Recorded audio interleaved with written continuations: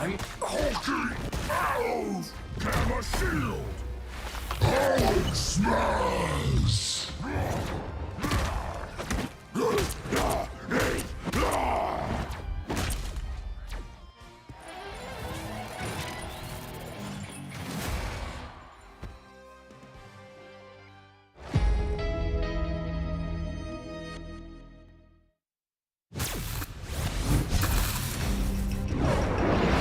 For something truly fantastic. That was simple. I've got you. Double the failure. Maximum. Let me return the favor.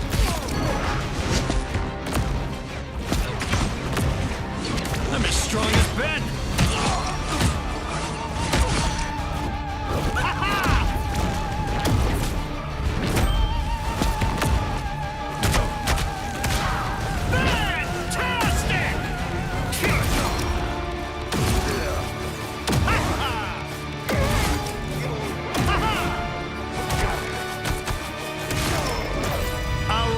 Success.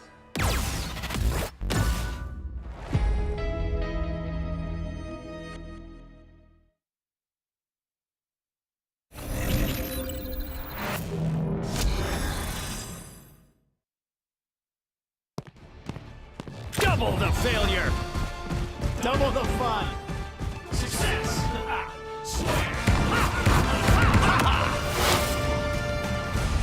Watch out, turret's armed. Heavy weapons. I'm in love. Flush the other Frank out. Denizens of the deep. Typical air breather. Maximum pulse. I am Groot. I am Groot. We are Groot.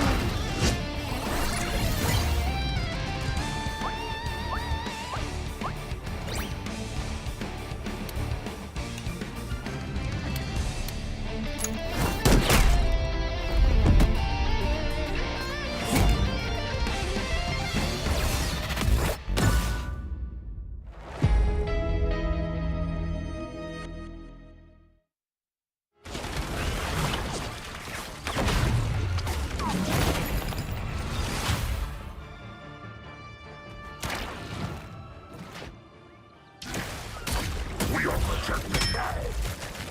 We are Venom!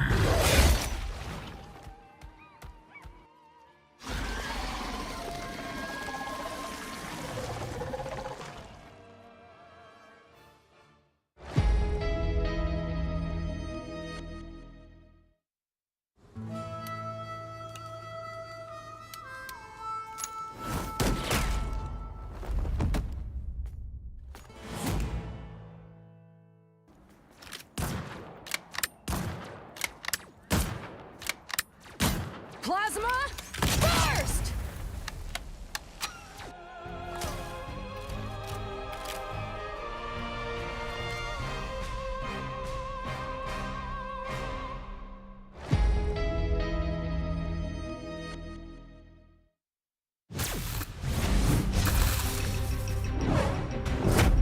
Benjamin J. Grimm, reporting for duty.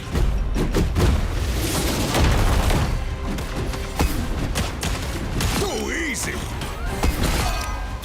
Coming through! Let's rumble! I'll cover you! That's gonna bruise! Let's go, Logan!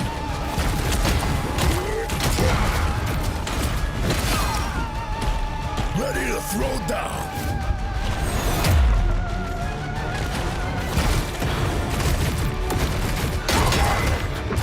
It's clobbering time! Booyah!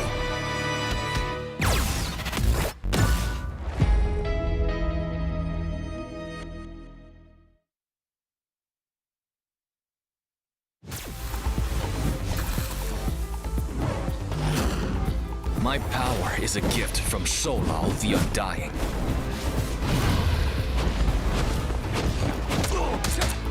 Struck down by living chi.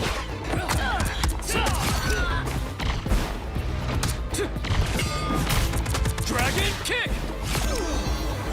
Ball Yuan Shouyi.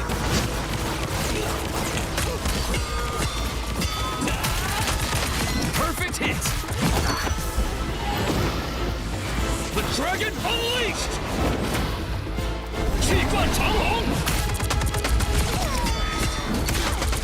My fist is unrivaled!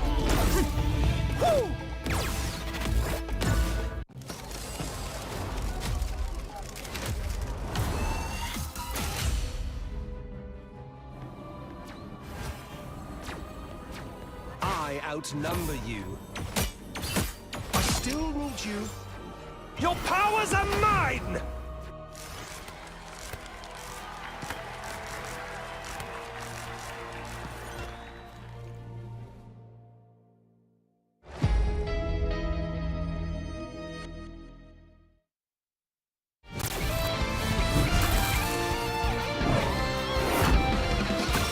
Eat nuts and kick butts.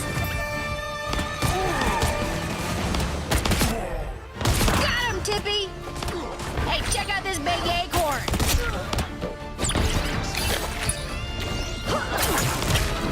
Score one for the squirrels! Ah, it's a squirrel nami! Huh, where do you think you're going?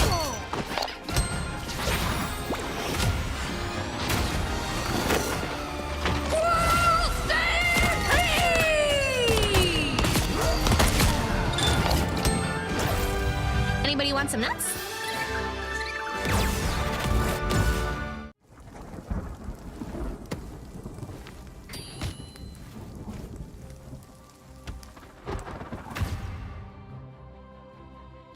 Oh yeah, coming through. My favorite time.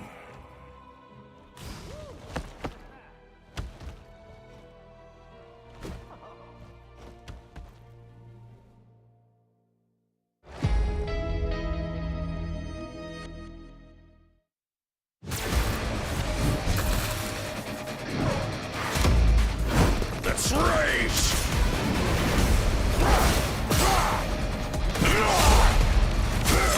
Yeah, they're coming. Don't get back up. Coming at you.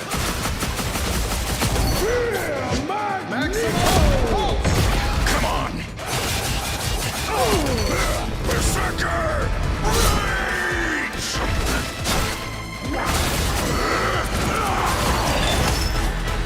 Told you I was the best.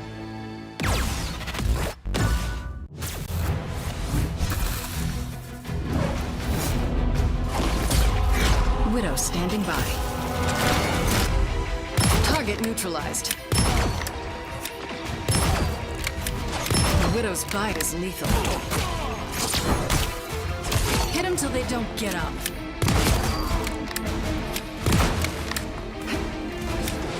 You can rest now, Bucky. No way to miss now. Plasma burst!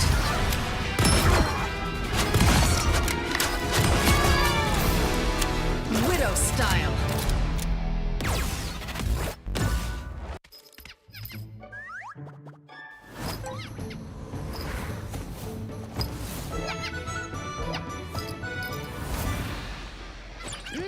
Time to go nuts. Ha! Hey, check out this big acorn. Whoa, stay free!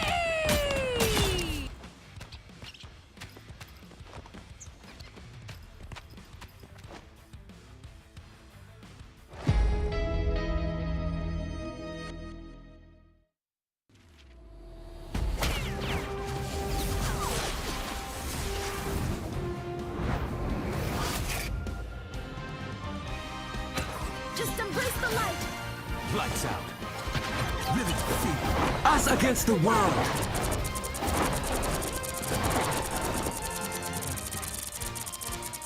my turn to shine.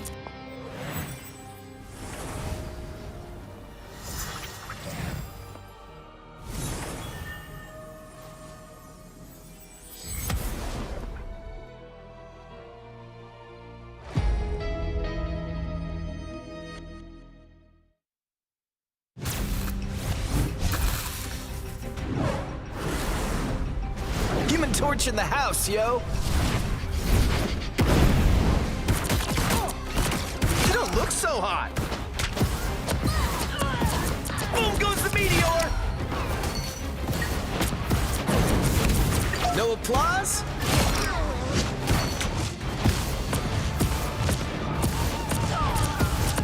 Dodge this!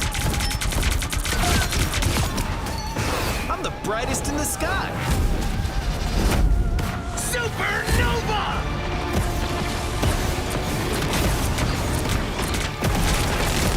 Firestorm! Flame on!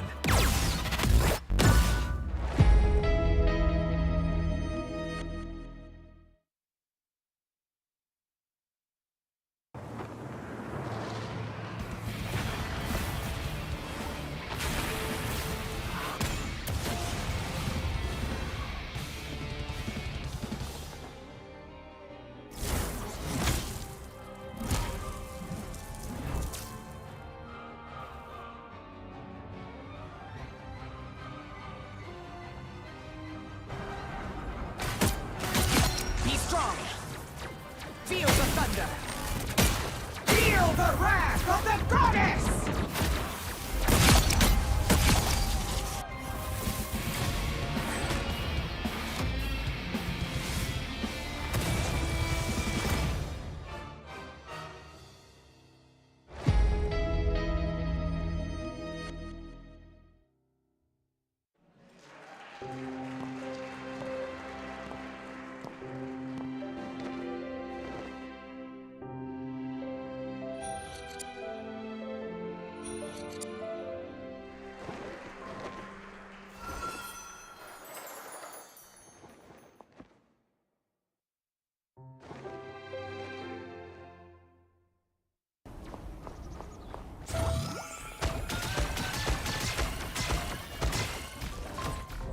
Psionic burst! Disappear!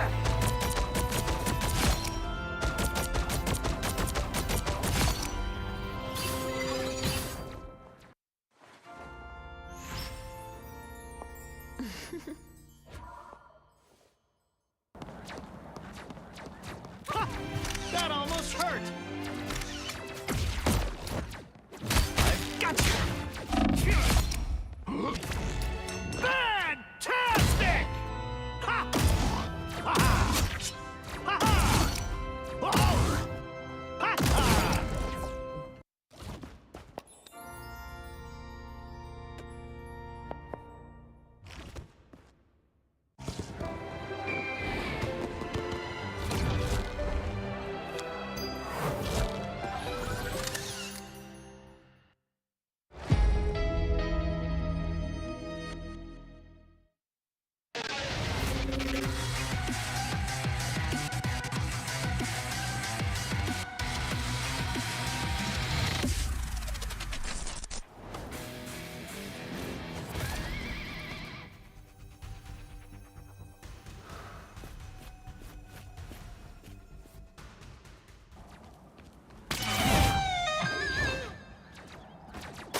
Grab the whip!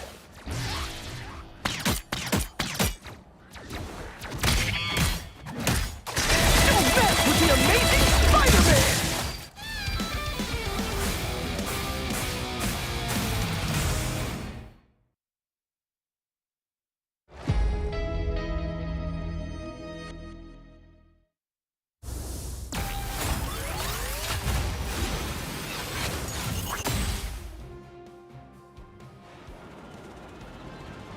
Anyone say fireworks? Powering up. Maximum pulse!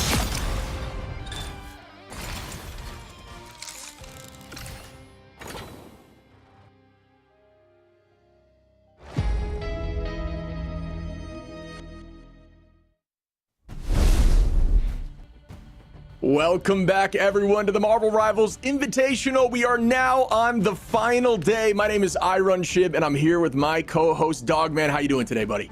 Doing good, Chip. Final day indeed, man. Grand final Sunday. Lower bracket finals ending up today. We get to talk to an awesome guest who's coming up in a bit. So, I mean, what more exciting stuff can we see out of this game? Only time will tell, man. That's it. I mean, these games over this weekend at least have been insane. So back and forth, pushing some of these to the game 5. We're seeing some more unique comps, a lot of matching, a lot of the Buckies. We're seeing that Kraken Impact doing what Kraken Impact does. But I'm still a little, like I said, every single one of these games just seems to always push through and just find a way to make it exciting and close. Yeah, I mean, whether it be triple strategist composition, whether it be the 2-2-2, whether it be, like you said, with the Bucky being online with the Kraken Impact, whether that be Adam Warlock, just bringing everybody back just over and over again with 6 reses, it's just unbelievable. So before we dive into more of this stuff, you guys, if you haven't seen it yet, on March 21st was released with some new skins. We got the Spider-Punk 2099 Spider-Man skin. I've got to say, I don't play a lot of Spider-Man, but this thing is awesome. Every single time you use an ability or an ultimate, you do hear that guitar riff, which I personally love to see. And I know virtually every Spider-Man I know is going to be rocking this thing. But as somebody who's been making, having a little bit of an Iron Man enjoyer, you utilize that new left click buff, this steam-powered Iron Man skin. Huge fan of it. Comic Run is sweet, and honestly, just the way this thing looks, Dogman, I don't know if you have an opinion on it, but it, to me, is dope. No, it's insane. I mean, Iron Man was my favorite superhero as a kid, so it's awesome to see him get all of the love, the lore. So many other skins involved, but I mean, these two are premier for sure, man. And I mean, I'm picking them up. I don't know. Iron Man also is kind of coming back. I don't know about you, but I've been seeing him a lot in ranked recently, dude. He's one of those heroes that can deal with that triple strategist issues that some teams have. Obviously, at this level of play, we've been seeing less of it unless it, does involve the Guardians comp, which is in and of itself a whole nother being and a whole nother composition in the meta to talk about. But using that Iron Man pulse to just launch into a strategist, there's no better feeling. It's like that Magneto throwing Meteor M on somebody's dome. It's so rewarding. It is, dude. It is. And you know what? We're about to see some incredibly rewarding gameplay in a bit, obviously. A lot of tournament that we've just gone through as well, Shib. I mean, obviously we can look at the overlays later, but I mean, looking at everything that's happened in this past month, it's been an incredible time for Marvel Rivals. In the Invitationals, we finished up EMEA, then headed on over to the Swiss stages of North America. All the while, we previously had the Oceanic region, the Asia region. So many incredible matches of Marvel Rivals throughout these weeks and throughout the month. So this is all leading up into the MRC too. It's been awesome so far. 100K per region, dude. That's an insane amount of money to give to any of these players. Yeah, I mean, looking at the prize pool, like you said, 100K. Champions are pulling away with 40 grand, 20 grand to the runner-up in third with 12. So virtually cutting it in half down the path. So that just goes to show you how intense these games are going to be and how much more it can mean to them. Obviously, money's one thing and the title is another as we're finishing up our first ever Invitational. Breaking it down right here, Dogman. Yep, Sentinels versus FlyQuest, going to be our very first game of the day, and obviously, we're going to see who can beat 100 Thieves. That's the question so far. That's what's on everybody's mind, because if you look at how 100 Thieves have played so far, the closest game 100 Thieves has had was at the very beginning versus Team Envy, who are now out of the tournament. So Sentinels versus FlyQuest is going to be the match today after FlyQuest and Sentinels won their matches, or at least Sentinels dropped out of the lower bracket. So, man, I'm incredibly pumped for this setup. Yeah, I do think we've been seeing a lot of almost like takeoff here from FlyQuest. They just, they maybe struggled a little bit day 2. They struggled a fair amount, and then they seem to find their voice, right? It seems like these new comps and these things that they're doing, they're not afraid to match if need be, but they're also not afraid to switch things up if things aren't working out for them. And I do think Sentinel's obviously a massive name when it comes to Marvel Rivals over here in NA. They're just a bunch of demons, really strong play, and they're really strong with that Guardians comp. So I'm excited to see the matchup. I know FlyQuest isn't afraid to do that either, but I'm sure we'll dive into more of that. I can't wait to see how this first set, best of 5, shakes out. Yeah, I can't wait to see either. I'm sure, Nate Shot, hopefully watching this one from Texas, because he's probably not doing so well after watching another one of his esports teams kind of just flop over. They're like considered a super team. This team is actually a super team, unlike his other esports. So, in Marvel Rivals, 100 Thieves have, been that team to beat. And, obviously it's 2 more games away before we actually see that matchup. We're still going to have that Sentinels FlyQuest match. And I don't know, man, there's a lot of beef between these two teams right now, because FlyQuest, You know, you talked about it yesterday with or we mentioned how Gasklin, you know, former teammate on Sentinels, now going over to FlyQuest, and FlyQuest said, you know, like yesterday after the broadcast, he was like, yeah, we just lost versus Sentinels because we flubbed up our draft. And, you know, going into today, obviously, maybe they've made some changes against Sentinels. Yeah, you know, you mentioned, you know, the attention, everybody, all the emotion is rising a little bit. We do see some tension. You mentioned you love to see it in between, you know, in an esport, especially at this level. Me personally, I like it too. I think it drives competition, and I think it makes teams care more. And when you care more, you perform better. You know, we talked about winning feels great, but losing feels worse. And I do think all of these teams, especially at this stage, just have they put themselves in such high regard that it's going to truly matter to them where they place here, and it's going to set the tone for how these future tournaments shake out. Oh yeah, I mean, MRC coming up, you know, in the end, you mentioned it earlier, it's not all about the prize pool. They just need to be able to get this win, obviously, to have momentum moving forward into MRC, man. So both teams today, and obviously 100 Thieves in the finals, are ready to go. Yeah, absolutely. So before we dive into more of this conversation, we have a lot to talk about here. We want to bring in our guest today, Flats, an incredible content creator. Welcome in, Flats. Hey, hello. What's going on? What's going on, brother? Good to see you, man. How you been? Very, very good. We played our matches today for the in-game tournament. Won it. It was a close one, but yeah, good day so far. Let's go. You love to see that. Was it this morning, right? Yeah, it was at 3 o'clock a couple hours ago, and okay. we had to win that one. It was so we can continue our upper bracket run. All right, let's get it. Well, real quick, just to start off the conversation, man, I'm going to toss you one that I always like to get asked, and that is, which heroes have been clicking with you? I know you're a Vanguard main. Where are you, and who are you playing right now? I'm playing a lot of Thing at the moment. We've been, you know, I know Groot's really, really strong, but I don't really like playing Groot very much. So I like forcing the comps that don't have a Groot. And then also, you know what? I don't like playing against Wolverine, and nothing better than not getting rolled by a Wolverine over and over and over, because he can't jump in on you. So I love that a lot too. It's like getting our vengeance. You just have like seriously. automatic counterplay. Well, you know, Flats, obviously you guys, I kind of want to go back into that before we talk about the matches today in the Invitational, but for your MRC, I mean, I watched some of your games. It feels like you guys have had like really close matches throughout, you know, just like yesterday and then into today. I mean, how is it for you to, you know, compete again at this level? Obviously, last tournament you were playing a lot more Doctor Strange, but are things a little bit easier on the thing? Do you think the meta is a bit more brawly? What's your take so far in MRC and how other teams are maybe competing against you guys? Well, for us, we're very lucky to have Riggsy, who's our, like, you know, hella Star-Lord goat, who can, you know, just really be that guy who just runs through teams and, you know, give them a bubble to run in. Or if we get on like the more hella comps, we just play super brawly, and it fits my play style very well, because I'm a super aggressive type player, and being able to run in, jump out, run in, jump out. That's what I enjoy a lot of. But we did actually have to play some Strange a little bit. Just either for it was just like the T'Challa map, or there was one other because just they were playing really, really hard poke, and you know, even though I like playing Strange, I do like Thing a little bit more, but it doesn't mean I can't do it every once in a while.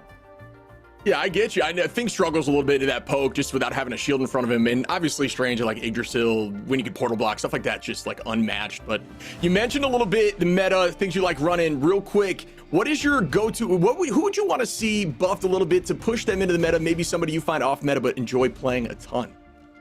Captain America. Very easiest answer of all time. I think Cap is super slept on, just like in ranked. If you have like the connoisseur who knows how to do all the animation cancels and just finishes the game with 0 deaths every single time, I think those are like some of the most talented players out there. I'd love to have a Captain America meta at some point. Absolutely. Oh yeah, absolutely. And you know, Flats, obviously going into today, I mean, how much have you been watching MRI? I know it, like, obviously it's been tough probably with your matches and stuff, but I mean, how much do you know about these top teams, and what's your overall opinion on how the tournament's gone so far? So I know a decent amount. I know of or know a good amount of these players from teams, you know, just from the past. And I actually want to see Sentinels rematch 100 Thieves in the finals. Maybe I'm a little bit selfish for that, but I know that they had they've had a rivalry for a while, all the way since the beta, really. But I know recently 100 Thieves has been really, kind of getting the upper hand on them. And I'd love to see a chance of redemption today. So I'm hoping that they end up making it to that finals matchup again.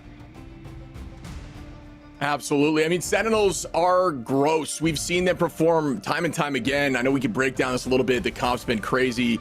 Sentinels just been putting up big numbers, obviously running a ton of that Guardians comp too, which is terrifying for me, especially when we're casting and we're listing KOs that just, are going to be KO'd again shortly or not. And the numbers get confusing, but it is a ton of fun to watch. But speaking of fun to watch, have you watched any of the Fly Quests, especially when they try out some of these unique heroes and different meta stuff? I haven't actually got to see much of FlyQuest, unfortunately. I've seen mostly a lot of the Shroud X games and a lot of Sentinels and a lot of 100 Thieves. What are they running? Yeah, so this is where it gets different, right? I can, just in bans alone, they're the most unique bans. So they're not afraid to ban out a target on the other team and then try to run something different. Just from Light alone, what we've seen in this tournament, Star-Lord, Wolf, but we've seen Spider-Man, we've seen Penny from Light for a couple deaths. It's just been really unique, and they're not, the Venom Spider-Man composition, running stuff to just change things up and almost confuse teams out of what they're expected to run into from all these scrims. So they're running some different stuff for sure. I'd love to see some of that today. Well, speaking of FlyQuest, have you played against any of their players in ranked, perchance? Obviously, I know you're playing that a lot. Is there any particular player that you see on the roster that you played against, or have they've kind of dodged you? Well, Gascon actually has helped out my team in the past with some strange stuff. This is either very, very early on in the game, but yeah, I've bumped into a good amount of these players before, all super, super talented. But Gascon, yeah, probably when, I think when he was still on Sentinels is probably the one I'm most familiar with of this group. Mm-hmm. For sure. I mean, Vanguards unite, you know what I mean?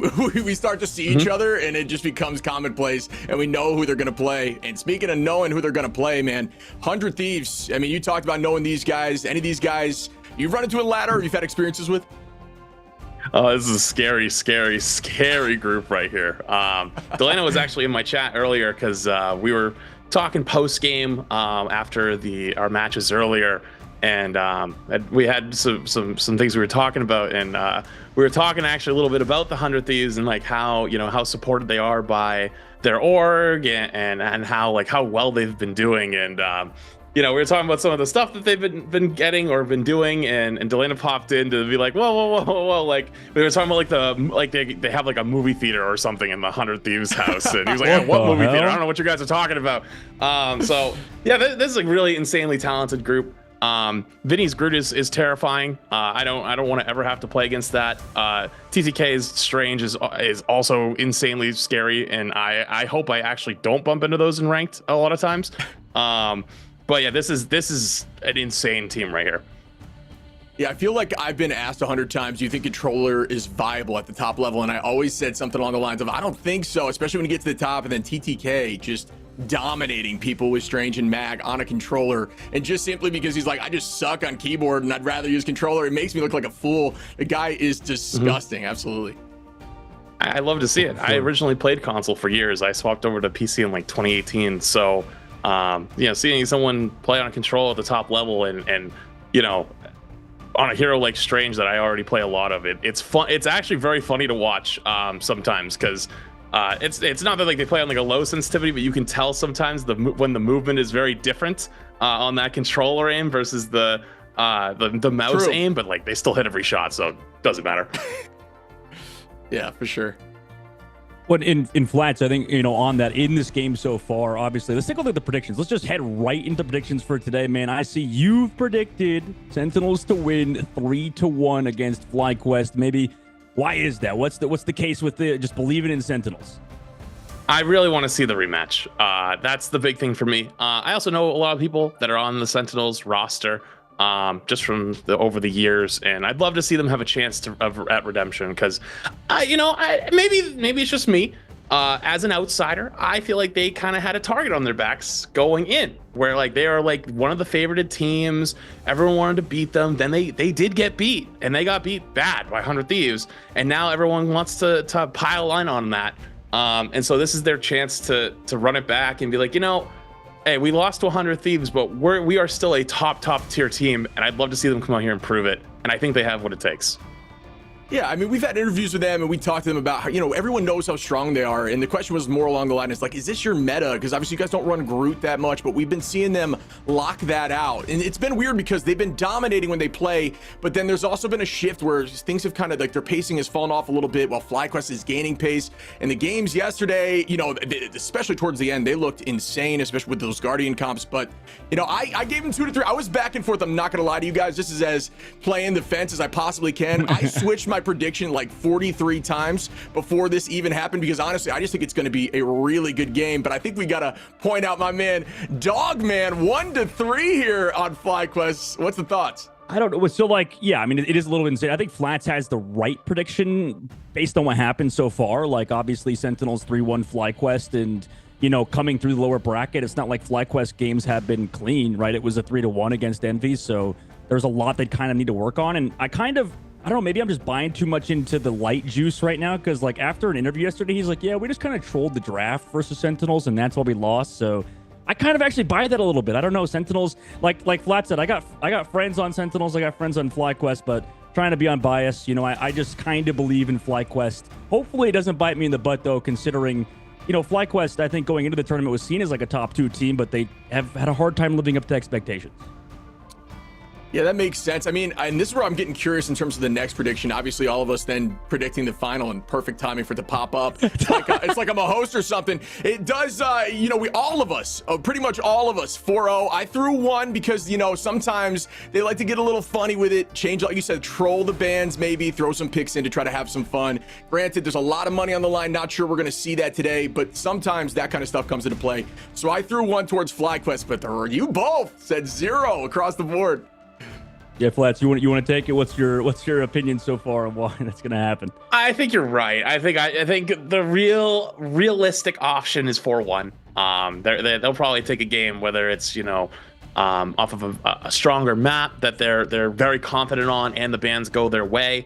That you typically can at least grab 1 map, but I did also want to put down 4-0 because I do really think that 100 Thieves is just that strong. It seems like, at least to me, from the games I've got to watch, they're almost in their own class. And the thing that's really impressive about them is, even though the individual players don't have the deepest like hero pools, they are top tier at all of those heroes, and you can't ban out enough of them. You can only ban out 2, and they have enough in there, whether it's the Hela comps or it's the Wolverine comps. Like they are the best so far, especially on those DPS roles. And have been kind of diffing everyone else in all the matches I've watched. So I just have a lot of faith in that. And I think that, at least in this current meta, there's not enough bans to put them on the back foot in a point where they don't win every map. No, that makes sense to me. I mean, the thing I was like, what I've been noticing when it comes to other things, they've been locking in and keeping Bucky. And obviously Bucky is, you know, really strong right now, has a ton of value. People aren't really considering him bannable from what I'm seeing either. No one's really choosing to ban him, and they've just been running it with Bucky almost every single game. I know they can do it. Like you said, Wolverine, they're not afraid of the hell. They're not afraid to run literally everything. You mentioned they're strong in virtually every category, which we've had conversations around. Their entire roster line feels really strong right now. There's nothing you can really point out like a weak link. So things have been crazy, but before we dive into any more, real quick, Flats, I know you're crazy busy. You've been streaming and handling a ton of different stuff. I've got a question for you before we send this off that I ask virtually everyone. Who would you want to see added into this game if you could choose right now? Oh God, this is the worst question to ask me, because I can give you some examples if you want some thoughts. Yeah, I would appreciate it, because the last time I talked about this, or I asked, I think it was going into season 1. I think I asked a question on like who someone was in the Marvel universe. Oh, and you got roasted for it? I got roasted everywhere for it. And it's like, oh, he's just doing it for engagement bait. I'm like, no, I actually just didn't have a clue at all. Oh, it was I think I asked who Juggernaut was or something, and everyone's like, what? So my bad. I'll give you some of the common answers we get. Deadpool, Gambit, the guy that throws cards, adds kinetic energy to stuff. Nightcrawler, the guy who can teleport people back and forth. Stuff along those lines, you know what I mean? Miles Morales, we get to see a little bit of electric with Spider-Man in some sort of play. Those are kind of the would combinations. probably If you be want a cool. free one, I got you. Yeah, right? Miles would probably be cool, but I'm gonna say Deadpool, just because I recently watched one of the Deadpool movies on a flight, and it was great. So you know what? I'm gonna go with that. Respect. No other Good reason. answer. Good answer. Well, hey, thank you so much for your time, Flats. Appreciate you, brother. I'm sure we'll be seeing you. If you guys haven't hit the follow button on Flats' stream, go check him out. Awesome streamer. Playing the front line. We love to see it. And they're running through the MRC right now, so it should be a lot of fun to watch. Any parting words, buddy? Thank you for having me. Appreciate it. Appreciate you being here. Thanks for your time, Yeah, man. catch your Flats. I love Awesome. it. Awesome, dude. Yeah, he's just a good guy. I almost set him up there. I didn't want. I don't want to start a revolution in the chat towards him. So. Why? You know, I kind of like that though, because like I feel like every time we get some Marbleheads that come through and they're like, "Oh, I know exactly what hero I want." I like that we get some honesty a little bit out of Flats. So you know, I don't think he shouldn't get roasted too hard. I mean, he's just starting out his Marvel journey, right? Yeah, and it's almost more exciting when you see somebody pop up and you don't know anything about their kit like prior. You know what I mean? So you get more of a surprise. It gives you that like take on you, because we've been getting a lot in terms of every single half. We're getting 2 heroes almost at every half season. So you get surprised a fair amount, especially when you're playing this game and how fast they're turning out these heroes. And not to mention keeping them pretty damn balanced based on what we're seeing in these games. Yeah, I mean, it's surprising that does happen, right? Obviously, with Human Torch and Mr. Fantastic, I think they've had, you know, a bit of an iffy intro into the game, but on the other side, right, we both have Invisible Woman and the Thing just dominate. So, you know, these characters sort of keep getting added, and you're right, it is pretty balanced, but also they're just constantly getting more and more into the kit, right? So it's going to be terrifying to see as more characters get added for sure. Yeah, I mean, you mentioned Human Torch. We can touch on that before we dive into some of these, just what we're going to expect to see today. Human Torch, I've been seeing a bit more in ladder now. The pressure's been definitely increased. I think he has like a niche spot where he can still burst down people throughout strategist ults if you place his right click properly, which is definitely got a place of value. And then obviously what he can do with Storm is terrifying with that fire tornado coming at you. That's like my biggest nightmare when I'm literally playing any role when I see that coming at me. Yeah, no, you're not gonna live through that, man, at all. Especially imagine with damage boost too from Mantis or whatever. Like, yeah, it's just GG at that point, man, for sure. And you know, honestly, you can kind of play whatever too, right? It does seem like, I don't know, for some reason I keep losing these matches where it's like there's just like a Mr. Fantastic in the team or something, and you're just like, how am I losing to this? But it just it can happen, man. You could lose to anything really at the end of the day. Yeah, there's always somebody who, like, you know, one tricks that just finds value and finds unique, like, niche ways to handle these heroes that I wouldn't have ever thought of. Obviously, I've been playing a ton of the Thing, but from what I'm seeing here, absolute meta, which I like to see. But hey, talking about different heroes and comps and stuff, right? Let's try to guess, because I'm curious, do you think we're going to see a matchup of Guardians? Because it seems like both teams have been really enjoying that playstyle, at least in the last few matchups. If I had to predict, yeah, I think we do see it. I mean, we could see, I think if FlyQuest were to mirror that composition in terms of running that triple strategist, it probably will go in favor of FlyQuest a little bit. But, you know, honestly, I don't know, because if FlyQuest loses in that mirror, I think they're going to change up their bans, right? I think they're going to mix things up. For Sentinels, I can't see them really changing up the bans. I think they're just going to continue to play whatever throughout the whole series. FlyQuest, like you said at the very beginning of the stream, they seem to be the most flexible team, or they have stated they're the most flexible, and they really try to do that. Both Sentinels and 100 Thieves, I mean, they kind of stick to their game plans. At least Sentinels, I know, does.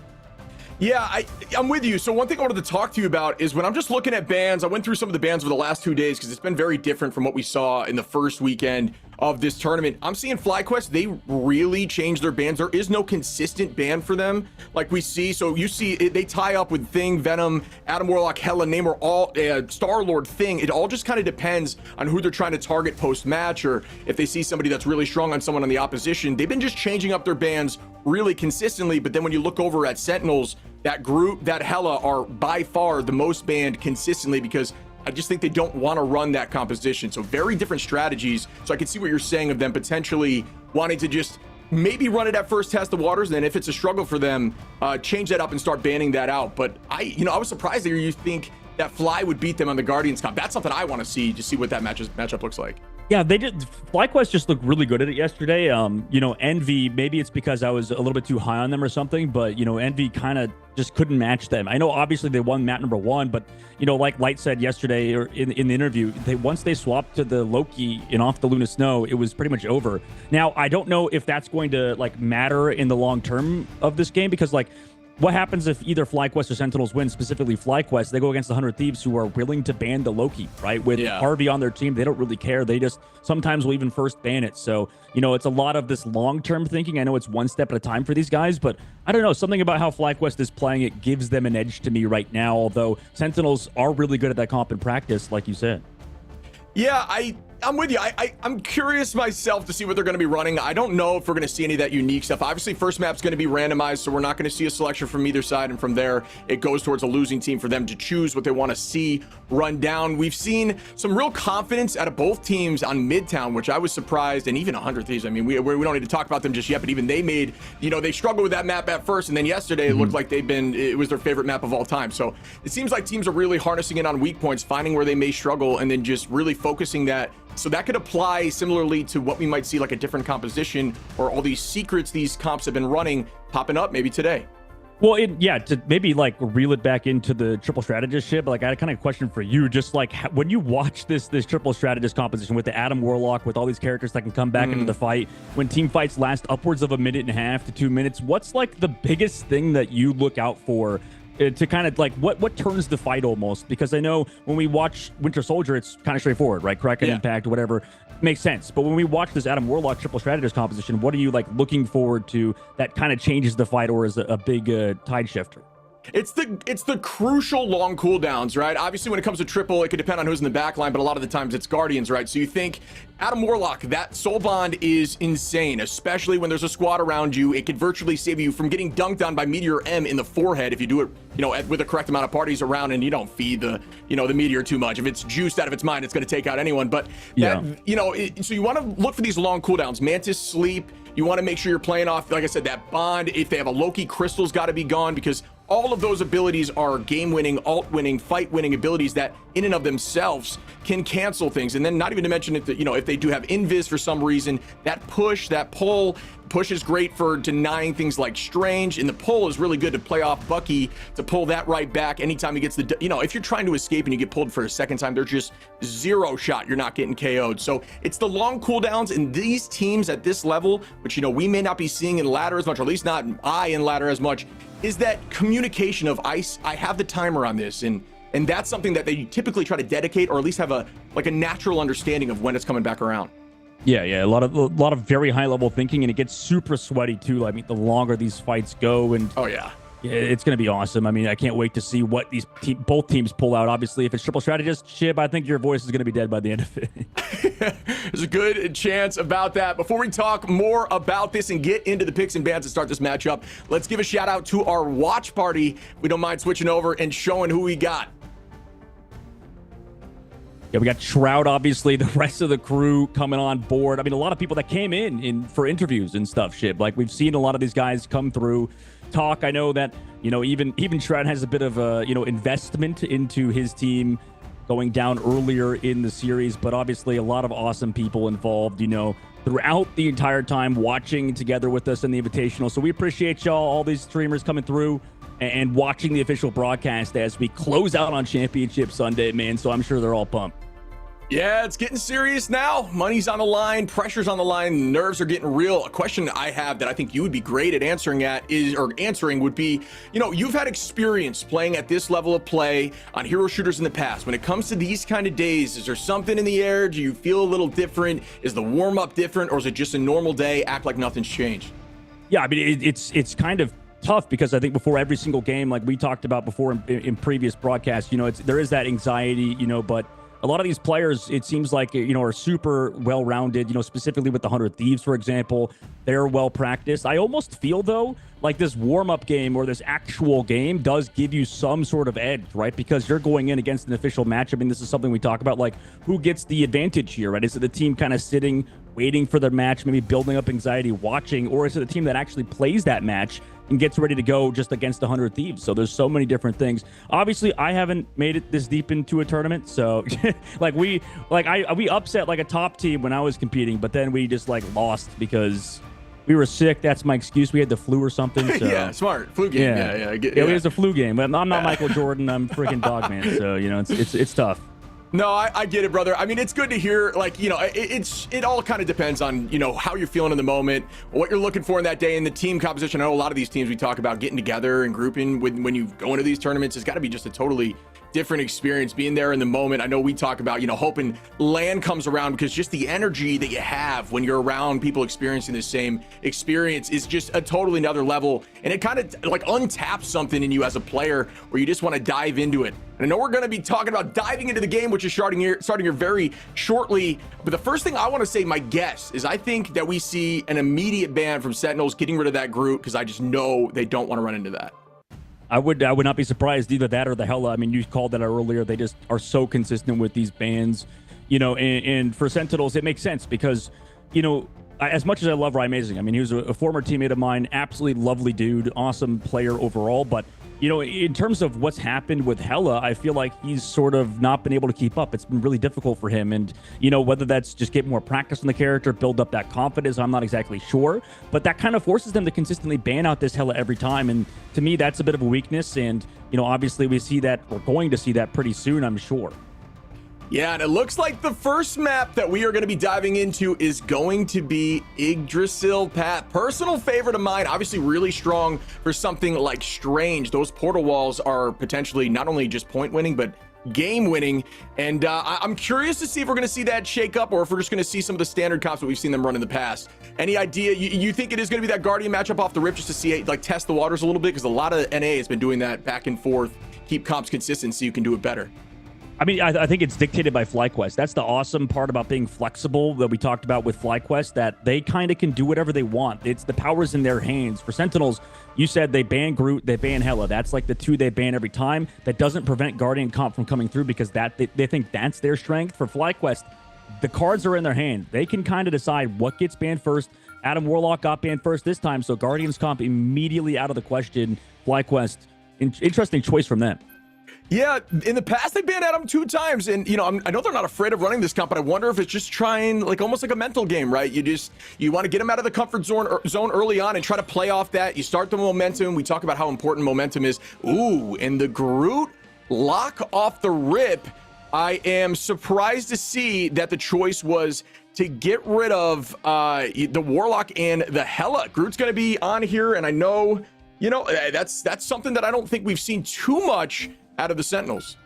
No, this is exactly in FlyQuest's favor, right? They had the first ban take out that Adam Warlock. They get to see the, okay, you guys are going to ban Hella. We protect Groot immediately afterwards. Bucky ban comes through on the side to stop, you know, energy or light from playing that character. So it's cool to see. This is what I was talking about, man. Like, I just feel like the flexibility of FlyQuest allows them to be like kind of experiment a bit more than Sentinels, because Sentinels are going to kind of be a bit more reactionary, right? And that's going to be something that Sentinels are going to have to adapt with and kind of get used to as the series progresses. And we are going to see the lineup here. It looks like Hogs is going to be sticking on that as well. Groot's going to be played around. They are going to have the combination of the Namors likely on both sides. It's not there for FlyQuest yet, but that Namor combination, especially with Groot throwing the whale on the strangling prison, especially if it's damage boosted, is essentially a team wipe. But you may not want to use that much ult economy. Dropping 3 ults like that could be a little, you don't necessarily need it, especially when you can get a few strictly with that Namor combination. You're going to keep the rocket here. We've been seeing a lot more of that. Maybe it's just for the armor off rip. It looks like it's going to be for the armor on the side of Sentinels, because I can see that hold. But we'll see if Zelos does the same change, because we've been seeing a lot more of him, especially when Bucky's on the table, but there's no Bucky chosen just yet as we start the setup. Yeah, both are going to swap over to that Loki for sure, like you said, and now it's going to be a matter of what do either team do right against each other. Sentinels obviously can set up those flanks with Rymazing on that Namor, and Gomez going to constantly looking for these kidnaps. So that's going to be the biggest thing in these neutrals here, Shib, is, you know, which of these Wolverines can find those right. A lot of times goes aggressive first. We'll see if Gomez can set up one on his own. Yeah, Wolverine mains really like this map. It does provide some alt angles, some ways to get behind virtually in every single path. So we are going to start the fight up here. Nothing too spectacular yet, as we are just kind of setting the pace. Walls go out early. Going to see some damage on the high side. Groot gets tackled, and the super jump from Wolverine sending him a mile back.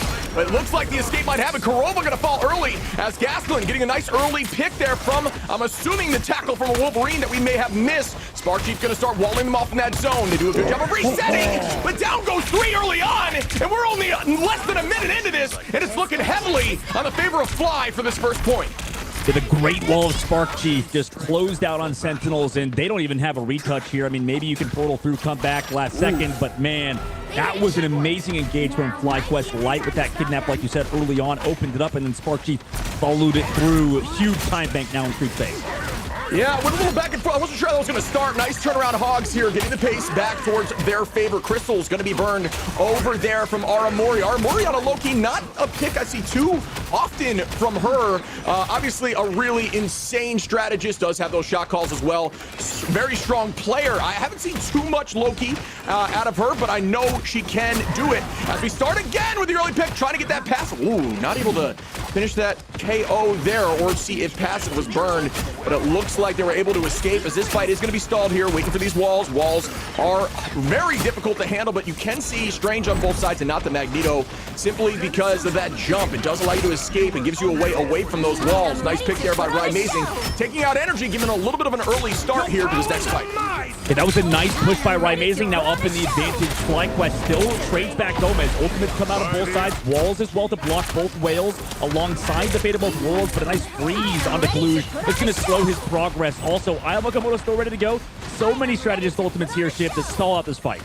Yeah, one of the beauties about Strange is that ultimate isn't considered activated fully until after he says the line to you. If you cancel it, it brings it right back to 50, which is not devastating, as Light is going to take out too early, make that 3 and 4, as FlyQuest is absolutely steamrolling right now with a ton of confidence.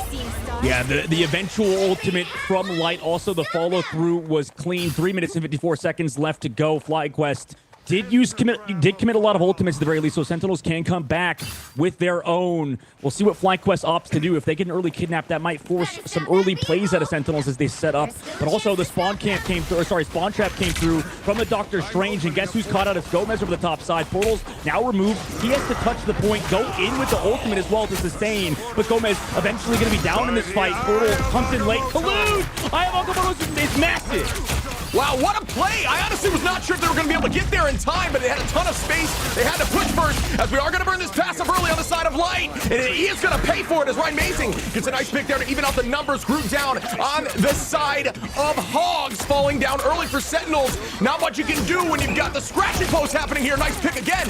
Amazing trying to take back this pacing, saying it's not over yet. But come on, we got to regroup and make things happen, as we do see an insane retake from the Strange Portal there.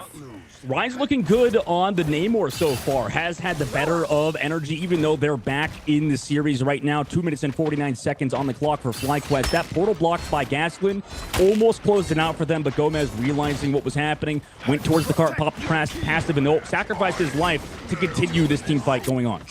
Yeah, just for the chat to understand, when you are portal blocking, you got to treat it like a slinky, okay? So make sure you're thinking about that with your portals. If you want to portal off a zone, it is a slinky. One of them is going to have to be backwards because it just creates a tunnel to push you back into your spawn again. We saw a ton of success there, really well done by Gaspin. I was curious if it was going to be too much space to have to take with that portal, and it turns out it was. But great touch there on the hold from Gomez, allowing them to get enough time to come in with an insane ultimate from Kaluj, taking that fight as we do start again. Gaspin trying to start an early bit of damage, and we are going to see some dance floors. Out goes the fate of both worlds. Energy with a nice pick there on Kaluj. That is going to be huge to see early on. The whale falls. Doesn't connect. Not enough. As we are seeing a dive in from Gomez, who is going to take out two. And that is a very good start, but immediately gets taken right back as Spark Chief is going to be taking out Gomez. Numbers back in as it's almost even. Again, the Light and Spark Chief saying, we want this. And they are going to push this thing 2.2. That was a beautiful wall by Spark Chief. I mean, I don't even know positioning-wise what exactly happened with Aramori in the dance floor, but they just perfectly placed that wall. Spark Chief did, and they were able to find the follow-up through that support ultimate, the strategist ultimate to keep everybody alive was not there. However, Sentinel is coming back for that ring contest. I mean, they're swapping to Captain America all into stall, but is it going to work out versus FlyQuest?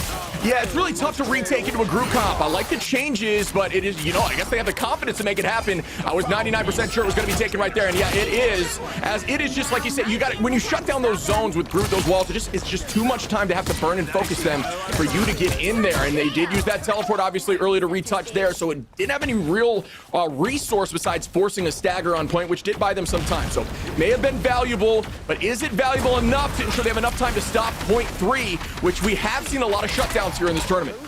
I think teams have gotten way better at defending throughout the tournament, and Sentinels, you know, to be able to hold, to be already in third phase with 2 minutes on the clock isn't ideal. Gomez does get a kidnap on the other side to start things off as well. Missed ultimate from Light potentially might cost FlyQuest this fight. Yeah, that's a good early take there by Gomez. You like to see that, and they are going to play off at Hogs. Nice job with a 2K down. Goes Gasklin and Zelos, so they're going to force them back into the spawn. They don't have TP up yet, but you can actually return a portal block here on defense at this exact spawn. We did see this earlier in the tournament, but not going to happen now as they are just waiting that timeout. 1 minute and 30 on the clock as we have roughly a max of 2.5 fights before the stagger begins and the fights get intense. Good dive there by Gomez, taking out Gaston, who could not escape those walls. Yeah, good pressure. However, Hawk trading their side, so it's a 1-for-1 ultimate committed. Oh my gosh, what a connection! But the fate of both worlds like Cooper to counter it. I'm ready to put on a show. Yeah, and here we go as we do see the dance floors. No connection there with the whales yet, as I don't believe. It was a good tackle there on a Amazing, who's not able to escape Light with great positioning. Those tackles forcing them away from Fate of Both Worlds and often different angles. Getting them away from Strategists is where you see that real nuance to Wolverines who just understand the game at another level. Man, do I hate being a Vanguard from the Wolverine out here. And we are seeing a ton of pressure from both sides as Light gets 2, and they are taking this space right back. Make that 3 as Gaston follows up on Aramori, and they are doing a great job here. FlyQuest has 42 seconds on the clock. If you're wondering why it's so hard for Aramori to heal Kalush, even with the Fate of Both Worlds on top of him, these shield blocks by Gasklin just constantly making sure that Fate of Both Worlds is not in a good spot is resulting in these ultimates not getting a ton of value. So great work from the Vanguards of FlyQuest so far. Yeah, beautifully well put. People don't understand that Strange's Shield actually can wall things off like he mentioned there, the Luna All, but also things like Namor, as we do see a dive from Light early. They are going to own that space on the height. Good positioning here by the Sentinels. At this point, this is the choke that makes it very difficult to take. Positioning has a little bit more advantage, obviously spawn advantage here on defense as well, as they are just trying to hold. There goes the attempt at an off angle from Amazing, gets shut down by Energy. Gomez falls from Energy. Good pick early there, and there go the Squids. Will who's find more value? Nobody just yet, but the numbers should be in the favor so far of FlyQuest. Yeah, they are. They just walk forward. Whale also comes through with the Groot ultimate, blocked by the backside, but Light trying to kind of take people out of the ultimate. Into the slam with the damage boost from the Fate of Both Worlds. That's 2 for FlyQuest right now. Light just showing up when it matters. Amazing with a nice pick back there on Cooper. Great pick too, as it does fall onto the shoulders of Luna. Well done by Zelos to pick back Amazing. The numbers going back and forth as Gomez takes out Gasklin. Once again, it's just so back and forth. Sentinels holding on. Good tackle. The scratching post is out, and Groot's they struggle to live through that as Spark Chief falls. A tackle directly right back. 20 HP is the number we just saw on the screen as Gomez goes down, but not out. Great work by Aramori there with the crystals too to buy some additional time. We did see a lot of those crystal cancellations on the whale, and Sentinels are going to hold this before point 3. Yeah, no teleporter there for Gasklin because he used the portal earlier in that block. Now, they did make it quite far, Shib. I think, you know, at first we thought a lot of teams are incredibly good at offense, but as we've seen in Idris Path on Midtown, a lot of teams even get first held, I feel like now. So, you know, we'll see how FlyQuest does on the defense, but that was actually not that bad of an offense to get it that far with a lot of time to make sure they could have got it done. But against Sentinels versus a, you know, professional team where they know exactly where to play positionally, and also with Gomez on Wolverine has the perfect timing with the Last Stand ultimates. And, you know, I'm going to have to see a lot of Sentinels now on their defense, right? So we'll see how they do.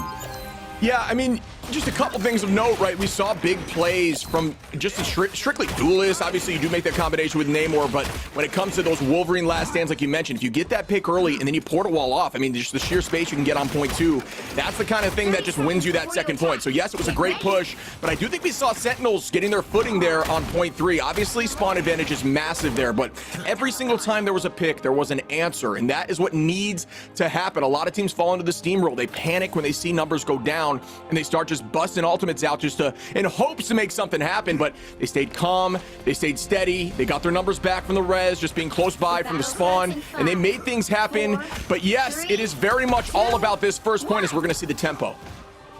And it's interesting to me how the play styles of FlyQuest has changed. Energy on this Namor has been sort of playing backline, playing towards the, you know, group, not really flanking as much, whereas Amazing forced to do that a bit more on the defensive side, it looked like. So the roles have kind of switched. Light has been the one to constantly sit on these flank angles and take those positions, whereas Energy just making sure his front line has a ton of presence. Yeah, I like this space take off the rip. They are going to use that point. It's just difficult to take space with a Groot around. As long as you have jump on Strange, that's okay. You can escape. But with a Wolverine, not only do you have to use your jump for Wolverine and Groot, you got to decide which one's more important. And when you don't have something like Invis on the table to save you from Wolverine, the numbers get a little scarier once you see those damage. Nice throw there by Spark. It's a very early pick there on a crucial player as we do lose our Amori with the Loki crystals, obviously so valuable. Nice early damage, Barchief. They're still holding that space, which I'm surprised they're not resetting just yet. It seems like they don't need to. They're confident in the solo heals. But yes, Kurova held on, did enough there to keep them in the fight, and the number should be coming back as Aramori is going to retake here. Pick not enough to make something happen. The point still pressuring forward. Amazing with a nice pick there on Energy, and we like to see that matchup. You mentioned a lot. It's been very back and forth between those two as we see the strangling prison out, and will we find a pick down? Goes Light Hogs, and then immediately going to be popping off with the Eye of Agamotto. Back and forth, but here in the Fate of Both Worlds, the dance begins. The dance begins. Amazing finally shows himself. He was in the flank the whole time into this fight. They're trying to progressively overload on top of FlyQuest. Gasklin gets deleted with the Eye of Agamotto. That ultimate is now removed. One thing I will mention that definitely happened there is they did actually use both strategist ultimates, I believe, roughly at the same time. There wasn't enough of a stagger between them. There was some overlap, but you know, is just a small thing, but maybe if that overlap didn't happen, it could have bought them more time to stay in the fight. So we did see Cooper pop that roughly near Zelos, who obviously as Loki can get that back pretty quick, so the numbers are flying, but just something small that we did see during that fight, which maybe would have helped them. But yes, great work there by the Sentinels to push through point one. And I love how Amazing's playing so far on the Namor. Definitely shades of Delena. He's just constantly hard flanking, making sure FlyQuest is uncomfortable, and the front line is punished because of it. Yeah, and here we go. Gomez going to get that pick on Gasklin early. Energy going to take out Hogs. Back and forth as Amazing takes out Light. It's just the dance here. Back and forth as we see the whale. Not able to connect too much. Bartree falls. Sentinels on an absolute rampage. Will we see the portal block here? Yes, it is coming out. Will it stuff everyone, or is there going to be some people that sneak out? We'll find out shortly. Yeah, we'll find out shortly. I mean, they made it far enough at this point. You do have a few members get stuck in the spawn. Rise is pushing, making sure nobody can touch. And I think FlyQuest is giving up on this, just wants to regroup, understanding the situation they're in, reset for next fight.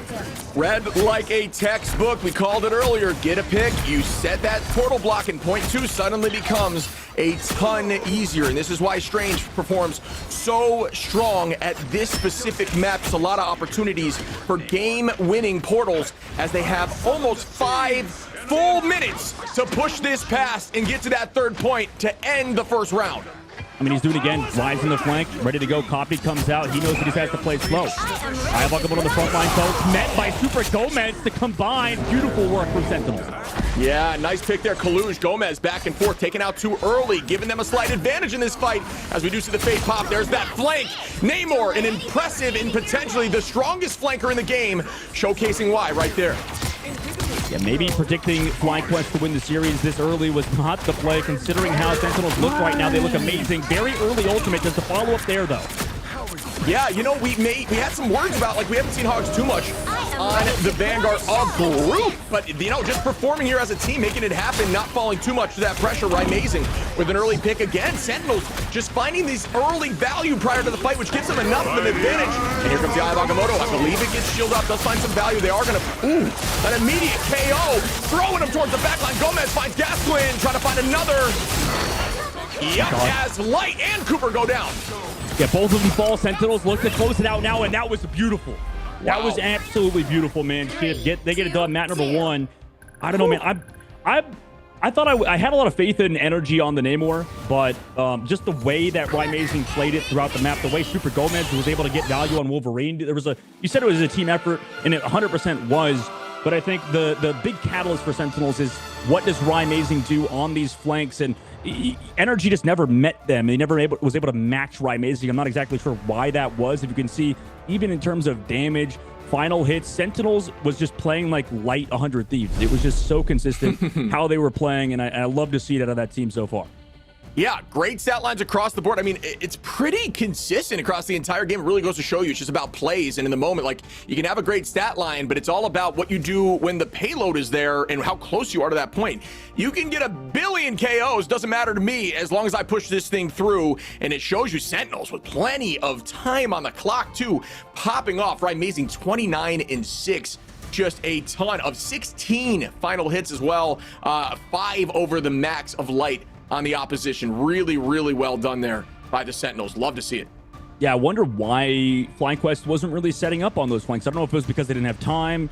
Maybe this just goes back to what we were talking about with Sentinels just having a little bit of that, like, I don't know, they have something about them. They've got an aura almost, and they kind of just as a team, as a unit, just have a lot of that experience we mentioned before, and it is a bit cliche, but Flying Quest, you know, yesterday, they expended a bunch of energy, you know, just being excited about their win. So we'll see if Flying Quest can come back. They can kind of reframe and come back in number 2 with a solid pick. Yeah, I mean, I like the way virtually everyone was playing Hogs. I feel like we don't see a lot of that Groot out of him, right? So seeing a play and being able to play at this level, just kind of flex picking to make sure it's consistent with your team. Maybe that's something they've worked on over the last few days. And, you know, maybe he's always had it in his back pocket. I haven't had enough experience, and we all haven't had enough experience in Invitationals yet on this game to see their favorite picks, but really showcased it can get it done. 20K on both sides. Before we dive into any more of this analysis, though, let's see some of these plays with this highlight.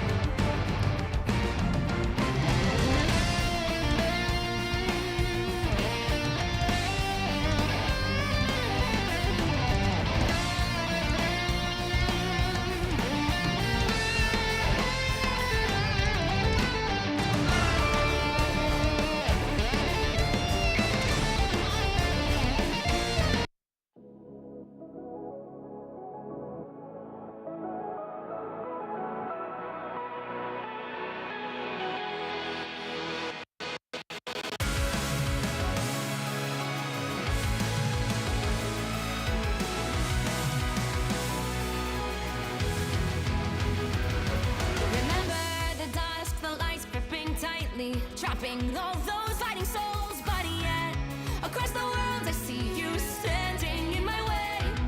And remember the time, the place we used to fight, like the sun and moon. And I wonder if ever there was a time that we were friends. The night has fallen.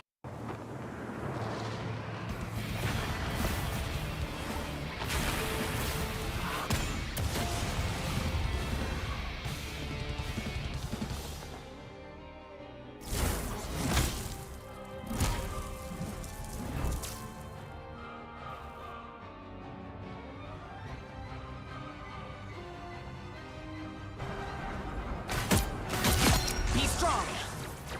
Feel the thunder. Feel the wrath of the goddess!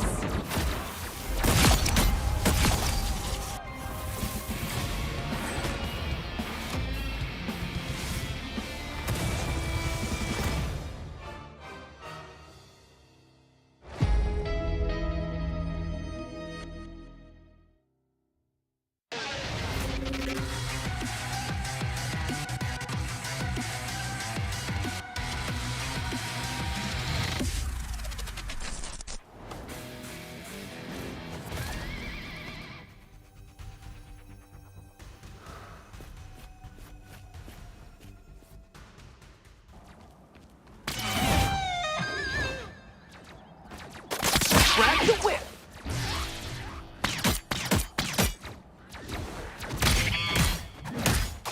Don't mess with the amazing Spider-Man!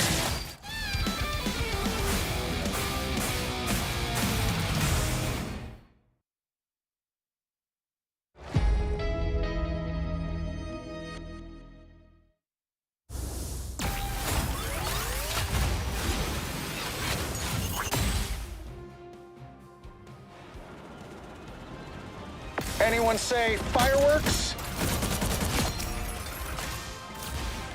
Powering up. Maximum pulse!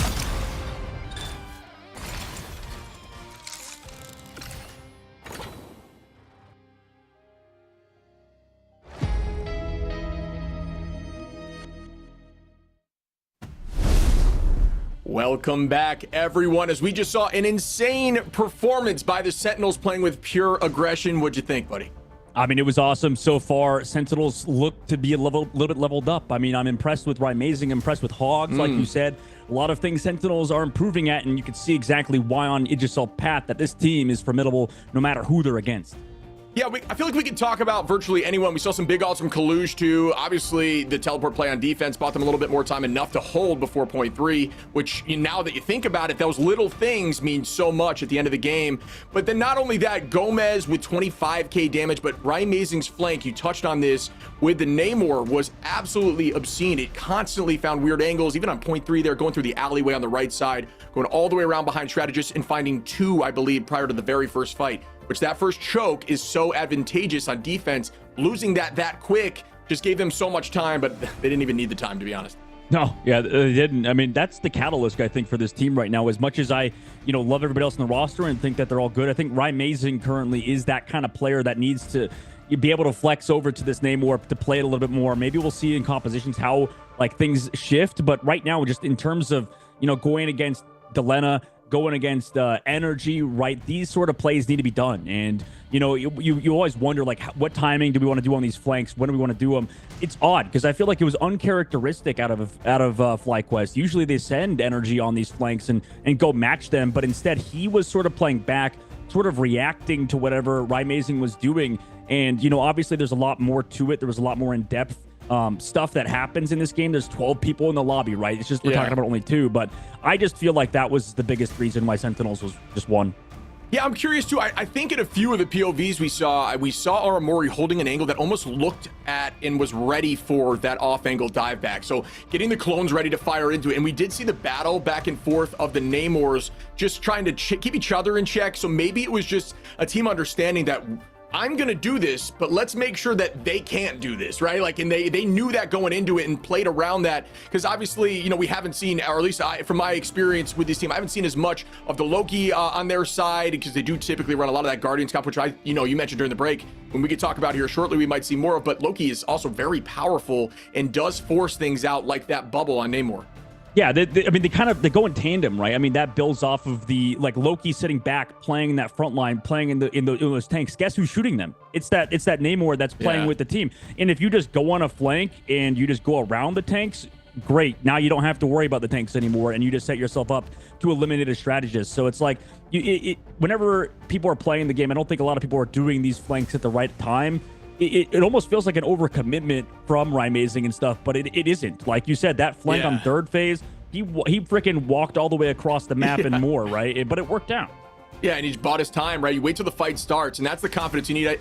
And that's, you think about in ladder, you're climbing, you're like, what is my Namor doing? Honestly, he's hard carrying the game is what he's doing. You got to give him a little bit of time. So let that fight start. Let them be secure in the backline enough to push up, to make a mistake in positioning where he's not accounted for, which we saw multiple times there, just getting multiple early picks. We talk about just massive point choke changes, getting in there, early on, just taking away that early advantageous defensive position. And then they just kind of walked it, man. So, I think we see something different in terms of bans. You want to talk a little bit about what you mentioned to me during the break, because I think it's good conversation. Yeah, definitely. This is an important topic. Right now for FlyQuest, their bans are all over the place, like you said. I think you had the list of all the bans that they've done so far, right? What have they banned so far? Because that's the biggest question for them here.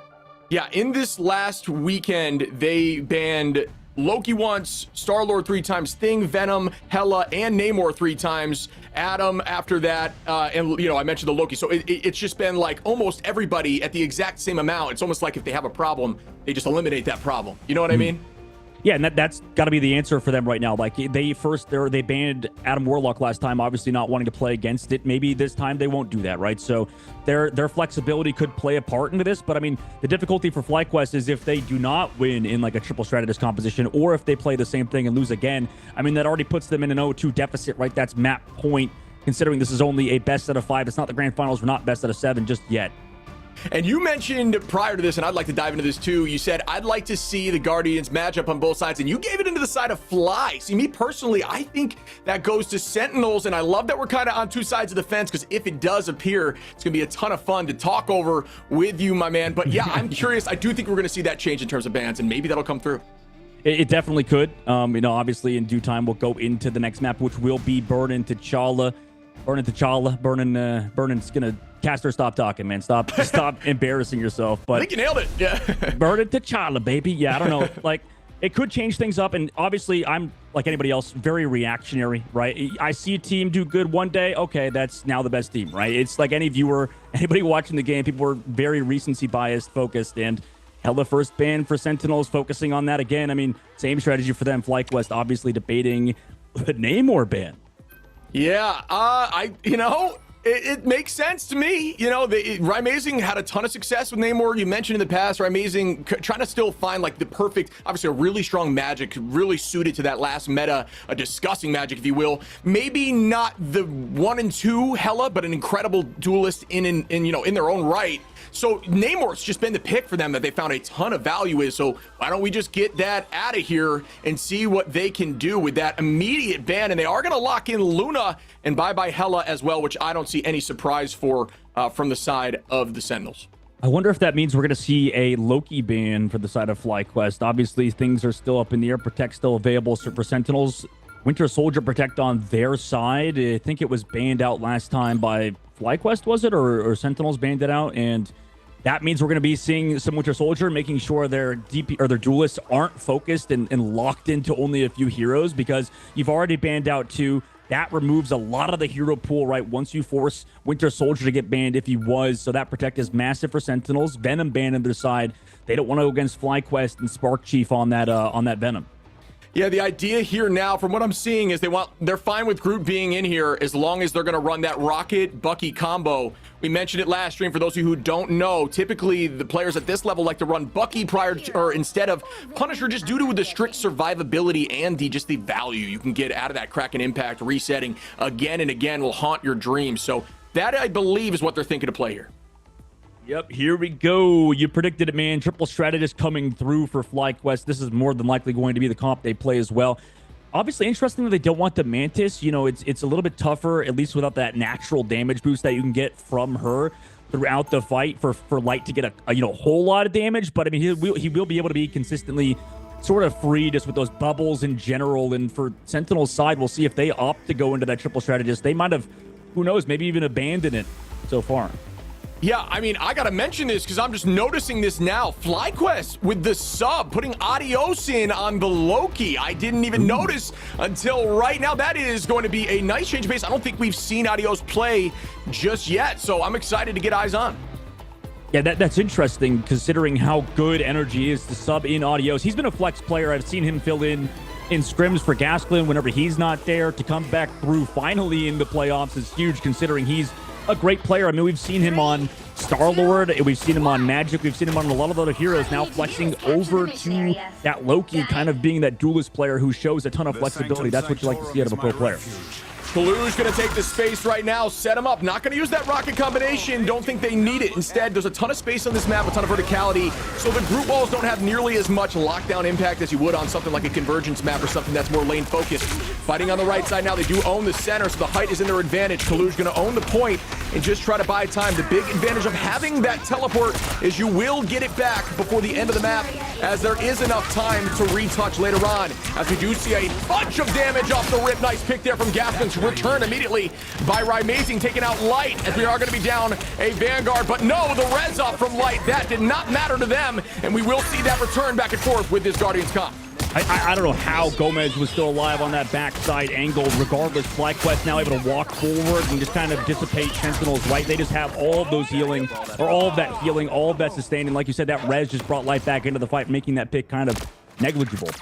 Yeah, and we've talked about this too, and I do think it's worth mentioning. I mean, when you do get a pick, there's something that changes in your mental, and you just see it as a immediate drop. And now you got to change that mental process to think, does that count? Did they have the cooldown? Is he going to res? Is he going to find a better position and then retake? It's a very different mentality, and honestly, a lot of the time they will have someone focused on that in the map, whether it's a strategist, a vanguard, or a duelist. It's kind of up to them, or just a team open comm situation. But we are seeing a fair amount of damage, and Light has great positioning here with 40% on the clock. Brute ultimate to start it off, forces the ultimate out. Oh no, the wall! They couldn't get there in time to save Gomez, and he doesn't have the res because they don't have the Adam Warlock. Yeah, and that goes to show you the value, right? I mean, Gomez, oh my goodness! Taking right amazing out of the sky! Gasklin with an absolute dunk on the forehead. Great meatball, Meteor M. Goodbye. Well done. No, he only died because Kaluja's shield was there. Amazing was in the sky, setting up the Kraken impact, and Kaluja's like, hey, buddy, I'm here to help you. And then, no, he just used it as a way to freaking rebound it into Amazing's dome. Oh, man. Yeah, you still take damage. The shield is not the end-all, be-all. Anybody in those off angles in front of the shield, left or right, will take the full impact of the damage, especially if they're close enough. Really insane situation there, as we are going to reset this next fight. A lot of the time, you'll see these Magnetos hold that bubble, allowing, oh my goodness, nice pick there by Gaston, taking out Gomez. But what we were going to mention is Light, you'll see dive in a ton with Star-Lord, and they use that bubble to help that ultimate come back super fast, because if you're spinning with Star-Lord on a stack of 5 or 6, you will just see your ult charge climb like there's no tomorrow. Good pull in there as we do see the Bucky play. Is going to wall off as Gaston's going to reset to the team. We are going to see that pop right now. Galactic Legend and Naramori following up to take out Gaston. Numbers back in the side of Sentinels as we're getting the return here from Gomez, taking out Light. And we do see the res up from Zealous. Will they follow up? Great! Eye of Agamotto, but unfortunately, we do see that dance floor to even things out and slow the pace a little bit. Yeah, slows it up, brings it back into it. I thought that res was going to come through and be disgusting. Meanwhile, the low ground, Amazing singles out Cooper. That's a huge pick for them, as they've been down and out, it feels like, throughout so far. But they capped the point and also FlyQuest on the back foot. Yeah, it looks like ults are roughly even to the economy. Well done there during those fights by Sentinels to not overcommit. Kurova holding on to the fate of both worlds, and they still have Amazing ready with the Kraken impact, which we know how strong that can be at this level of play. But now Fly does have that cancel out with Gasklin. Can Gasklin rain that meatball, that meteor onto Kurova is always the question. But then it comes down to the answer of, do they have something that can stuff it? Those Loki crystals, that Magneto bubble, all those cooldowns need to go bye-bye if you want to make a play, so it's very difficult to force that to work out, but we do see a lot of success as we do see the crystals pop immediately. The crystals pop, but the Meteor M to be free. Armori falls. That's brutal for them moving forward. A lot of ultimates hit on the other side. FlyQuest disengaged it, actually used their own ultimate, and also disengaged on the backside. Amazing with the Kraken impact, not going to find anything, in fact, due to the fact that there's so much short strategist ultimates here to keep them alive. Yeah, they wanted to commit everything. FlyQuest really committing to this fight, because if they win it, it should be enough. And there's a good set of damage. Zello's going to drop Gomez. Gasklin going to take out Amazing Light with Hogs, and down goes the squad as they retake the point. Overtime ticks. Kaluj was the last one to fall. They're not going to have TP for another 3 seconds. People maybe going to touch. I don't know. You do have somebody here. I mean, Kaluj can get the teleporter. No, Armori fell too quickly. Round number 1, I'm thinking we see a change out of Sentinels in this next round, man. Yeah, I'm thinking we might see the match of the Guardians comp. I know they're confident with it, but maybe they just don't feel like they want to run it back at them. I do see a ton of value with those reses there, and obviously Super Gomez did see the impact of not having it with some of those early, getting KO'd a little bit early, but obviously Gomez, an incredible Star-Lord, one of the best in the game, if not the best in the game, in the contention either way. So we'll see, and we do see that change. They are going to be switching things up as we see Gomez on the, that's a strange change for me. Okay, it does switch. I saw the Warlock there for Gomez. I was thinking to myself, I wonder if Kurova is going to make that change, but no, it's not yet. Well, you know what? I was thinking, a huge shout out to Adios to come into this series, by the way, just not playing throughout so far, just to come through and just play the Loki, you know, fresh, just able to pump out as much healing as he has been in damage. But I think it's so interesting because we saw the Mantis band came through from FlyQuest. They know that, okay, Energy is sort of that Mantis flex, whatever he wants to play it. Adios, meanwhile, took that Loki and has practiced a ton of it. So making that switch, making that transition has been big for FlyQuest. Yeah, it's like, you know, it's in the back of their pocket. I mean, top healing right now, too, for Adios, coming in with only getting KO'd one time. Positioning is key when you're on Strategist. It's virtually everything. That's the stat line you want to look at when you're a Strategist. It just goes to show me that you know where your positioning is, you know how to get out of those ultimates and have the cooldowns when you need them to avoid big plays. Really well done by Adios on the first game. We have eyes on him during this Invitational. Here we go as Kaluj getting shoved back by the walls. And we are going to see some pops as we hear the Kraken impact by Ryan Mason. Going to reset off some of these clones, and they are going to keep the pressure off. Kaluj going to take out Gaskin and put the numbers back in the Sentinels' favor. Yeah, Boring getting committed by Zelos early there to bring back FlyQuest, or bring back Gasklin. I thought Cooper could have gone down due to that hook earlier, but Sentinels take full advantage, also get that res out early. Yeah, good ult there by Spark, trying to find the squad, but gotta get answered there as we do see Aramori copy the dance floor, and they are gonna stay. Oh my goodness! Gasklin gonna take out Aramori, right? Amazing! And down goes Korova after, and FlyQuest gonna retake this position and get that percentage right back.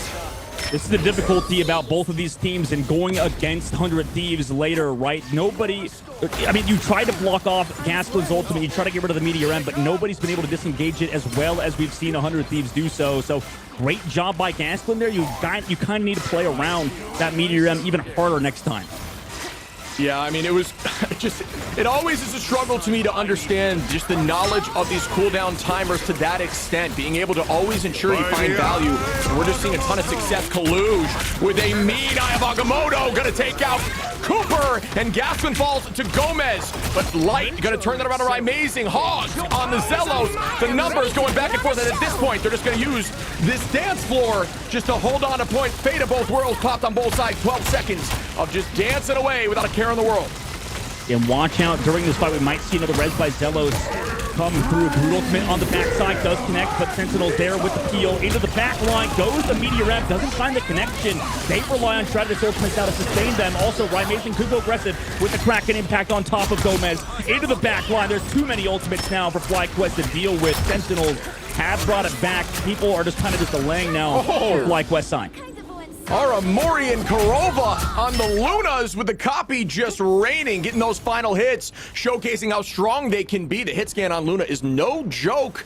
But one thing we want to mention here, we're talking about all these reses. Note that when you play Warlock, you'll see these reses early, right? Finding value with one res, and then they walk into the point, because Warlock is essentially a beacon for the res. You don't need to be near the big globe itself. You need to have the res, or whoever falls, near the body of Warlock. So Warlock will then run in towards his team just to ensure that they get those rests off behind where the globe truly is. So sometimes they'll pop those early. For those of you who are curious, and we see an Eye of Agamotto, we see the dance, the fate of both worlds. Right, Amazing takes out Adios for one of the few times he's been KO'd. And we are going to see this pressure again. Well done there by Gomez. And this looks like Sentinels are back on their toes, sprinting back in and getting these early picks. Yeah, FlyQuest just going to go for a regroup. Zelos not going to use the passive, has to walk all the way back from spawn. One last fight now here for FlyQuest as they regroup. The pressure is on. Sentinels understand where FlyQuest is. They've got ultimates against Sentinels as well, and that should be able to match them on this fight. Yeah, I mean, you're right. There is a little bit of an alt advantage. Not a little bit at this point, a lot. We are going to see Armory and Hogs, and there we're immediately going to see that strangling prison by Spark Chief. It doesn't matter as long as you get one, and they do find value as Kaluj goes down. FlyQuest is able to get an early lead, but will this dunk be impactful? Unfortunately, not quite yet. Great placement there, great focus. Try to turn that around as we do see Gasklin going to be taking out Hogs, and once again, FlyQuest should be taking this point as they are going to be sweeping the side of Sentinels, so just need to get these ults back up and ready to go for one final fight.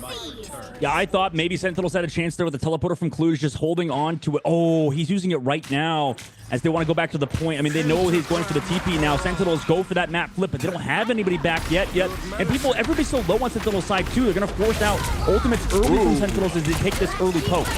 I will say that's a bit of a thought process error there. Walking away, not expecting a TP when it wasn't used recently. That's a good early cap. Getting that cap on point does help them get that percentage back to make a big play. Or actually, at this point, just to slow down this pace of fly. Excuse me. Amazing taking out Adios early. Dunking on the entire squad with the Eye of Agamotto. Great picks there as they are going to push forward out of the close. push forward on the clone. The resets also come through. Meanwhile, Gomez towards the point. Oh, no! Didn't get the healing. FlyQuest now back into the fight. They also have ultimates coming up very soon. Armory's ultimate is now here. Hog, what are you going to do with this Meteor M? Can he connect on the Super? You can. Oh, my. As we do lose another. Cooper goes down. Adios turns out on Aramori, though. And it looks like FlyQuest has this advantage. Fate of Both Worlds going to be popped here if needed. But buying that 16 seconds prior to using the ultimate is give you max advantage. Using it when needed. Well done there. And it kind of gets the brain off of the fact that, look, he had just ulted because you don't expect it. FlyQuest looks like they might take this thing and get this map completed and even out this score. Yeah, it looks like they're going to get it done. I mean, you swap over to Desperation Heroes, right, just to touch the objective. FlyQuest get the job done, and it looked kind of sus throughout, but, I mean, nice job by FlyQuest to change up the strategy, and, you know, obviously on their side, there was a bit of an issue for Sentinels, man. They just didn't have that group matchup. They didn't commit to the triple strategist, and because of it, FlyQuest tied up. Yeah, I mean, that was a change of pace for sure. Seeing the sweep like that, it looked like Sentinels had it figured out for a while there. But you do see Sparchief, a very comfortable group, getting an insane amount of value, only getting KO'd twice, 44k damage block, not to mention 21k on the damage with 12 final hits, peaking the final hit charts. That goes to show you, man, Groot is just so strong right now. Yeah, Groot is absolutely terrifying, and you know, shout out to Kalush for doing as much as he did on that hero on sure. Doctor Strange. But, I mean, huge plays from Sparchief and FlyQuest. Also for Light to get 27,000 damage. They didn't even have the Mantis for the damage boost extra on top of it. So that was insane to get that map win, tie it up 1-1, man. Yeah, I'm curious to get your take on them not wanting to run the Guardians comp, as we did see, you know, off the rip, Rye was running that Star-Lord. Sorry, excuse me. Gomez was running that Star-Lord, did feel confident. I'm wondering what your thoughts are around why didn't they want to push that Warlock? You know how strong Kurova's Warlock can be. Clearly, they felt more locked in on Luna. Do you think that has to do with that change? Actually, I'm not sure. What do you think was the reason for that? I mean, there's a lot of reasons, maybe behind the scenes, maybe getting ready for 100 Thieves, thinking they can't even play that triple strategist composition. They think 2-2-2 could be better. There's a lot of things that go into it. Maybe they'll switch it up on the next map. I mean, they have a lot of wiggle room here now. You've tied it up 1-1, so Sentinels can maybe go into the next map. Also a map pick that could benefit them. So Sentinels thinking about it, I'm sure, going back to the drawing boards. But let's take a look at the highlights before we head into that map number 3.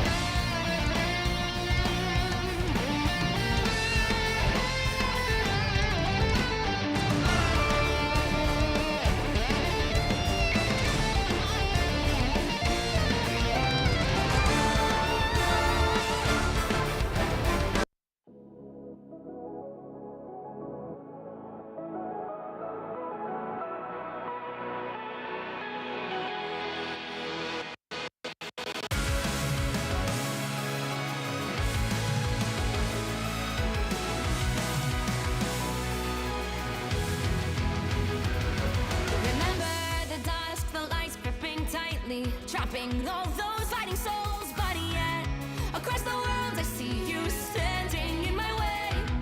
And remember the time, the place we used to fight, like the sun and moon. And I wonder if ever there was a time that we were friends and I had fun.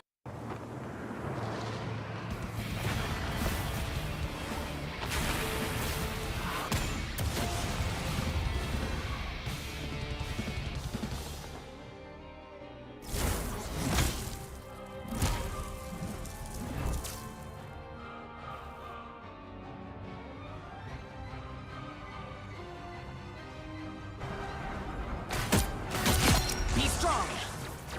Feel the thunder. Feel the wrath of the goddess!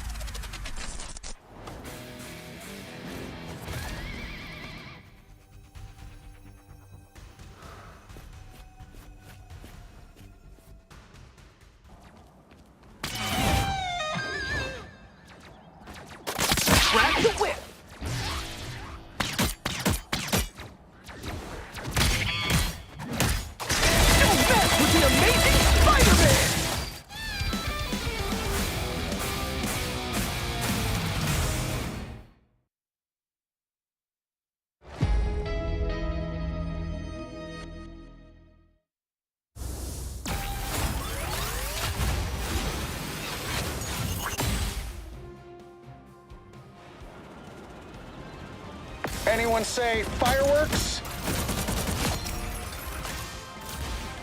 Powering up. Maximum pulse!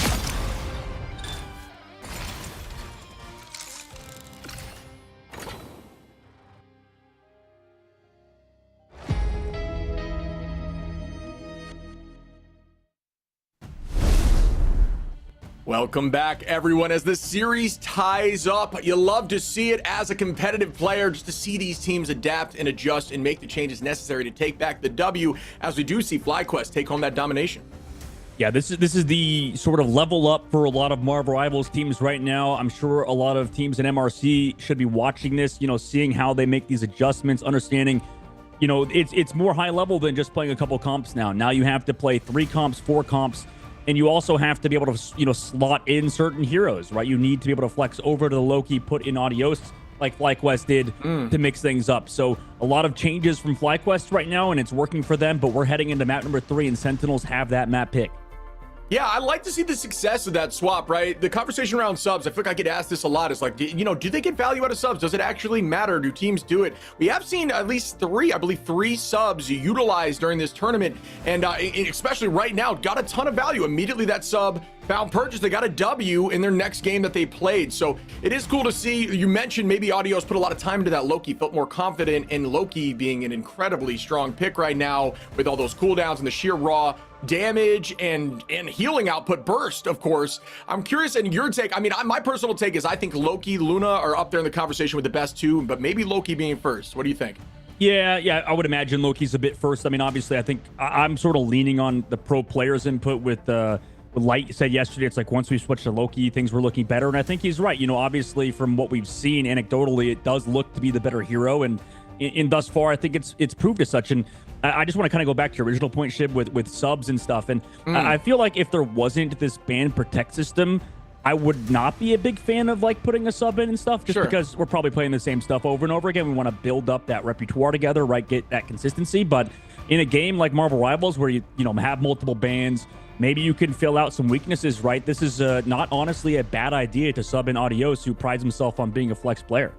Yeah, I couldn't agree more. I think it's part of the identity of this game that I love too. One of the reasons I truly love this game is when you find a main or you're really confident on a certain pick, being able to really harness that character, it feels great. But knowing that, if somebody gets banned out, something's a struggle, there's lock-ins to make you feel stronger or whatever your pick may be. But there's also certain players that specialize in a unique hero that really, when it's allowed, is going to get a ton of value. So knowing that is in the game where there's a chance where things can be taken away and locks, it really makes you want to think about which characters am I going to fine tune. Should there be different play styles in case there's a ban? Should there be a different role and ladder, for example, if I get hard targeted with 2 bans or something along those lines? I just love that aspect of the game, and I think it really plays well in a competitive scene like this. Oh yeah, it's a great point. There's this famous player across esport titles called Chips, probably a niche reference that nobody will recognize, was signed just to play a single character, and it never really worked out for him. So I don't know. In this game, I think it makes a lot more sense because of what you said with these bans coming through, with the identity of Marvel Rivals. You need to kind of be able to flex to a ton of heroes, and if you aren't able to do it, it's actually not a bad idea to just pick up an OTP or something.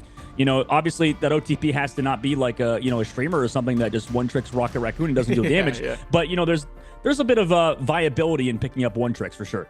Yeah, and it's like a surprise play, right? It's in the playbook where somebody appears out of your sub list and maybe people don't have a lot of experience scrimming against, or, you've been purposefully trying to hide who they're playing, and then that's not going to get banned out unless something crazy happens, and that's just a power play to help drive home a W like we saw here for FlyQuest in map 2. As now we're going to be pushing forward to a convoy map that we've been seeing a lot in this tournament. I'm excited to see the bans. We're going to be going to Midtown. Yeah, heading to Midtown again, man. This map has been the consistent map that's played for every single team, it feels like. Everybody loves Midtown except maybe 100 Thieves, and even they don't mind it. So, I don't know. This map is just loved by the pro players currently. Yeah, I think it gives, and it's tough to say this because of how many holds we've had on point 1, but I do think typically, at least it enables teams to feel more aggressive on offense. There is, for some reason, some sort of steamrolling capabilities on this map, but I say that initially, or I said that prior to this tournament starting, and we've seen so many point 1 holds that, you know, after point one, I would say it starts leaning maybe towards attack. But yeah, it's just been a ton of back and forth. We saw some new positioning things from these players, which, you know, you try to learn as much as you can. We saw Cal in those high rises on point three, which I didn't even know you could do the other day. So it goes to show you, you can just watch these things, watch them play certain heroes, and you can learn and adapt your play style to help you climb more in your games. Text coming through on the other side. Wait, am I crazy, or did the Sentinels protect the Bucky last time? No. I think it was still FlyQuest. The Mantis banned on the side to make sure they can't play Mantis alongside the Star-Lord. Maybe we'll see Sentinels finally commit to playing the triple strategist, even though they don't have that Mantis. I mean, that might be the change they need. They do play it a lot on this map. Luna Snow banned on their side, though, because why not, I suppose, to make sure that hero is not included. Maybe force Invisible Woman into the comp. Yeah, I was going to say they didn't ban Groot again. Obviously, Hela's been their #1 ban and still has stayed true. Now roughly at 7, I believe, because it's been back to these first 2 games. We're at 5 before. They usually ban Groot after that, but they haven't been doing it today. And now we will see Hogs on the Groot, which we saw map 1 did find success for them when that happened. But on map 2, they tried to not run the Groot. They tried to keep it away. And we saw Spark Chief get the MVP and just absolutely pop off on Groot. So I think the answer needs to happen, and it is going to be seen here. But outside of that, the only other solution I could see them pulling off is putting that rocket out there and just allowing Bucky to melt through some of these walls. Yeah, that seemingly is going to be the answer. So we're going to head into the Rocket Raccoon for sure. And it's super fun because I think that we've had so many different metas play out, and we're kind of seeing the culmination of the entire tournament in this matchup right now between Sentinels and FlyQuest. Both teams sort of poking and prodding, figuring out, okay, on this map, this composition, maybe for FlyQuest is a little bit worse, right? So Sentinel's thinking about, you know, Midtown, where this comes into the big picture. Do you see Gomez up there on the vending machine? That's a crazy spot. Wolverine utilizing that lower accurate height advantage there to stick on top of that. That's a crazy position. The team's always electing to hold this high side here, trying to get a little bit of alt charge early. Obviously going to be a little bit traded. This has been a very common defensive position. You'd want to hold high ground, and having a Groot as they push this high ground, walling off whoever attempts to take that choke will pay for it, but no value as Wolverine was waiting, and they almost could sense it. So they did not press that angle, electing to choose to fight on the bottom side until they get over towards the bridge. Yeah, no team sort of enacting a flank. Maybe Light looked for it, but now we got grabbed by Gomez. Gomez meanwhile stunned on the other side, and Kaluj able to follow up on a Spark Chief. Nice walls there from Hogs, and follow-up from Sentinels gives them the person advantage early on. Yeah, I like seeing Hogs on the Groot.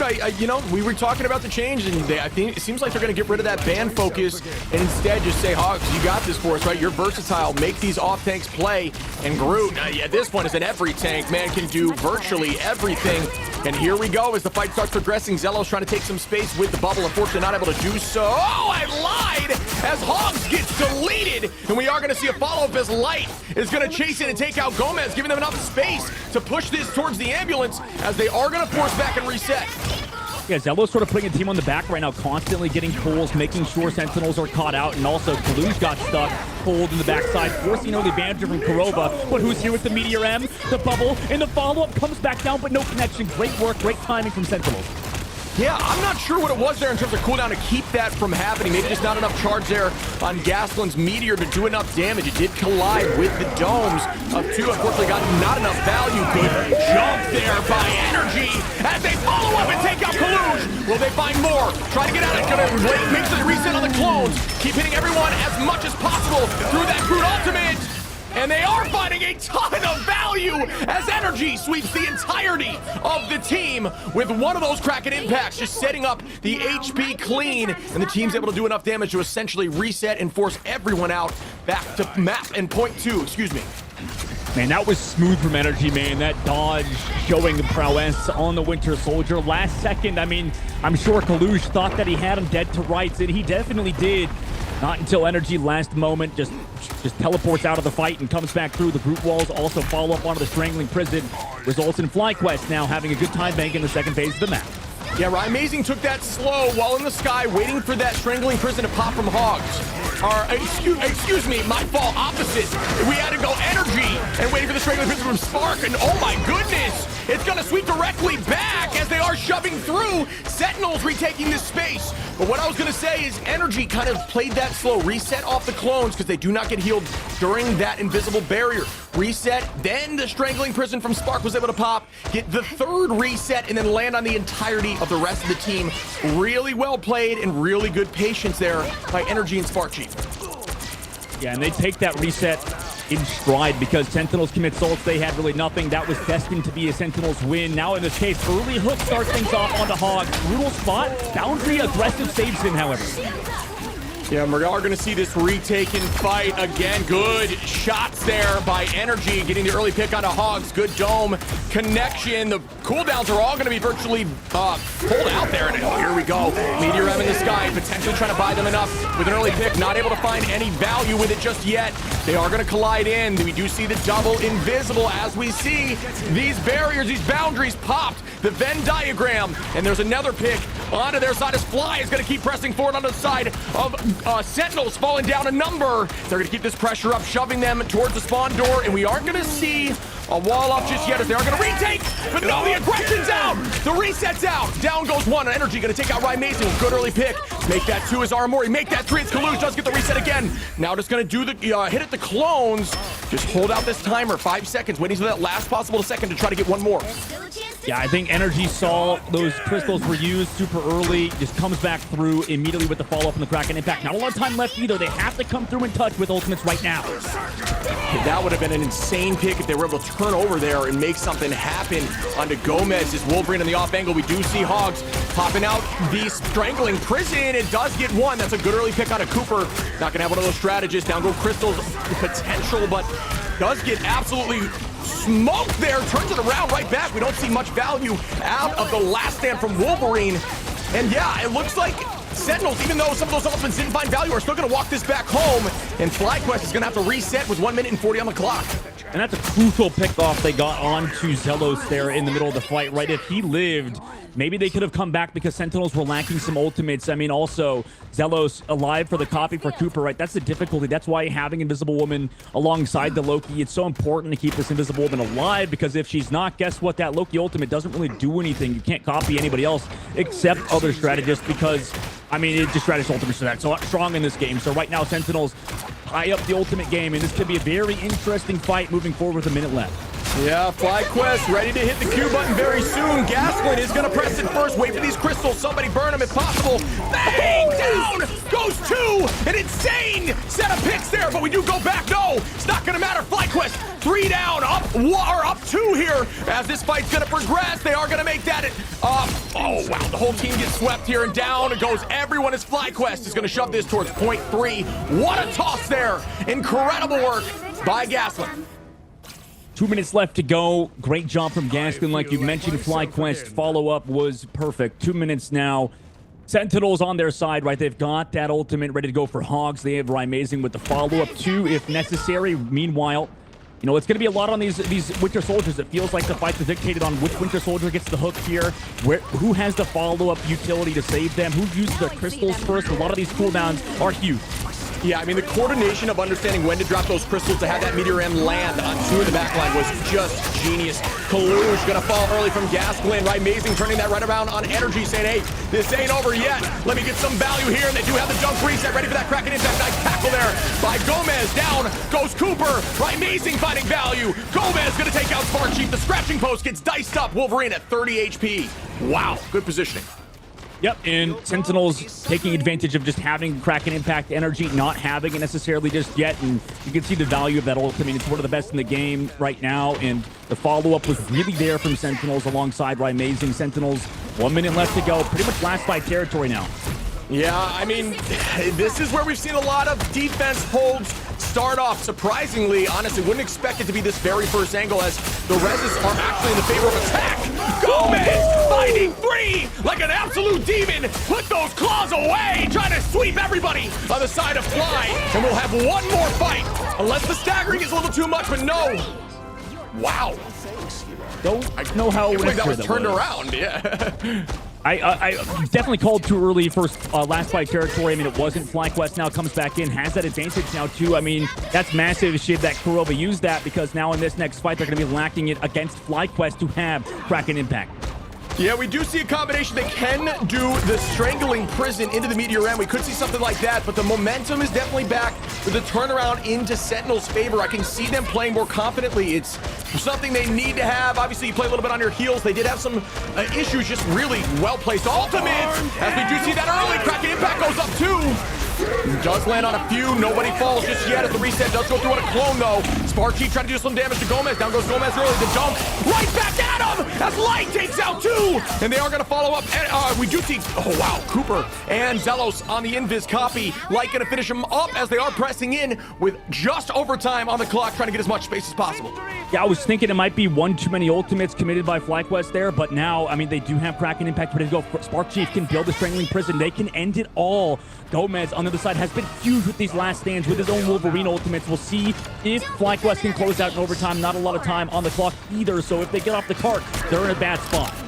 Yeah, I mean, it's getting dicey on both sides. Energy could have a massive ultimate. Kurova at 94, though. Just trying to get that. Oh, my goodness. The boundary is up now. Amazing. Gonna take out Gastelum early. That's a very big pick. Gomez sitting on that ultimate, the last stand, ready to launch. Our Amori taking out Energy. Sentinels are holding, doing a great job, playing slow and confident as we lose Light as well. Cooper goes down. Sparksheet goes down. And just like that, Sentinels are going to hold the 4.3. Sentinels, oh my god. I mean, what a play by them, but what a play by Right Mason to get that hook early on. It's just insane how valuable Bucky is right now, how strong the character can be, you know, just getting hooks consistently in these neutrals. That's like the only time people kind of just actually die. So, you know, either displacement or whatever it may be from the Bucky has been a turnaround. And also Gomez as well in the Wolverine. You talked about him, Shib. I mean, he's been so consistent with these last stands, getting people out of ultimates. Light is kind of doing the same thing. Who knows? I mean, do you think this is even far enough for FlyQuest? Did they get it enough distance to really have a chance versus Sentinels now? See, one consistent thing I feel like we've seen from Sentinels is when they go down a peg, they fall down the ladder a little bit, they hustle back up. It's like they unleash the Hulk from Bruce Banner. It's so consistent. So I think that attack pushing them to 0.3 drives a little bit of that home, and they're playing a little more aggressively now, like you're seeing some massive ultimates just sweeping. One of the things in thought process you see, and you do see success from on the side of like something of Gomez on this Wolverine, is they're really truthfully looking to use that last stand on the strategist line, whether it's to pull them out of something like the invis boundary or to do something like pushing a tank into the backline. A lot of times people think, you know, obviously Wolverine is a Vanguard buster. That is his role. But truth comes to, honestly, like when push comes to shove, you realistically just want to land on supports with that ability because you have so much push potential. You have so much free push away from a zone that can push people out of something like Fate of Both Worlds. You can push them out of that invis boundary. It just has so much value out of just being a tank buster instead. Oh, and there goes Gomez with a great tackle onto a strategist like I mentioned, and they do get one early on. Well done by Gomez. Yeah, if you're wondering why Gomez is flying there, they prioritize giving the rocket jump pack to him so he gets kidnapped, flies to the skybox, and I mean, that's going to dictate the fight here. I mean, that should be able to give them a good spot. Also, FlyQuest on that Penny Parker, just trying to play around that cart, get a lot of damage down range, but eventually they're going to fall just one by one. Sentinel's looking really good right now on this attack. Oh, the Penny was out. I honestly didn't even catch a light on the Penny. Did try to play Penny on this map for the first KO as well. We might see a switch again, which did happen last time. You know, Penny does have a space in the meta somewhere, but no, yeah, we are going to see that switch as Light is back on the Wolverine, trying to get rid of that group. But yeah, that was a really strong attack there for the side of Sentinels. In the neutrals, that's where these teams make their money. Amazing getting hooks on defense. Now Gomez getting kidnaps on the offense. Going again, very aggressive spot. Maybe setting up the Strangling Prison. Yeah, I like this early start here. Holding up for the Strangling. You know that combination with Kraken Impact. Oh, what happened here? Even. Oh my goodness, I was wondering where the Strangling Prison was. I thought I heard it. It did go off, but Ryan Manzing says, I don't need it. Let me find one. Does reset back to the team. Doesn't want to play too aggressive, knowing there wouldn't be much value, and decided electing to not try to reset up opponent was available. Playing it safe, which is a smart play after getting an early pick like that. All you need is one. Oh my goodness, out of the sky goes Energy. Sentinels just keeping this pace. Are you freaking kidding me, Sentinels? That was amazing. I mean, a terrible start, first of all, right? Throwing the Strangling Prison, Iron Curtain met to block it, just to suck it up. On the other side, you went in with the Kraken Impact on Energy, booped by Kurova, then finished up by Amazing. Great work from the Sentinel side, and you can see why Kurova, one of the best invisible women in the game. Yeah, oh my goodness. Just built just a little bit different there, as I thought that was not going in their favor. And you can see maybe a little lack of play in terms of that Hog's All. You know, it's difficult to make a Groot all happen when you still have that Magneto curtain up ready to launch. But yeah, didn't connect there. It didn't matter. Ryan Mason still got that early pick, elected to go back to his team instead of trying to find more, which may have been clearly was the correct decision. Still able to get that pick on Energy, as Energy trying to fly in there. But we do have a heavy ult advantage here on the side of FlyQuest, as they are trying to deal some serious damage. Right there, the dunk finds one as Hawks goes down, Kaluge goes down light. Back on that Wolverine, a terrifying force as the entirety of the Sentinels is going to reset. Is this like the exact situation we saw on the defense? Like, Sentinels come in, don't commit any ultimates, FlyQuest commit one. I mean, this is pretty much just exactly what happened. Now Sentinels, we know, have the ultimate advantage, put themselves in a good spot going into this next fight. FlyQuest, if they're able to get a fight win now, I mean, that's a huge momentum shift. Yeah, you're right. I mean, ult advantage heavily on the side of Sentinels. If FlyQuest, you're right. If they do win this fight, obviously that means something went awry, but no good start there as they do try to fight. No, does not happen on Gomez, but Nuts in the back end. Hogs and Rymazing gonna find two more, making it back in their favor. So the trade was worth it. Maybe the distraction was enough as we do pop the boundary. Yeah, I mean, it's even right now on the backside. The Sentinels wanting a momentum, wanting to seem like you said. Magneto into the sky. Can he connect? Bubble use? No connection. It's back in Spot Chief, getting all of the connections on the low ground. All of Sentinels removed. What a shift in the momentum right now. Yeah, Spark Chief just following up on that Meteor M. The Meteor M did a fair amount of damage, and then you know how strong Groot can be, reloading his arms like Henry Cavill and just throwing him into the backline, who gets dunked on and just makes the KO happen as they are able to keep this on the defense here. Really well done by FlyQuest. We're now very close to getting those ults back and equalizing the advantage. It's just, at this point, it's an even fight. Yeah, even fight. The pickoffs, though, again, I mean, we can see how aggressive FlyQuest is playing, setting up for these pushes, maybe forcing an early ultimate out of Sentinels. That's the priority. We'll see if they can get something out of them really early. In fact, they're going to toss their own Strangling Prison really aggressive deep. Woo! Hogs, nice play there, did find value, but didn't even have to use the prison. And here we go, as one should be launched here, waiting for that Iron Curtain to fall. Just looking at the backline, who's gonna get hit? Throw the bubble out, does find value. Really well done there by Kaluge, good patience. Turn around, know your HP will keep you up. Gastelum gonna fall there, Kaluge putting on a masterclass of patience here with the Magneto. Still gonna push them out of that zone, trying to find value on the Spark Chief. No, at this point, they're just trying to hold. FlyQuest falling one by one, Kaluge getting even more value. Great eye here to keep on to Kaluge, as you do see the bubble protection, the follow-up KO, and another Kaluge. Well done on this Magneto. Yeah, but I still don't mind this from FlyQuest, right? They got the cart in the fight in a good spot. Now they have a good recontest, considering how things went for the defense on Sentinels. They were not able to get a defense here, a second one rather, after they lost that fight. So now FlyQuest wants to win here. Yeah, teams at this level do not stagger unless they need to. They all saw the chance of them falling. Every single one of them that could get out of the fight and reset did, and they just waited. But Rymazing saying, nah, I'm gonna get another early pick. Does take out Cooper. Make that energy as well, Rymazing. Oh my goodness, he's just different. Following it up under the Groot. Make that a Quadra. Can we see a Penta? Oh my goodness, as they are able to take point two. And it is gonna get pushed here to the final point. And will this be enough for them to take this W? And this is brutal. I don't know if this is nerves or what from FlyQuest. Like we said earlier, how, you know, Sentinel is such a storied team, have won MRC previously. They've got nerves of steel. FlyQuest, it seems like they don't, because Cooper got that copy early. Sentinels knew they were in a good spot to now push in afterwards, and FlyQuest tried to get something out of Cooper's copy. They just went a little bit too far and got picked because of that. Yeah, Rymazing those picks without having to use all economy at all. Just sheer headies. I think it's a two-piece on Energy and Spark Chief. This man cannot be stopped. Rymazing with a reset again on a clone. They do take out Zelos with the early pick, and it's not going to be enough to get... Wait, they did reset somehow. Must have been another while they were in the sky, which can happen. Oh, that's crazy. Now at this point, she's going to dive towards spawn. No, is going to hold back to not get picked. That's a smart decision in my book. Yeah, definitely a smart decision. FlyQuest now have to come through. 2 fights Sentinels has here. See what FlyQuest wants to do. Rymazing constantly fishing for hooks. That's a danger for sure, but FlyQuest have ultimates to work with in this fight. And there goes the Strangling Prison follow-up. They are going to use that Invis boundary to just lock off line of sight. Ooh, Gomez did get a fair amount of light, with potentially 4. Chose to take out Kaluge and still gets a few outside of that, as FlyQuest sweeps them right back and will have ult advantage in this next fight. Yeah, I mean, they were all so low, but for some reason the follow-up wasn't there. Meanwhile, Light just had a nice combination on his own. Gomez, I mean, that could have been the nail in the coffin. FlyQuest holding strong, 55 seconds left to go. I think Zelos popping that invis boundary, getting rid of the LOS on the Wolverine. No one knew where he was at, I believe. I'm not sure if it was still in the boundary, but either way, really good play there on the defensive side of FlyQuest. And we are going to shove them back towards their spawn door. 40 seconds on the clock. We may see a strange change if something happens here. No pun intended, or rhyme intended, I guess. But we are going to push forward to Zelos, just kind of playing like a vanguard right behind one. And we are going to see Gaston retake and reset here, trying to slow up this pace. We do pop that early. Oh my God! They got him before they walked in. It was too aggressive of a boundary from Kurova. The impact from energy shut him out. Spawn cam now coming through. 13 seconds left. Hog switches, but he's not going to be able to portal, and Ryan gets picked. Oh, they're blocking for him. They're going to get the portal. Wait, did he get pulled? He got pulled out of it. No, they're on the cart.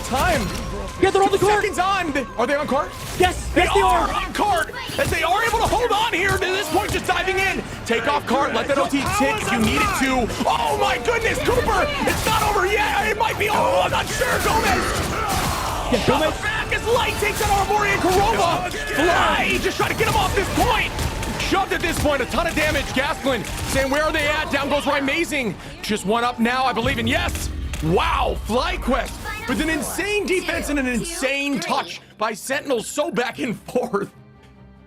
Dude, I gotta be honest, I was thinking that entire time, I was like, how do FlyQuest screw this up? Like, it just felt like they were just gonna do something wrong and mess up, but they didn't. They held fast. They got some huge picks, energy, really showing up as a duelist player on that Wolverine, on the Bucky. I mean, just beautiful work from FlyQuest to close it out towards the end, getting the pick off onto Kurova, forcing some weird invisible boundaries. The strategist play was dicey from both teams, honestly, towards the end.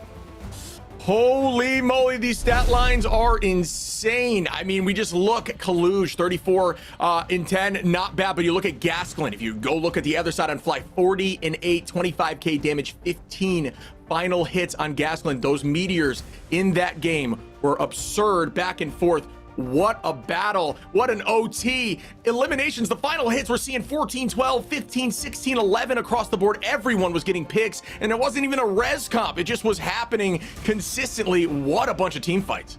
Yeah, what a bunch of team fights indeed. I mean, going forward, I think I'm happy for both of these teams. They both improved. Dodging those Meteor M's has been big. That's been a big storyline for both of the teams. Currently, FlyQuest now up 2-1 in the series, though, Shib. We're going to head to the highlights, and then we'll come back for map number 4.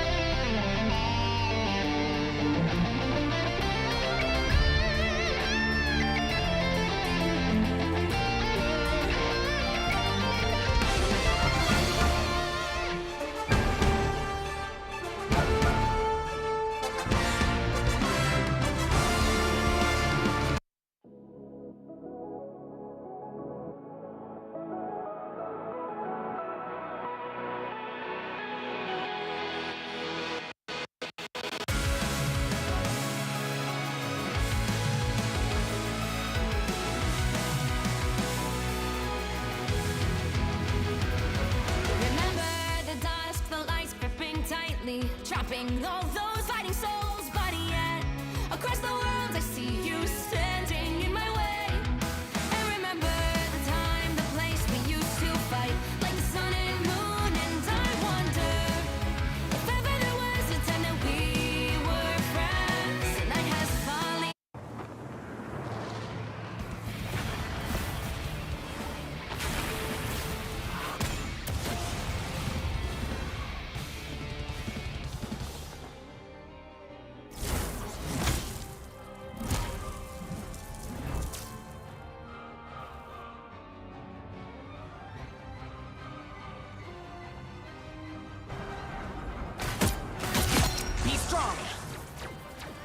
thunder! Feel the wrath of the goddess!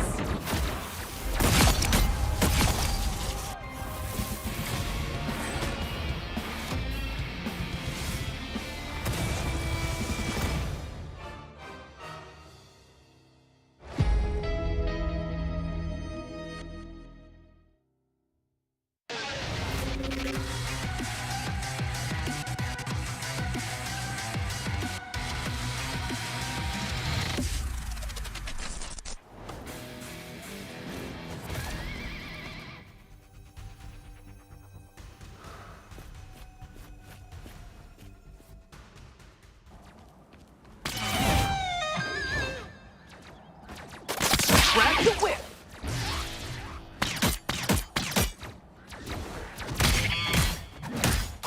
Don't mess with the amazing Spider-Man!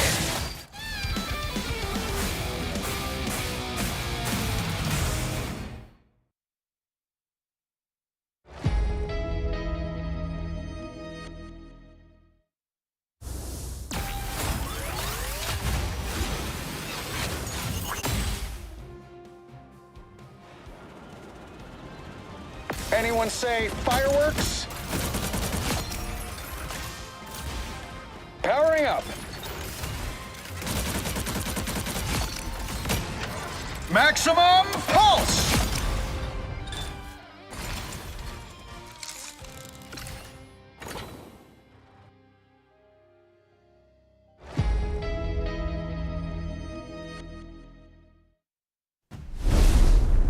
Welcome back, everyone, and this is getting ever closer to my prediction of going to a Game 5. FlyQuest putting up a masterclass on defense there. We saw a couple fumbles on both sides. The touch from the Wolverine of Gomez. I really was unsure how that was going to shake out. It was chaos, but what a fight. Yeah, what a fight indeed. Now we're going to see what the next map is. It's going to dictate, obviously, a lot of things. And, you know, compositions, we've seen everything so far. We've seen 3 different sort of completely different play styles from...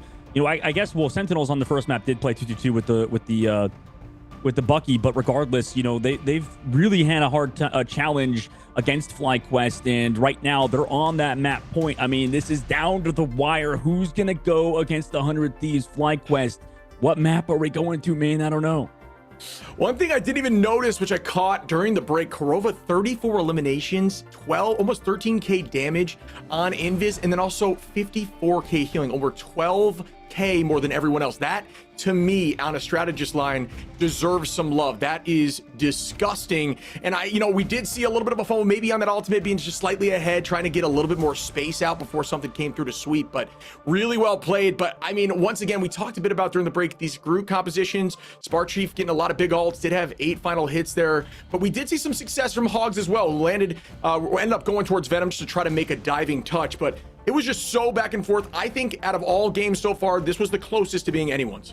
Oh, yeah. And listen, man, as much as I love Korova, like, you know what? Stats don't matter in a loss. Stats don't matter in a loss, Shib. You know, at the end of the day, maybe SJP's right, you know? No, I'm just kidding. I'm just kidding. The trash talk from him yesterday was hilarious. But, you know, Korova's still a top-tier player. And honestly, that it's for as good as he played, right, in the moment where it mattered most, he unfortunately had a rough placing ultimate, and I don't know, man. It's so back and forth, and these small things are really what's mattering. Yeah, we've been seeing a ton of just success from Wolverine ult, so I'm curious to see if we might see him get out of there, or the Groot, just to take it off the map. I'm curious to see the changes. Obviously, Hela, a very consistent ban for the Sentinel, so I don't know if that's going to go anywhere, because that's been almost a guaranteed lock. If I was a betting man, I would assume that. But I do think that we see a little bit of this back and forth where it seems like, well, I say that, but that final push there by Sentinels was insane. It seems like they had so much momentum going for them, especially when Amazing just with those left clicks on Bucky, just doming everyone, 5 back to back, walking them through point 2. I was sure they were going to at least get right up to the point there, but then the tide shifted. Alts found success on the side of Fly, and they just did not stop beating them back into that spawn door, not even allow them to teleport or make any sort of play to get out of point. All right, Shib, let's play a game, man. Let's do not scrap. It's like Wordle or whatever. Let's do like that version, but for bans. So I'm thinking first ban Sentinel's gonna be the Hela. What do you think FlyQuest bans here? You know this. Man, You know this. You know this. You know this. You literally know this. Come off on. the rip, it's got to be what they did Namor, didn't they last Yes. time? Isn't that what? Yep. Yeah. Okay. And then what they protect? Bucky, right? Yep. 100%. Okay. Yeah. So after that, I mean, what do you think Baby, happens? I nailed it. A little bit of test. You 100%, passed. yeah. Passed with flying colors halfway through the test. Okay. You want to go to the other side of the bracket now? You want to see what Sentinels did next? Or Yeah, I think I could guess because I feel like I know what they always do on their locks just from the past. They always get that Warlock, right? And then after that, I think we made a comment about Mantis being banned after you see the Warlock because that just always happens. So I'm assuming that's what happened. I could go back and watch the VOD. And then I think it was Luna, which I personally, the only reason I remember that is because we had a discussion around like why would that happen if we already see them getting rid of something along the lines of the Namor? Because a lot of the time it's like one or the other, right? So I think that's what happened.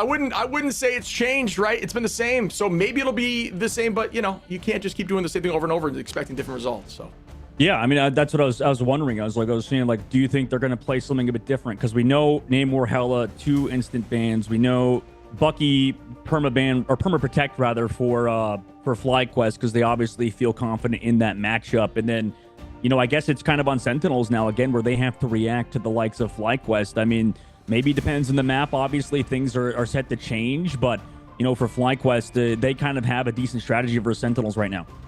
Yeah, I'm with you. I feel like they're just rolling with the punches and able to just capitalize even when they're down in all economy. It's just like I don't know how they're able to do it. It's just they're finding a ton of just value off these big Wolverine ults. Like these Bucky obviously resetting 100 times. The group Bucky combination is something we've been seeing a lot more in this tournament than we've ever seen in the past, right? They elect to say that is almost just as good, if not better, than Namor because you can just keep resetting and it marks everyone for your team to follow up on. So, I'm curious if there's going to be a change. I've been consistently saying, why isn't Bucky getting banned? But I guess teams just think it's more of a fair matchup as we are going to press forward into a domination game mode. I'll let you cast which one is going to be coming when they choose it. You want me to go over the whole thing? I don't know. I think we do see FlyQuest, because they won the previous map. They get first ban. First ban's probably going to be Namor yet again, and Hela probably going to come through. We'll see in a second. Is it the instant ban? Oh, wait, Luna Snow. Okay. Change up the order. Yeah, I mean, that changes a lot, right? Hela lock, maybe? No, I guess we'll see. They protect the Bucky this time. Okay, interesting. I do. Okay, yeah, I mean, that's consistent. They always try to lock this in so they can run that comp should they need to. Odds are we're going to see Mantis on the other side shutting that down just a little bit because we know on the side, wait, this is actually crazy because that was actually locked in on FlyQuest. For some reason, my assumption was that was going to be Sentinels. So yeah, they just switched sides on the protect. Oh, yeah, okay. Yeah, I mean, there goes that Mantis. Nothing new there. Bye-bye, Guardians comp, at least for the most part. Loki gonna be banned out. And Hela is on the table for the first time yet today. I'm excited to see what we're gonna see. Ronnie, Amazing gonna be running the Hela. I'm excited to watch that. And that's unique because, I mean, this is traditionally a good triple strategist comp for FlyQuest map. So, I mean, that begs the question, what do they do? What does FlyQuest want to do? Because they have energy, but guess what? Oh my God, how did this pass over us, dude? Adios is in the game. Adios, no more energy, so they don't have their Hela one trick, so that's why it went through. Interesting. They read the situation and made a change.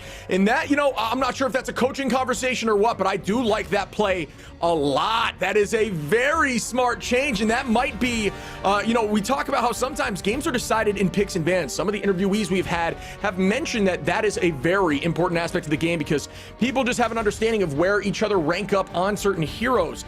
Understanding that they may be down their Hela player and making that shift to try to outmatch a play. They're not even going to try to match it, at least not yet on the side of FlyQuest, as we are going to see Amazing on that Hela, an incredibly strong poke hero right now with a ton of value, an iframe, a mini stun, and an ultimate that's threatening. Just a really strong character in this game, up in the conversation to be the very best right now. Well, Chip, this goes back to our old point where, are subs worth it? Do you want to sub in players, yes or no? I think this will answer it, right? Because they obviously subbed out Energy, one of the best Hela players in the game. Now you don't have him available. You've kind of put yourself against the wall, so FlyQuest could have outfunked themselves but Triple Strategist is still good. We've seen a lot of teams play against the Hella composition and not succeed. We'll see if it happens again versus Centum. You know that conversation happened as soon as they joined the pregame lobby. They said, wait a minute, Energy's not here. Do not ban that Hella off rip. Let's make that play happen. And that's why comms and conversation, coaching, all that stuff so important as we start this fight. FlyQuest going to be owning space on the point right now. The teleport on the high side, or at least the play on the high side from the side of Sentinel. Shove back in. Corolla in a very dangerous position as Gastelum gets that early pick. Amazing. Going to even the numbers, though. Light falls. They do have that res, I believe, as we are going to see Light come right back into the fight and turn it right back on Amazing. Gomez gonna find value too and take out one. Light down the teleport. We are gonna lose our Amori on that cloak. We have been seeing a little more cloak since the buff with a lot more burst heal potential on your front line. Yeah, awkward situation there. Amazing and Kurova got sound. They were on a flank angle, kind of playing that tandem 4-2 sort of split, and they got pushed out, right? FlyQuest immediately realized they wanted to jump on Ryan Kurova, resulting in Kurova getting picked. Yeah, you could say like he had the health pack you could have played around, but regardless, he just was not in a good spot. Now, FlyQuest sitting pretty, already building tick on the point. Yeah, I mean, you saw a little bit of value, more than a little bit of value there on the res. There's the passive res alone here for Star-Lord with that composition. The Guardians comp just gone and fell early, got KO'd, turned that around and made two more in the side of Fly happen after the fact. Light just showing what kind of value you can get when your team thinks you're up numbers. Suddenly that res changes, or at least you have that conversation of we got to relocate wherever he's going to be and be ready to fight him again. That's a great bubble there on the Light. Who's going to pop this off and going after Amazing. Amazing is weak, but great heals onto the back line. Good focus. Up into the sky. Kalu's looking for a dunk. Does find one. Zelos goes down. Might have the res up, though, I do believe. He's going to fall back and make that happen. Gomez with a good... Ooh, Kraken impact this up again with a reset. Will they find another? Does connect with a few, but we do have that on the ground. And they are just going to keep battling on point. We have Gomez. No reset. Oh, my goodness. Not able to make it happen. No, doesn't get the reset, but he's still getting damage down range. Light, oh my god, barely escapes. Also, FlyQuest still in control of the point. Nice work from Gomez. They want to close it out on FlyQuest. Yeah, I mean, Cloak with that Eternal Bond on the field, it does slow down the pace like crazy. Really strong healing there. Obviously, it does not lap like it used to, but it does cover a ton of area. Great pick again as Sentinels are going to try to even out these numbers, but that's a great first hold for FlyQuest. You can't deny it as they're almost on 80%. Should be enough for them if they need to switch over to Strange, because you're roughly 20%. If you're still falling, try to get back, get the teleport, and get your team there in a worst case situation. So they are okay should that need to happen. But right now, keeping this pace forward, Light ready to press that Q button though and try to get a few picks. But there is going to be an answer on the side of our Amori. Yeah, last fight, Spark Chief committed that Groodle commit. It was a little bit ill-advised. And now into this fight, they're not going to have it. Counter Groodle comes out of the backside, immediately met, but also Kraken Impact trying to follow through in the damage. Yeah, gonna be a moot point, I don't believe. Amazing! Great pick there on Adios! Incredible positioning, following together. Him and Kurova playing a hyper-aggressive backline flank, and it does work out for them like no other, as Sentinels make an incredible early set of picks. Force a ult that should not have been utilized, I mean, obviously without their control, just because that early pick was such a surprise, but really big value there to the side of Sentinels. Yeah, the pressure Amazing is providing has been massive with these flanks. FlyQuest, you know, like you mentioned, using ultimates and not getting any fight wins. It's traded back and forth. Gomez also building Kraken Impact incredibly quickly. That's what happens when you're against triple strategists. You build these duelist ultimates so fast versus a comp that just steals all your damage. Yeah, and then it's about the game of forcing out those ults if possible without using your own, and then making value happen when you can. Up again, Gastelum trying to make it 2. Oh my goodness! Instead says, nah, how about I make it 4 as FlyQuest is just gonna run through Sentinels and retake the point with roughly even percentage. And that's why Spark Chief's ultimate's so big. The Strangling Prison and Gaston over the top. They noticed how Kaluj might have used his Iron Curtain earlier. Also, a lot of mobility use, so that was perfection from FlyQuest. Last fight territory, though, they've got strategist ultimates good to go. Zelos, where can he sit to get this res? And good positioning there on those walls. And I like this play. We talked about this yesterday. Ladies and gentlemen, and other, please put your portals backwards so your team can use it as a wall. That did not need to be an immediate source of damage, but Gomez is going to start shutting down 2, 3, as they are going to retake this point, at least so far. No, the rest is up on the side of Zelos, who gets all of them back. You got to follow up with the Bucky. You got to try to connect with as many as possible. There is some time for them to hold on. Great decision making there for FlyQuest, who is just going to drop back get healed up and retake with 13 on the clock. Almost an insane turnaround, but that res positioning was next level. I mean, what happens here in this fight? Light into the sky. Does Kalush try to match him with the Eye of Agamotto in the air? What happens with Sentinels? They hit the Eye of Agamotto. There with the follow-up is, oh my god, right, amazing! Takes down 2 of the AFK individuals due to the Eye of Agamotto. FlyQuest is really just falling apart now. Wow, Sentinels looking really good. The confidence is back. Hulk is out, and they are going to take home map 1 of this domination to try to even out the score here, giving them a slight advantage as we are pushing map 4. An insane series so far. Insane series, and whew, I mean, I honestly thought that FlyQuest had a good shot there. They had ultimate advantage. They disengaged both Super Gomez and Rymazing's ultimates. You saw, like you called out, Shib, I mean, they just walked into the next room, waited to come back in, and maybe they just had too many ults and didn't have the decision-making to, you know, pull them off. Kalush being a huge savior for them with that Eye of Agamotto. Yeah, that was just so well played across the board. We talked about that teleport coming in from Kalush, and it had, you know, infinite value. It won them the round. If they didn't have that teleport, they could not get there, especially with group walls able to slow your pace. So, gorgeous play. And one thing you saw there, Gomez, honestly, on the, if I'm being real, on the Jeff just to speed boost the team out, but you gotta love to see it just spinning to win right now. A little bit of an emote. But yeah, they are going to speed out here, going to make the swap likely, unless, I mean, odds of them changing probably 1,000%. You know, you had to believe for a minute. But yeah, I mean, the teleport, like we talked about, I tried to mention it there in the moment. Please put that portal in the opposite direction. If you face it away from your targets, you can use it as a wall, which is something I've learned over time. Everyone, it's just a great takeaway that you see from these pros. If you open it up looking at the enemy, they just get raw damage knowing exactly where you're coming from. It helps them pick you off prior to the fight, but otherwise it's a wall for you to play around. Good ultimate there, and just a hold on as Cooper is just trying to make sure Fly gets this early take. Zelo's gonna fall from, or actually, excuse me, gonna get a pick on Kalush, and it is gonna get the numbers back in his favor. Will they get this map? Oh, they try to hold that aggressively early, but they are gonna play off that as Sparchief gets another pick on Gomez. Yeah, they're just gonna close it out. What? Karoba commits the invisible boundary. Why would you do that? I mean, Gaston does commit the meteor. I mean, they're just gonna eventually fall, right? I mean, surely, yeah, that's definitely questionable, but Sparchief, that was the MVP in that fight, right? Sparchief walled off with a big wall onto Kalush, who went aggressive with the push alongside Hogs in his Strangling Prison. So Sparchief to set up his team for success, that was massive from the group player of FlyQuest. Yeah, I'm with you. I don't know about that all, but that does happen. I mean, it could have been a communication thing. We're not in their ears, right? So there could have been a play they were brewing or they saw an opportunity, but no, not able to find a ton of value as we do see the spin above. Ton of damage out, Rymazing trying to find an off angle. We will find Hogs on point as we do get that Eternal Bond on the ground. And there goes the Strangling Prison. Does get both the Vanguards following up and gonna land on him. Trying to deal enough damage to pressure through as we are hearing a res pop. And Zelos bringing the squad back. Oh my goodness, Light gonna take out 2. Rymazing gonna drop adios. Kalush on Sparchief. Karoba gonna fall as the entirety of Sentinels is getting picked off here.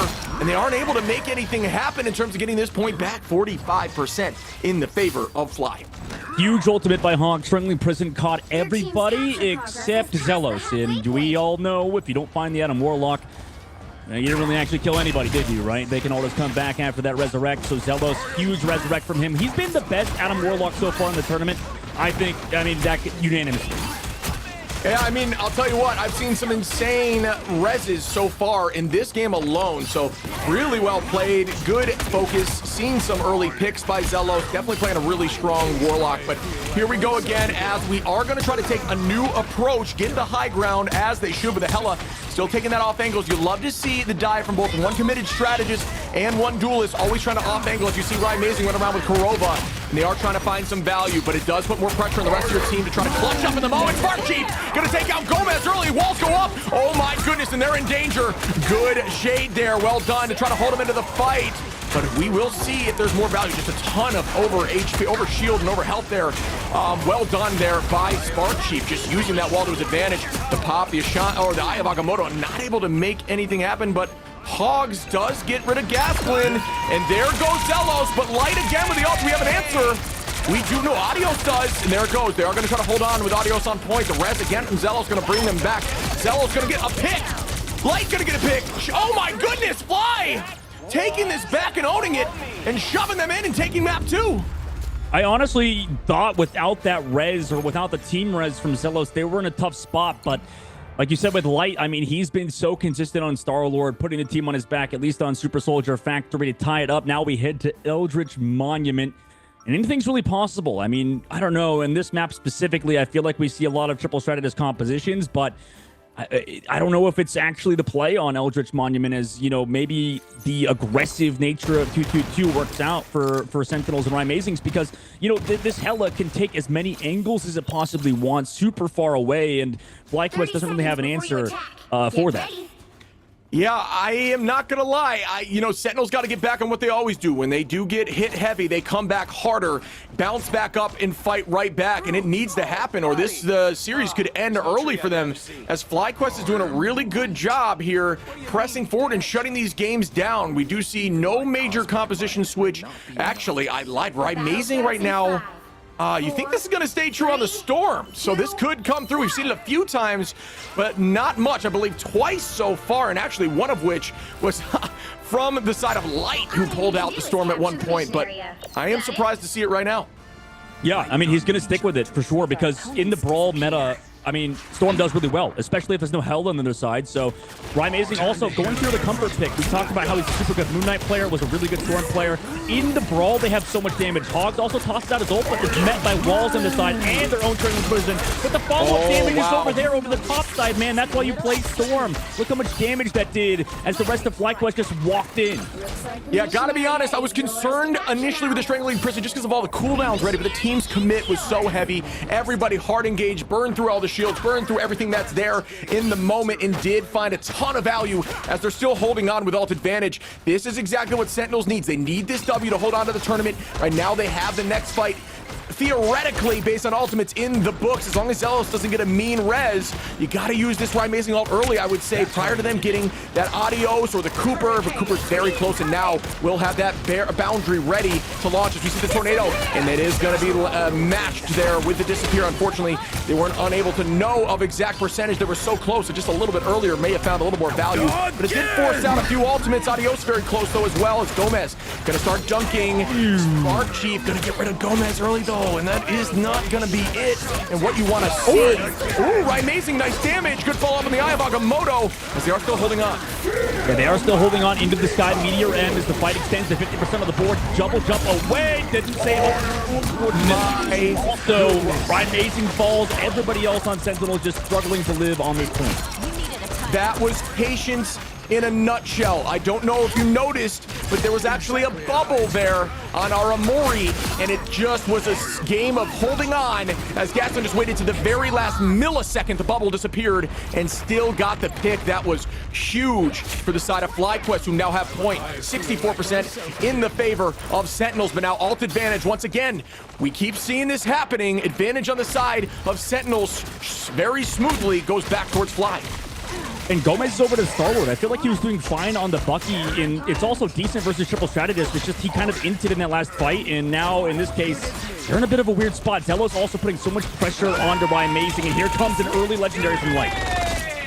Yeah, I like the Storm pick, honestly. Found some value so far, forces eyes upward, but it is difficult when Zelos is a mean, and I mean mean Adam Warlock player. A ton of poke damage there on the hit scan to help battle that back, but hasn't fallen to it yet, as we do see Gomez trying to match the Star-Lord, feeling very confident on that pick. Oh my goodness, the Strangling Prison is insane, and it gets 2, 3, 4, and they pop the Strategist. Unfortunate again for the side of Sentinels. Tries to pop another with a Tornado, but that's 2 ults used and no value, as the percentage should be shifting over here to FlyQuest. Yeah, look, Gomez is back over to freaking Winter Soldier, so like, what was he doing on Star-Lord? It's just, man, I don't know. For Sentinels, this is brutal going to next fight. Fallujah's gonna have to be another huge savior for this team. Holy moly, FlyQuest just seems to make it happen in clutch moments. They've been doing this for 3 days now of this tournament, just believing and just turning these fights around that maybe shouldn't go in their favor. Once again, massive ult advantage here for Fly, who did not use much in that last fight, and Sentinels used an absolute ton. This could be a mean turn. Eye of Agamotto out with a dunk land. Oh my goodness. It's over, man. It might be over. I don't know. The Fallujah didn't even go down, so they're not going to have teleport to spawn. Wait, he found Zelos on the other side. getting damaged. I mean, they have sustain too. Gomez has to walk back from spawn though, and FlyQuest have ultimates. Lights in the sky right now. Oh, and the res up for Zelos. The panic is starting. This is where all the nerves start colliding. They got to get here quick. We might see switches onto heroes that can fly back. But no, nothing yet. The Gasco's gonna find Kurova. Numbers are falling here. Sentinels starting to panic. Spark Chief dealing a ton of damage. Finds another as Gomez goes down. Will they be able to make this play happen? Will this end their series? As they do, push again. Spark Chief gets 2 hogs. Gonna find Light. Right, Amazing finds 1. Numbers back and forth. Light gonna res though. Haramori goes down. Oh my goodness, Cooper takes 2 and the W goes to FlyQuest as they end the Sentinels run. What a series. FlyQuest put themselves in the grand finals versus 100 Thieves. A deserved ending from them. Just feels bad for Sentinels because it just felt like they couldn't find a groove towards the end. Their meta, just not it. This meta just ain't it for Amazing and crew and the Sentinels. So FlyQuest, shout out to them. They got the job done.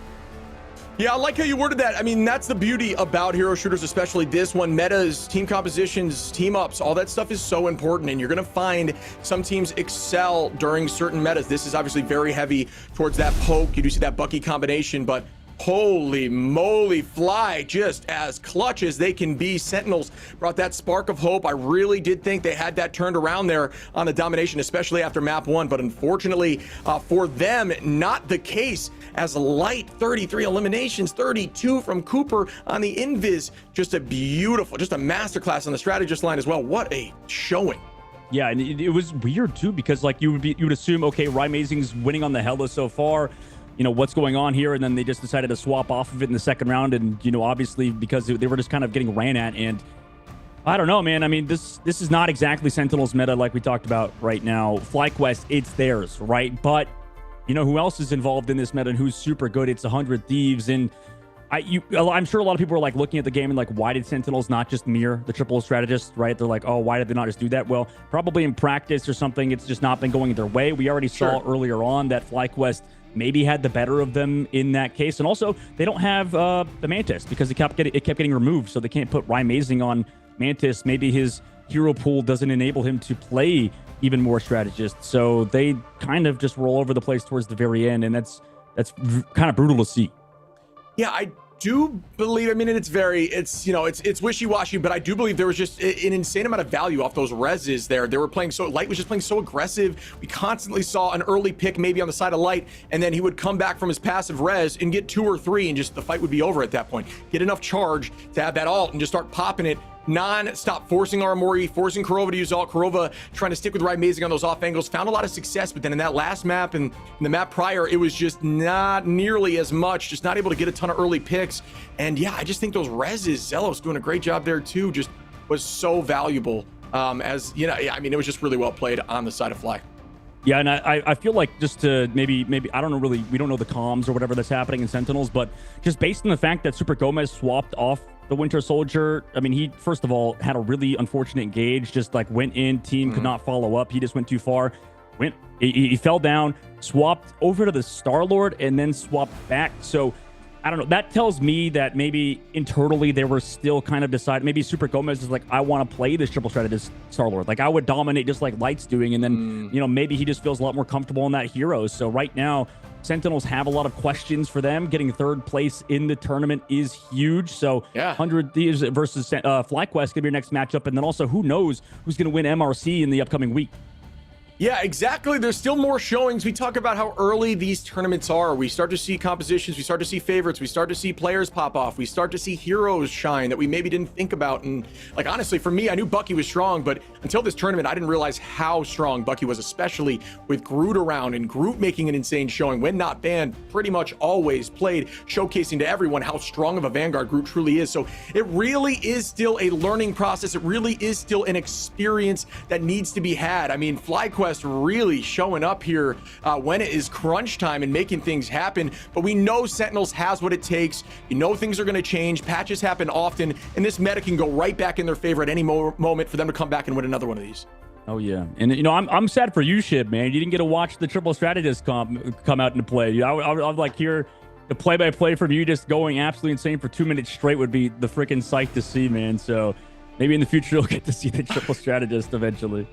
Yeah, I saw just the red and blue on the top corner there when you guys were casting that yesterday. I would have loved it, just how much I would have had to talk there and just ruined my voice forever. But yeah, didn't see the double matchup. I really did think prior that Sentinels ran that, it was as a comfort pick. I know how strong they are on that, but the Mantis consistently being banned maybe did completely shift things for them. As we know, Amazing is disgusting on Mantis during that composition. So really, that must be the driving factor as to why they didn't want to play it.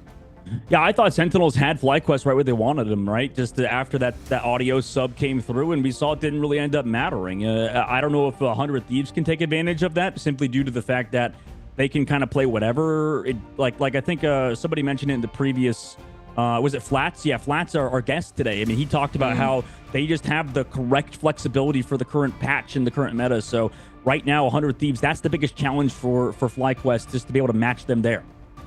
Yeah, just to go over some numbers, just to reiterate a little bit about that game, Spark Chief, 17 final hits, which is insane to see on a Vanguard. Obviously, getting up towards the 20s is so much value as a Vanguard, because although it is your job, it's not really your job. You're just there to soak as much as possible and take space. But then we also look at Light, 15, and we are going to be having a discussion with somebody from this team shortly. But while they're preparing, I mean, it's insane to see 28k damage strictly on Light with that Star-Lord. We see a ton of healing, 40k plus for Cooper with 48, right behind Aramori for the most in the game, while still getting 14k damage on the Invis. The amount of strength that Invis has offensively now that I'm seeing during this is something that I did not prepare or expect when I was watching this tournament. I'll tell you that.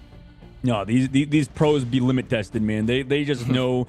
And the extensions, the range of the characters, and at the moment we know that Invisible Woman just has so much. We've talked about it many a times before, but it's the decision making that they make on these heroes that's really what sets them apart, right? Like you said, just able to get so much damage down range. We don't see a lot of casual players do that. They're not just able to pump out the same amount of damage as other strategists are. They think, okay, I'm an Invisible Woman, I'm a heal bot. No, when we're seeing these players, they set up engages, they communicate their pulls.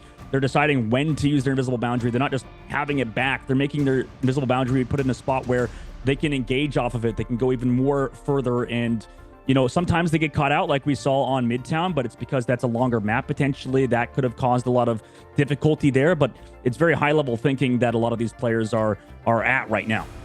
Yeah, you mentioned high-level thinking for this quality of player, right? And it's so right. We mentioned slightly during the broadcast just about the understanding of cooldowns and timing instinctively as somebody playing during that moment. I mean, maybe it's on somebody, I'm not sure, is strictly how each composition, each team is running that kind of situation. But the raw understanding of when to land these ultimates, like you saw there, I'm not even going to lie, when Gaskelin had that dunk on Aramori, who had the bubble over her head, I just assumed it was going to be nothing. But it was literally frame perfect where that bubble popped and immediately she was gone, sweeping the floor and getting rid of that eternal bond on the map. I mean, it was potentially, definitely fight winning, but potentially map winning for them, as that's when everything shifted. All those ultimates just didn't get any value, even the tornado after the fact.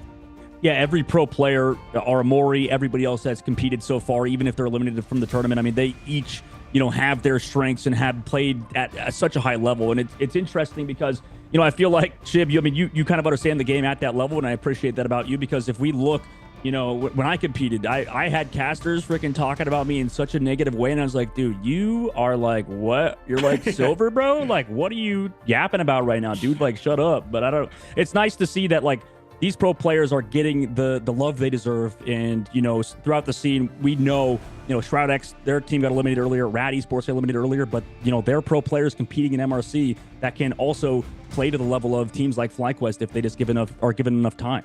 Yeah, and I love to see it, right? Like, I like seeing these teams that maybe were quote-unquote underdogs, or maybe just not expected in the moment because we haven't had eyes on them as much as we had in some of the other teams in the MRC, shining, and I'm sure we're going to see more of that. But speaking of people shining, we have Light on the interview again. This guy's PR trained at this point. Every conversation seems so smooth. I'm sure he's got a little bit of nerves, but Light, how you doing today, buddy? I'm doing great, boys. How's it going? What happened to your room? Why is your room all smoky right now? Wait, is that better? Oh, okay. I thought this was okay. Cool. I was like, this is a Marvel Rival stream, man. What are we doing in the smoke there? But dude, Light, awesome job, great job throughout the series, and you guys seem to have figured it out. You talked to us yesterday just to kind of go back. You mentioned how First time you guys played against Sentinels, you said you trolled your draft. I think that was the quote that you said. Coming into today, how did the draft feel? How did you guys feel going against Sentinels? Yeah, I mean, we sat down like the past 2 nights and just talked about our draft for like hours until we had something that we could all agree with, and that was perfect. Because I personally, and I know the team was as well, but just speaking for myself, I was really, really sick of just trying to cripple them instead of playing what we are good at. And I just had the confidence that I'm the best Star-Lord in this game, and I told my team we are never banning Star-Lord ever again under any circumstance, and that's what we did, and I gapped every map, and that's going to be the case coming up too. I'm feeling so good with the boys. Yeah, you got me so hyped right now. I can run through a brick wall. Dude, honestly, I will say this again. I do think duelists just need that confidence. Like you're saying, I am the best at this hero, and I'll show it. I think you need that, and I'm seeing it from you, absolutely. But one thing I need to dive into is you guys made the switch with some subs today, which seemed to give you a ton of value. I know you may not want to dive too much into strategy, but is that a hero-based thing, or is that a map-based thing? How does that work for you guys? Can't talk about it. Audio's got a 100% win rate. That's all I'm going to say. That's my goal. All right. I respect that, and we can keep it quiet, but I do like the strategy on you guys at least having something. You mentioned secrets, so clearly that was something that you've been hiding and ready to pop out when need be. But gorgeous play, man. Oh yeah, and like thank you, obviously boys. you guys, we're so high. You guys gotta. Oh, I bet, dude. Like you guys obviously have to play against the 100 Thieves coming up again, getting that rematch against them. You know, going into this one, what do you want to say for 100 Thieves? What do you want to talk about maybe going into the series? Because obviously, I mean, you have to prepare and stuff, so you don't have to talk too much. But in terms of like what you're looking forward to in the series, any words you want to say, I suppose, for 100 Thieves? Yeah, everyone on my team, including myself, has a lot of respect for them. They're all really, really good players, and we all know that we're the underdogs. But we're going to play our best, see what we can do. Maybe we take some maps here and there. Maybe we win. We don't know, but we just want to show up, play our best, and whatever happens, happens. And we're just excited to get in there. Awesome. Well, best of luck, brother. Obviously, we don't want to hold you too long because I know you got to get back in there. But, hey, man, it's been a pleasure talking to you. We appreciate you jumping in nonstop with us, and great insight. And I appreciate you keeping the secrets, too. Got to be honest. Yeah, thank you, guys. All right, brother.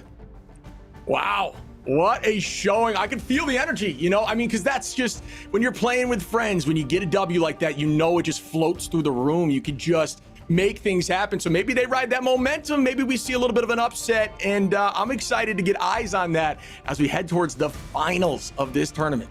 I mean, the finals are coming up in just a bit, man, but let's take a look back at the highlights from that series.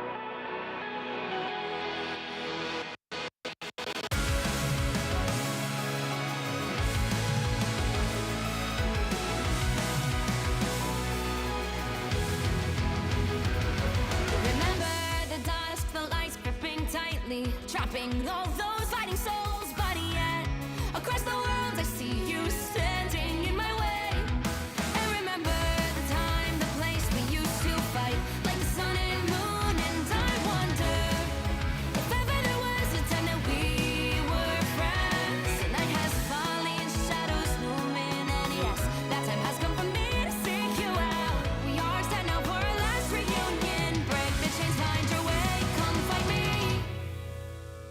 Do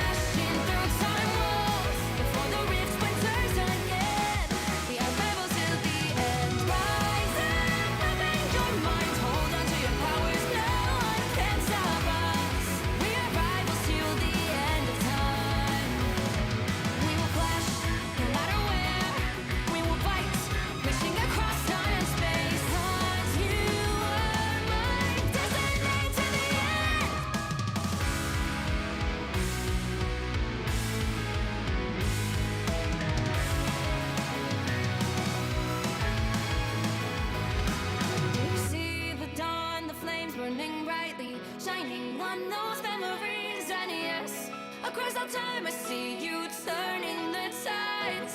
And do you see now our time, our turn, we can still fight like the wind and fire, and wonder no more that now is the only time your heart is mine. Light has fallen, darkness grows, and yes, we fight for our destiny and fate. New days smiling for the past and future. Break those chains, lead the way, fight with me. And when you wake up, open your eyes, raising up your fists and smashing through time walls. Before the rift splinters again, we are rivals till the end. Rise up, open your mind, hold on to your powers, no one can stop us. We are rivals again until the end of time.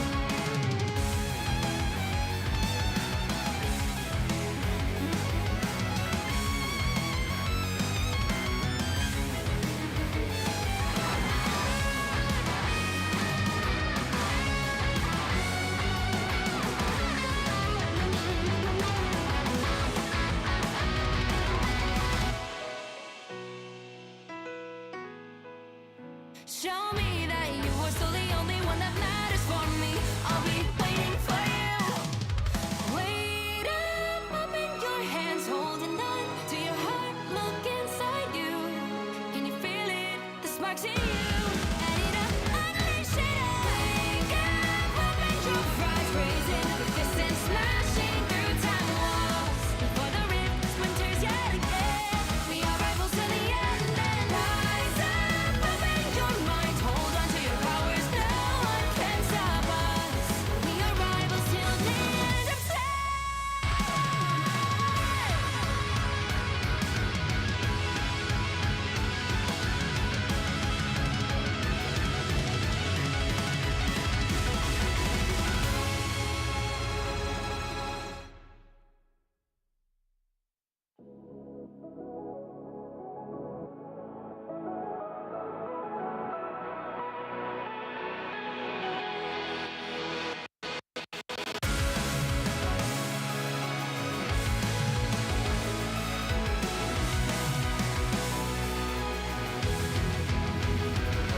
Remember the dusk, the lights gripping tightly, trapping all those fighting souls. But yet, across the world, I see you standing in my way. And remember the time, the place we used to fight, like the sun and moon. And I wonder if ever there was a time that we were friends. The night has fallen, shadows looming, and yes, that time has come for me to seek you out. We are set now for our last reunion. Break the chains, find your way, come fight me. Do you remember who you really are? Show me that you are still the only one for me. I'll be waiting for you. Wake up, open your eyes, raising up your fists and smashing through time walls. Before the rift splinters again, we are rebels till the end.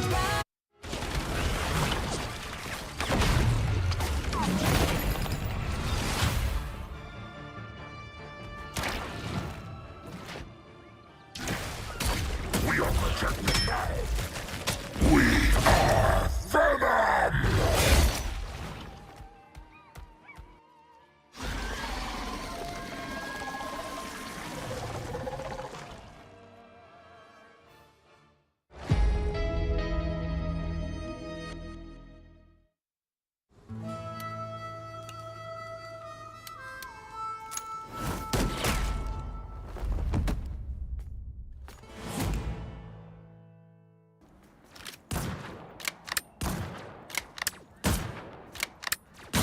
Plasma, burst!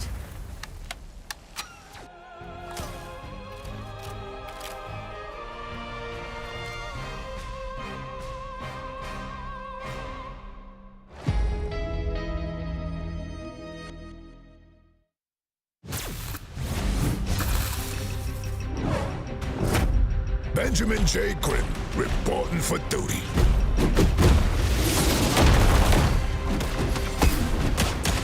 Too easy!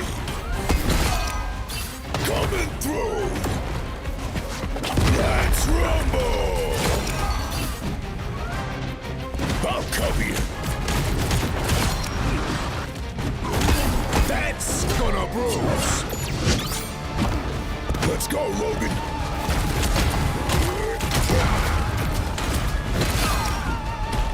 Ready to throw down.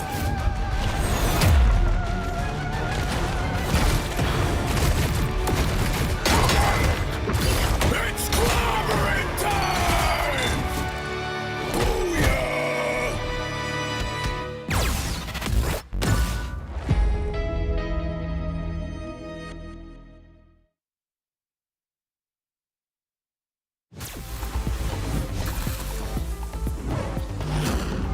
My power is a gift from Solal the Undying.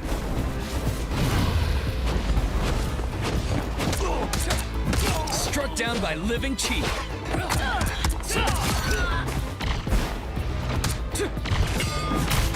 Dragon kick! Ball Yuan Shouyi.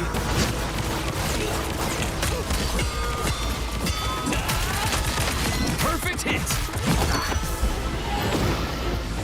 The dragon unleashed!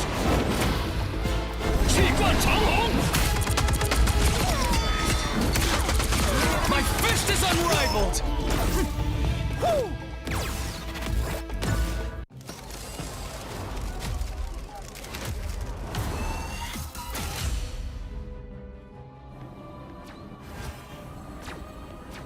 I outnumber you. I still need you. Your powers are mine!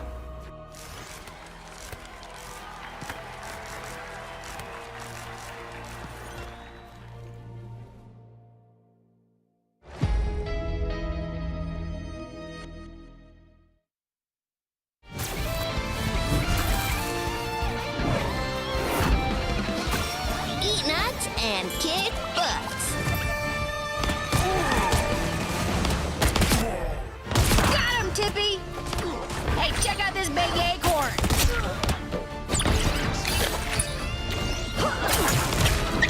Score one for the squirrels! Ah, it's a squirrel nami! Huh, where do you think you're going?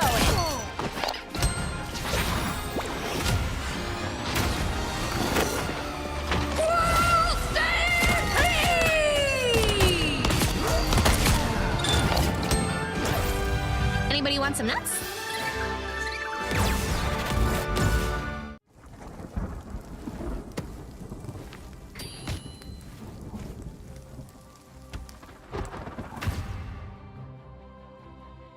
Oh yeah, coming through. My favorite time.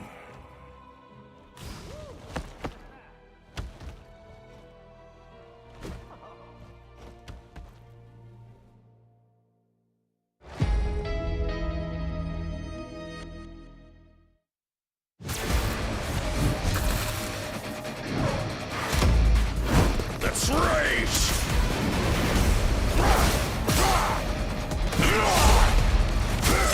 You had that coming. Don't get back up.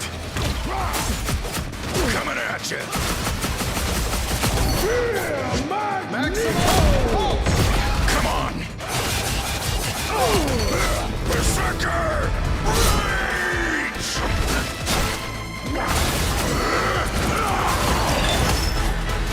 Told you I was the best.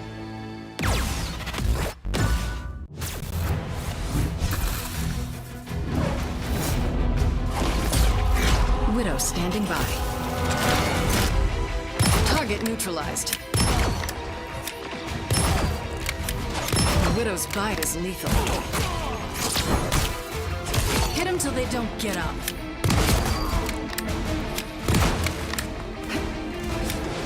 You can rest now, Bucky. No way to miss now. Plasma burst!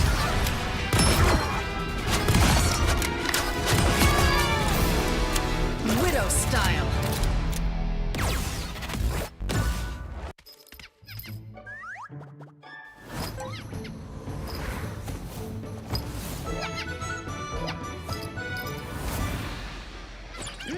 Time to go nuts. Ha! Hey, check out this big acorn.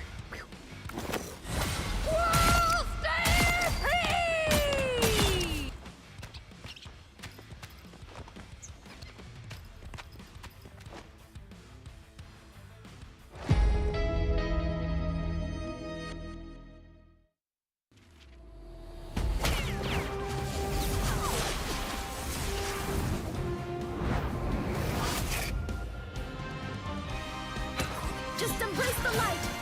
Lights out. Living feet. Us against the world.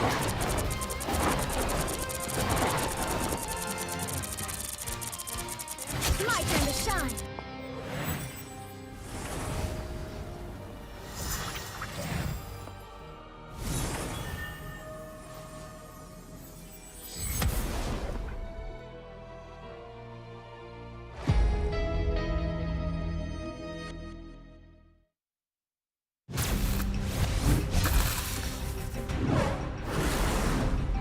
Human Torch in the house, yo! You don't look so hot! Boom goes the meteor! No applause?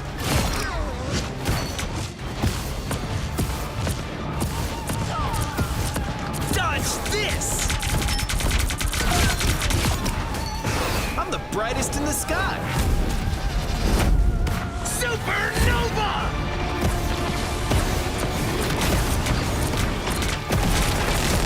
Firestorm! Flame on!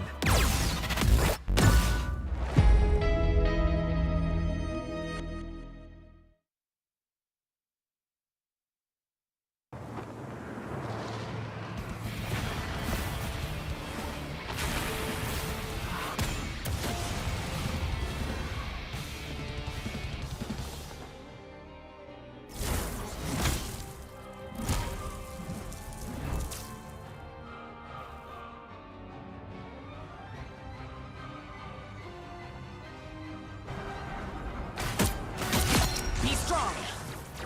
Feel the thunder. Feel the wrath of the goddess!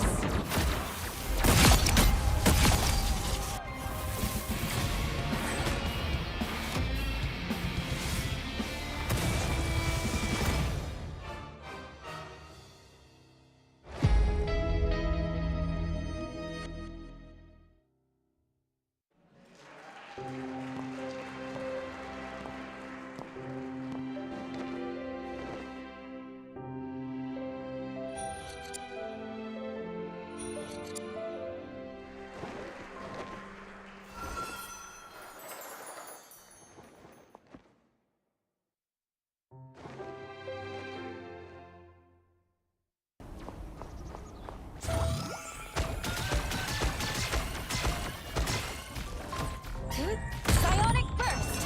Disappear!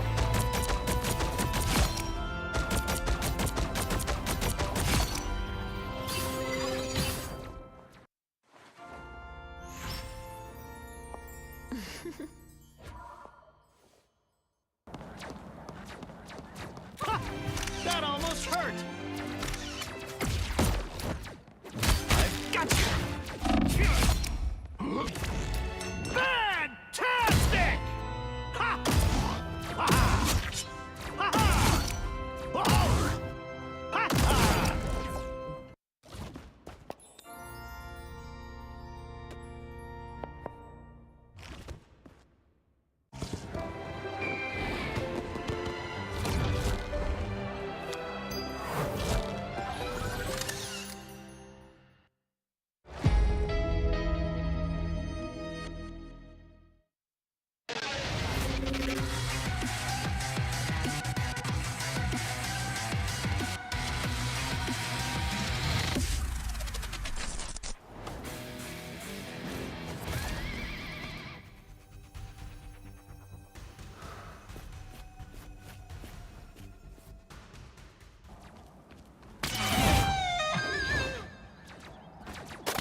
Grab the whip!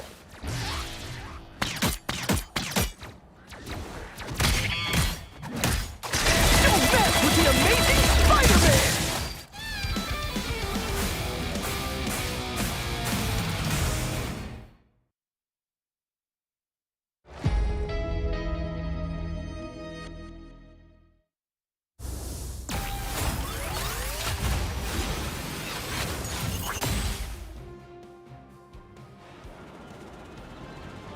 Anyone say fireworks? Powering up. Maximum pulse!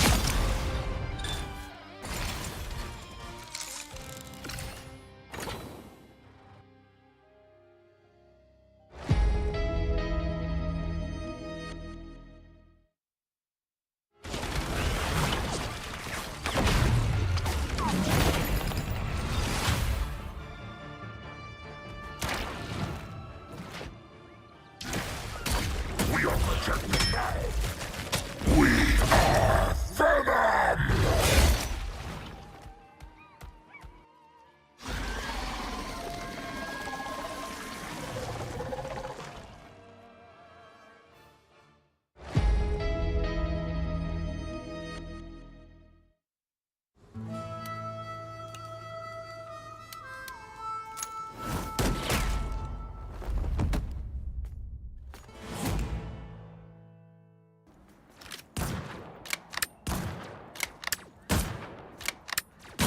Plasma burst!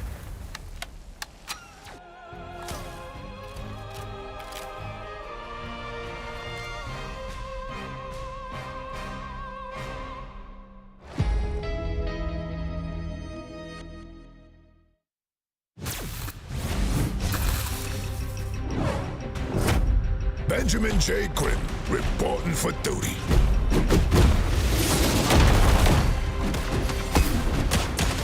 Too easy. Coming through. Let's rumble. I'll cover you. That's gonna bruise. Let's go, Logan.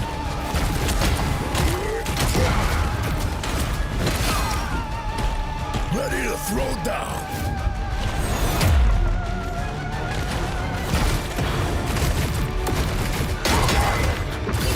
It's clobbering time!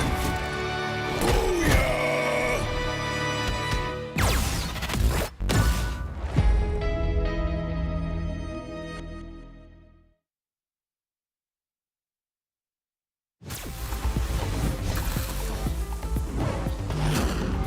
My power is a gift from Solal the Undying.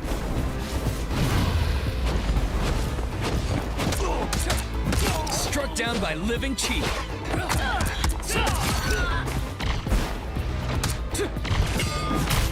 Dragon kick! Ball Yuan Shouyi.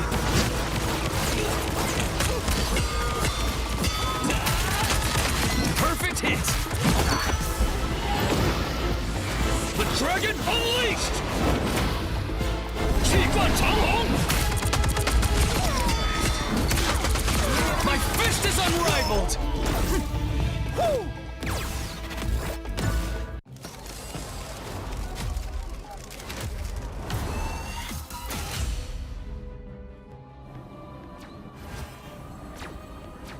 I outnumber you. I still need you. Your powers are mine!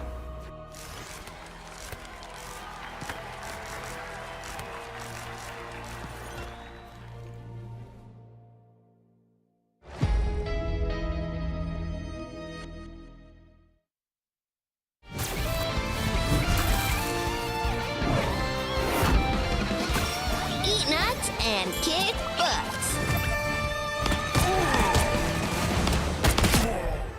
Got him, Tippy! Hey, check out this big acorn!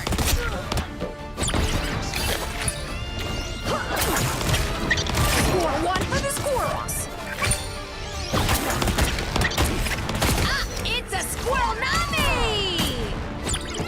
Huh, where do you think you're going?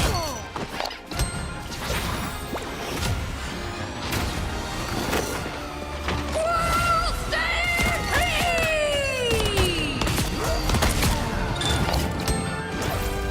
Anybody want some nuts?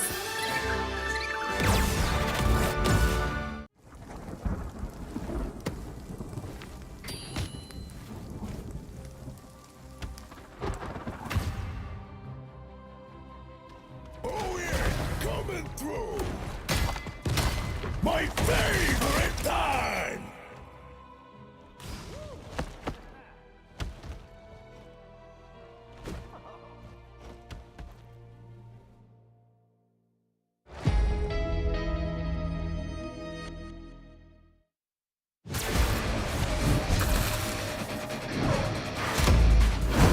Fierce rage!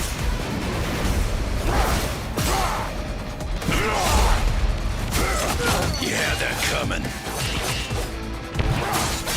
Don't get back up. Coming at you. Maximum pulse! Come on. Berserker! Rage!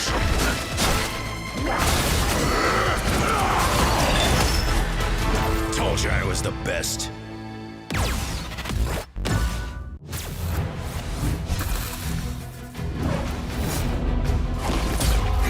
Widow standing by. Target neutralized. The Widow's bite is lethal. Hit them till they don't get up.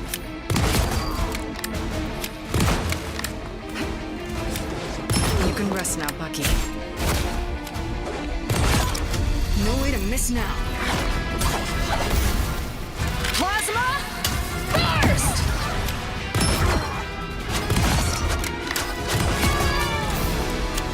Widow style.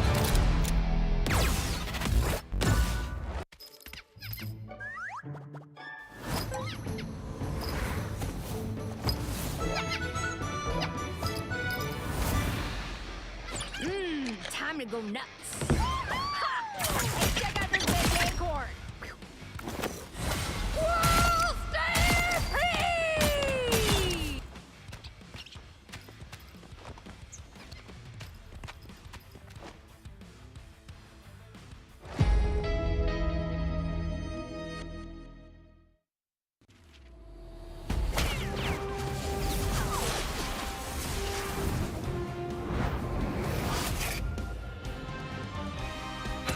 Just embrace the light. Lights out. Vivid feet. Us against the world.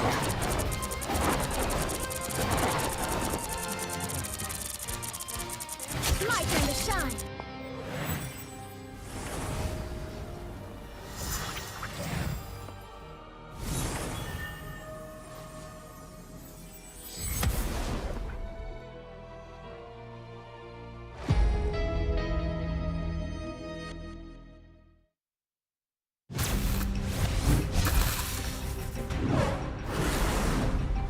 Human Torch in the house, yo!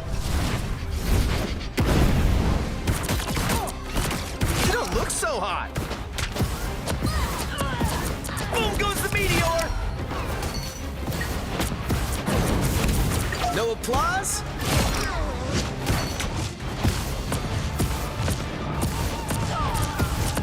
Dodge this!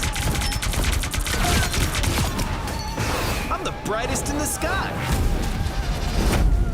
Supernova!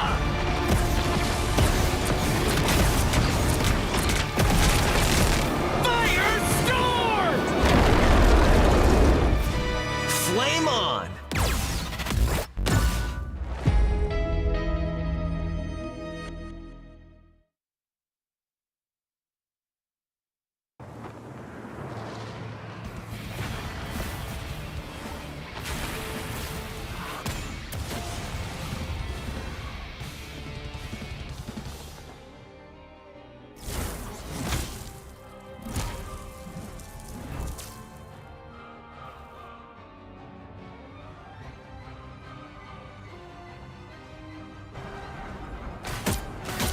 Be strong. Feel the thunder. Feel the wrath of the goddess!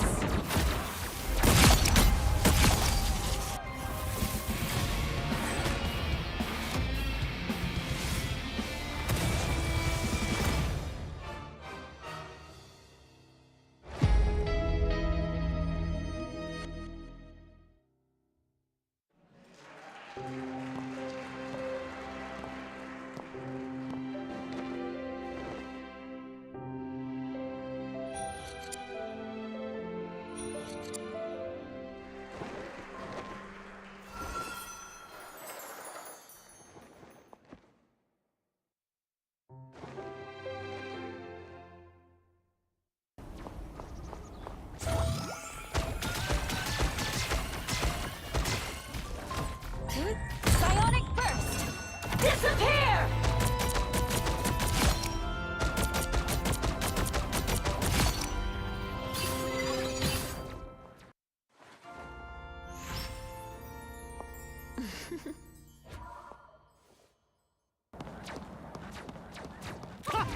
That almost hurt! I've got you!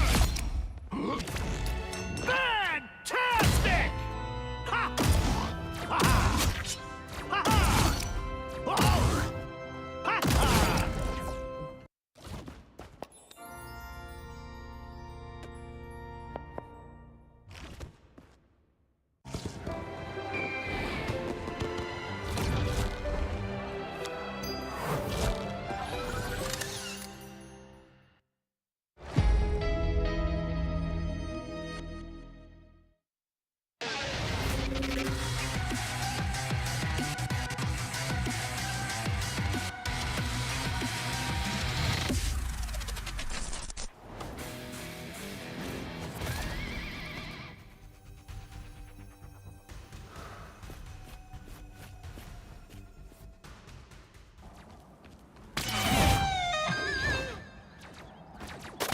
Grab the whip!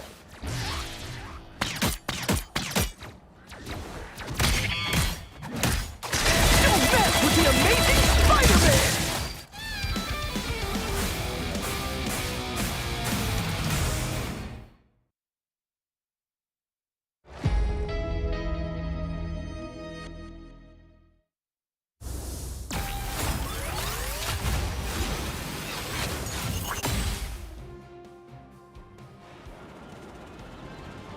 Anyone say fireworks? Powering up. Maximum pulse!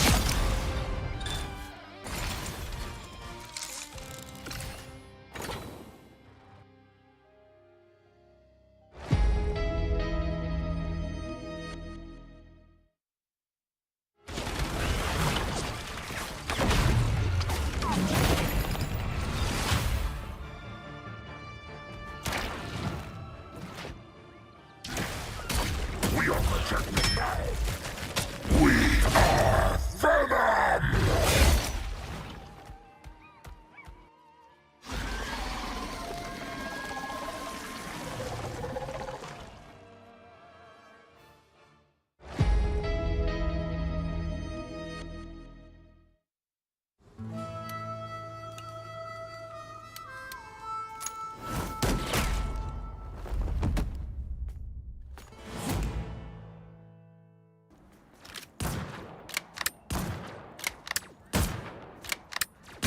Plasma burst!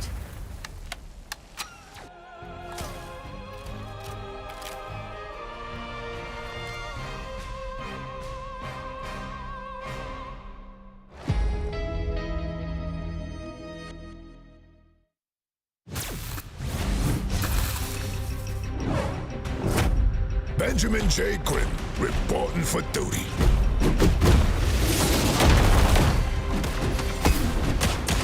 Too easy! Coming through! Let's rumble! I'll cover you! That's gonna bruise! Let's go, Logan!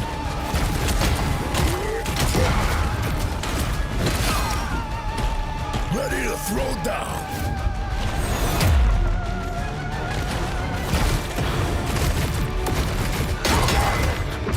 It's clobbering time!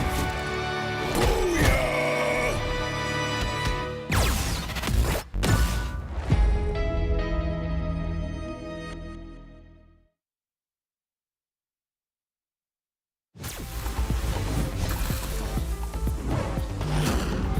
My power is a gift from Solal the Undying.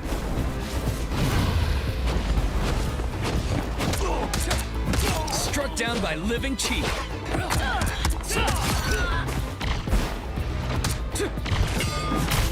Dragon kick! 暴元手一。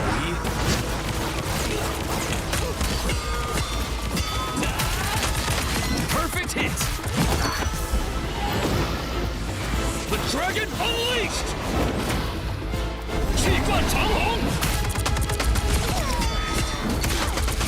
My fist is unrivaled!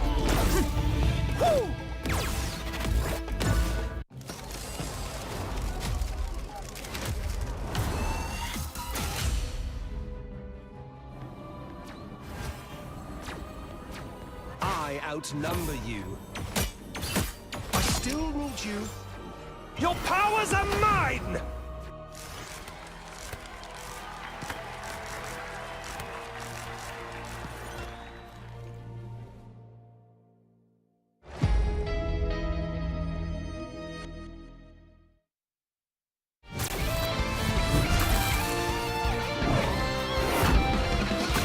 Eat nuts and kick butts. Got him, Tippy! Hey, check out this big acorn!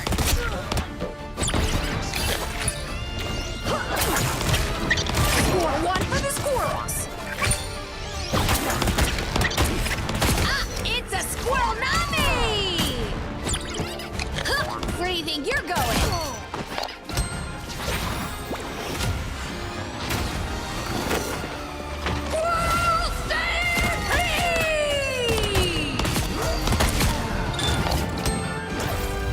Anybody want some nuts?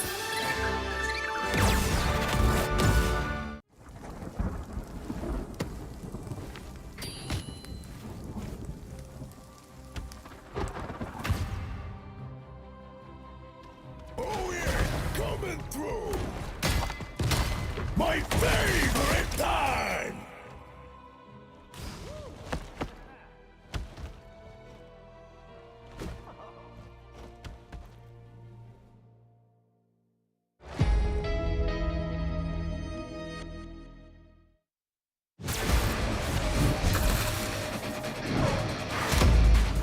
Let's race!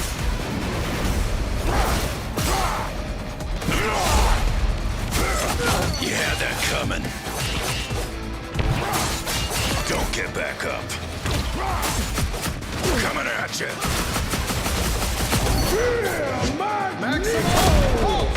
Come on. Berserker! Rage!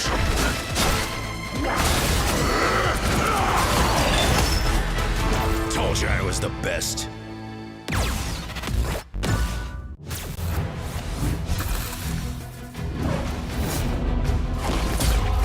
Widow standing by. Target neutralized. The Widow's bite is lethal. Hit them till they don't get up.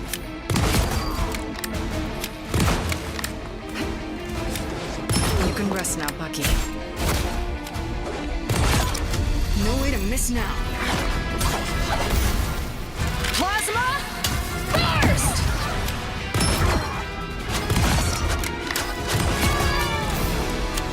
Widow style.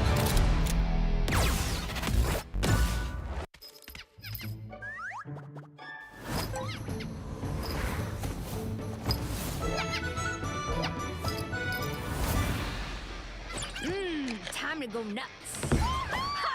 Hey, check out this big acorn.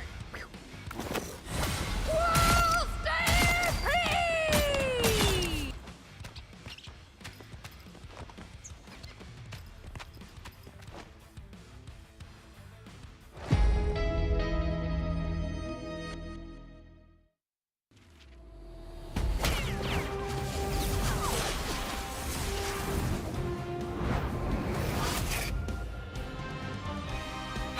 Just embrace the light. Lights out. Ready to defeat. Us against the world.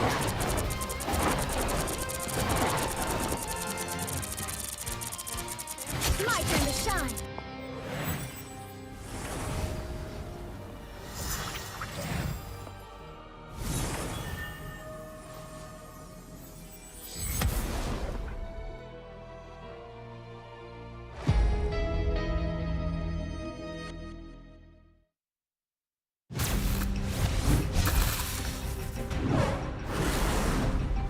Give it to Torching the house, yo. You don't look so hot. Boom goes the meteor. No applause?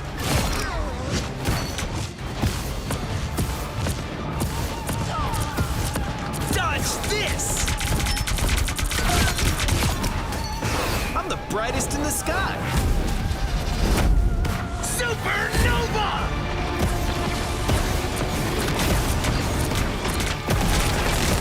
Firestorm! Flame on!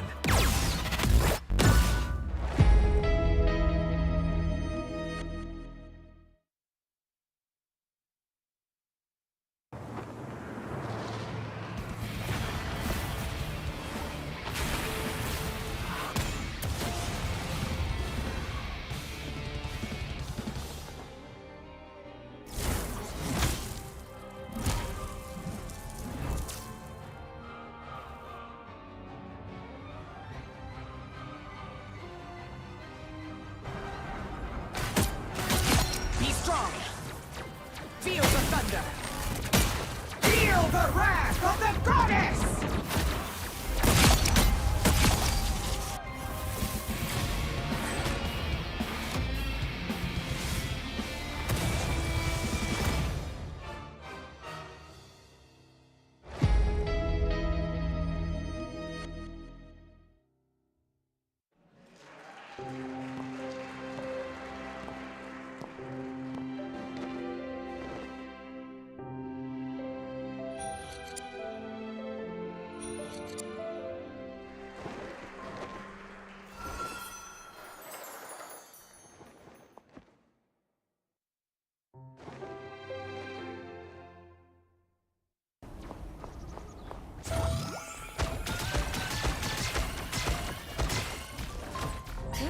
Psionic burst! Disappear!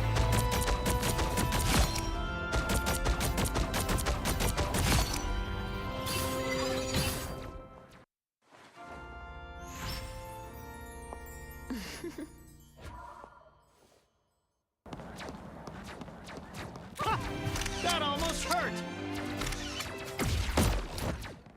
I've got you. Fantastic! Ha! Ha! Ha! Ha! Oh! Ha! Ha!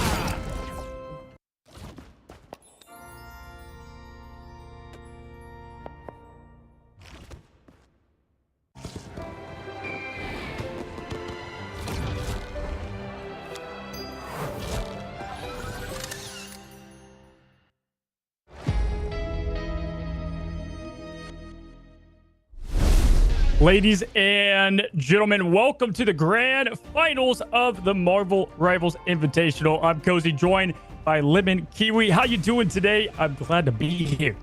We've had such an exciting day. I don't know how this final is going to top what we just saw between Sentinels and FlyQuest. We have to throw our script out the window because we've just been thinking all day and all tournament long that it's going to be 100 Thieves Sentinel final, and it's not. FlyQuest went from losing to Sentinels to beating them. They've done more than enough work to deserve to be here. Absolutely. Listen, tonight, guys, we witnessed the final chapter, the stories that we've been building since day one. 100 Thieves, #1 seed. The absolute juggernauts, they're the standard, right? They haven't just won, they've wiped the floor, Lemon Kiwi. The teams, they've come in with a plan. They've left just wondering what happened. What happened? The squad, they don't just play the games. They run the lobbies. And I think today, though, we have a real shot. I know a lot of people, they wanted Sentinels versus 100 Thieves, but FlyQuest, they've got something important, and that's momentum and definitely some drive and joy, as we just saw from the interview from Light. We're bound to have a good one today. Yeah, and I mean, almost like 100 Thieves knew that this final was going to be this way. They have just been barking back at everyone saying that Sentinels is the #2. It's their ultimate rival. Oh my god, just all the banter between 100 Thieves and Sentinels has gone the distance, and it's been hilarious. But what's not as funny is the Swiss result between FlyQuest and 100 Thieves, which went very one-sidedly in favor of 100 Thieves, but that was only the second match of like the whole tournament. Yeah, listen, if Shikigami was any indication, right? What happened last weekend stays in last weekend. It's like Vegas, because we saw a team go from 0-6 to nearly getting themselves to a spot here, pretty much. And so I think FlyQuest, they know that too. They've talked about it on, they were banning towards the opponent, but no, now they're banning to help themselves and play what they want to play, right? They've been pushed to the lower bracket. They've been pushed to the edge. And Lemon every single time they've answered with confidence, execution, just with the heart that they need to be here. But 100 Thieves, this is going to be a tall task because they play a lot of similar comps. And I expect there to be a lot of new surprises that they might have under their belt. Yeah, and we could just start by highlighting the big stars. I mean, the big star that you saw on your screen just now, Light, one of the most flexible duelists that we have in North America, is coming into this very, very confident. And he was just, I feel like FlyQuest and him have been innovating so much, whether it's him playing Spider-Man, he likes the Venom team up, and Light has shown us every look in the book. And I think that's why FlyQuest are so hard to ban against, because Light can go to so many different heroes. Yeah, for sure. And then they're even subbing in players quickly. We still don't know the reason why. We have our suspicions. But they said they would bring out something. And, Light, I love it because he came into the tournament Invitational saying, Spider-Man, he's my guy.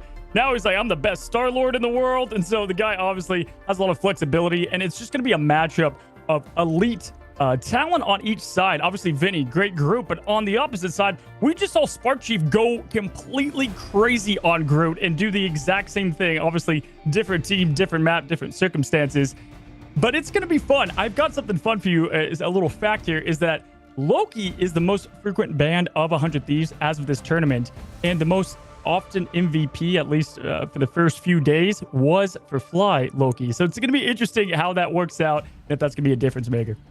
Yeah, from Light being the flex to now we look at the hit scan of FlyQuest, Energy, people calling him like a cyborg, like not a real human, the server admin. I don't know, he has more titles than Daenerys. And so it's like wondering, are they going to ban Hela or protect it? Because FlyQuest, I think the only time they've ever banned Hela is maybe against Envy, where mad respect to Cal to make FlyQuest, especially someone like Energy, be worried about that mirror. So we'll see if something like the Hela is going to be protected for Energy, because I think setting up Energy for success is important. But otherwise, if the Hela's out of the picture, then Bucky has been really strong for Energy. Yeah, for sure. And I think we are going to see a much different path than we saw from these teams when they went together the first time, because the heroes they were banning, let's say Groot, for example, well, obviously, like I just said, Spark Chief plays that now, right? So it's like, it's going to be tough to look at history. In a best of 7-2, first to 4, there's so much room for correction. If a pick ban phase didn't go your way, or if something happened within the match, it's who can fix the minor mistakes in real time, because that's what it's going to be here today. We've seen dominations be picked. Res comp on res comp. Nearly lost my voice last night from FlyQuest and what they've brought. And so, again, it's bound to be hopefully not just these mirror matches, but we're going to see something pretty unique. And what a unique story, too, for someone like Gasklin, who was released from Sentinels and then goes on to lose to them, but then ultimately get the last laugh in the bracket. Now he finds himself and the rest of FlyQuest in a top 2 scenario where FlyQuest have a chance to upset 100 Thieves. 100 Thieves have only dropped 2 maps, one against Envy and one against Sentinels, of course, and FlyQuest have yet to really dent the armor of 100 Thieves. But Gasklin, I think really wants to prove himself as not only, well, I'm on the better team now, and he said there's no bad blood or anything, but Gaskin wants to also prove that he's like the #1 Doctor Strange in the world, that he's on the number team in the world. Yeah, listen, I've been talking to Gaskin now almost for, going on for like 8 months, and the guy's fantastic, and we've talked, and I know how much it meant for him to get that win against Sentinels. Heck, Light said it yesterday. They were like, 100 Thieves, they're in a different level, but we want that win tomorrow. They wanted to beat Sentinels. And we see this in like other sports, like football, a great example, where teams like they have their mini Super Bowl, and I don't want that to be the case for FlyQuest. Like they got over the hump they wanted, they got that victory. They got to keep that momentum. They got to keep that drive for this, and I know this is going to be just as big to them. So Gaskin, absolutely great job at what he's done thus far, and excited to see more from it. Strategist play though, Lemon. We have some of the best here. Cooper Tastic has been fantastic. Whether he's playing Luna, Invisible Woman, he just almost had as much damage as a duelist. And then Harvey on the opposite side, SJP, it's going to be a big matchup. For sure. Cooper, I think that's got to be a consideration towards the Loki, one of the best that we have in North America. And Zelos has been able to fill all the gaps around that, and even bringing Rocket Raccoon out more and more. And FlyQuest love their res comps, and Rocket Raccoon definitely brings that. And to shift over towards 100 Thieves, like, yeah, the duelists or the strategists are going to be amazing. Harvey is also known as one of the best Lokis. It's just, you have the best of the best across all roles, but 100 Thieves, I think, have the most fearsome duelist duo of Terra, aka Affersy, and Delena, who have matched up. And I think Wolverine has to be a consideration for 100 Thieves, either to protect, to not ban, but to set up Terra on that Wolverine, because man, is he a menace on that hero. Yeah, listen, we've seen the cracks start to show a little bit, a couple of times, but not much. They've almost had a flawless record. But when they did lose, it was Terra that they kind of kept on the leash, if you will, with Wolverine. That's how they beat them. Of course, we already talked about yesterday, days before, that Midtown was their weak point. They lost only twice in the Invitational, both on Midtown. But then they flipped the script yesterday. They weren't worried about it, and then they ended up winning on Midtown. So they kind of got over that hump, if you will. But one of the times they did lose, it was to a Bucky Rocket comp, which was interesting on that Midtown. So, you know, have a strength of one team could be a weakness for another. So we might see that. Yeah, and if the Wolverine doesn't work out for Terra, if it gets banned out somehow, which I feel like 100 Thieves are more Wolverine pilled than FlyQuest, to kind of flex to different things, or more Star-Lord affiliated in that regard. Terra can also fall back to the Bucky. So it's also looking at Delena, who's been able to flex to pretty much any hit scan, a lot more Namor too than most teams. And if you can have SJP on the Luna, that team up has been really critical for 100 Thieves. And especially if you go to any kind of domination map, we just know how strong Namor is on sort of these very enclosed points. Yeah, listen, we've talked about it. Delena is one of the most, not only just great at what he does aim-wise, but Delena on 100 Thieves, it plays duelists like someone I haven't seen before. SJP even talked about it. Sometimes, you know, they will focus one healer or one DPS over the other. But Delena takes these flank routes, takes these opportunities that, I haven't seen a lot of others do so. And so I'm going to be excited to get some spectating on him and what he might put together there. But with FlyQuest, talking about being the most flexible team, they kind of show it all around on what they're playing, who they play, even their pick and bans. We'll get to that later, but it's really not common. There's always some change and difference. And again, that's what makes something great. We just haven't seen, 100 Thieves has just been dominating. So we have less of a resume almost on them, even though it speaks for itself. Yeah, there's just so many Guardians comps that FlyQuest have loved, with energy even shifting towards that third strategist. FlyQuest loving the triple strategist, loving to revive and fight non-stop and honestly exhaust their opponents. So energy will go either to Mantis, to Luna, and of course complement Light on the Star-Lord, with Cooper and Zelos with the Luna and the Atom Warlock. So it's been cool to see how much they've liked that composition, and FlyQuest protecting so much of the Atom Warlock, a core part of that. So is the response of 100 Thieves going to be to ban any of that out and even just get rid of the Star-Lord, which I feel like is a core, at least the core offensive piece to that comp? Yeah, and here in NA, I think a lot of people, Karova was the Atom Warlock that they were like, everybody knew. But Zelos has been making a case as one of the best now. The resurrections he's gotten and the ultimate usage has been impeccable. And listen, I mean, we've got ourselves a team, the number one in NA, right, versus the team that have earned every inch of this moment. And I think at this point, it's not just a match, it's the Empire versus the Rebellion. That's what it feels like, at least to me, if you look at the chat and what they believe is going to happen from this. So again, every little piece of this is going to be exciting. I think a lot of people, if you drop it, put it in the chat now, I'm sure a lot of 4-0s out there, but there can definitely be that spark of hope that turns into momentum, that turns into wins. And I think we've got a chance to see that today. All right, our first map is going to be random. This is a best of 7, no advantage, no bracket reset, a clean slate for FlyQuest to try to force the dismantling of the Thieves, the team that has almost gone flawless in this bracket.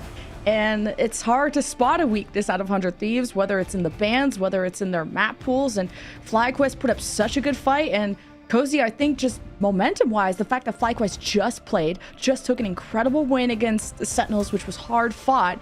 They come in with a little bit more fire, maybe kind of more warmed up for this. Yeah, of course. This is esports, but in sports, we see that all the time. Momentum carries. Guys, it's the moment you've been waiting for. It's the grand finals, and we kick off in match 1. Yig just sails Hath. And this is a map, actually, 100 Thieves have had 3 times now, so they're very comfortable here in the tournament. We head into the pick and ban phase, and right off the rip, Lemon, we've got Wolverine being banned from Fly. We talked about this one another. We said, hey, I think Terra's going to get shut down with that Wolverine ban, and there it is with Cooper Tastic's Luna going down as well.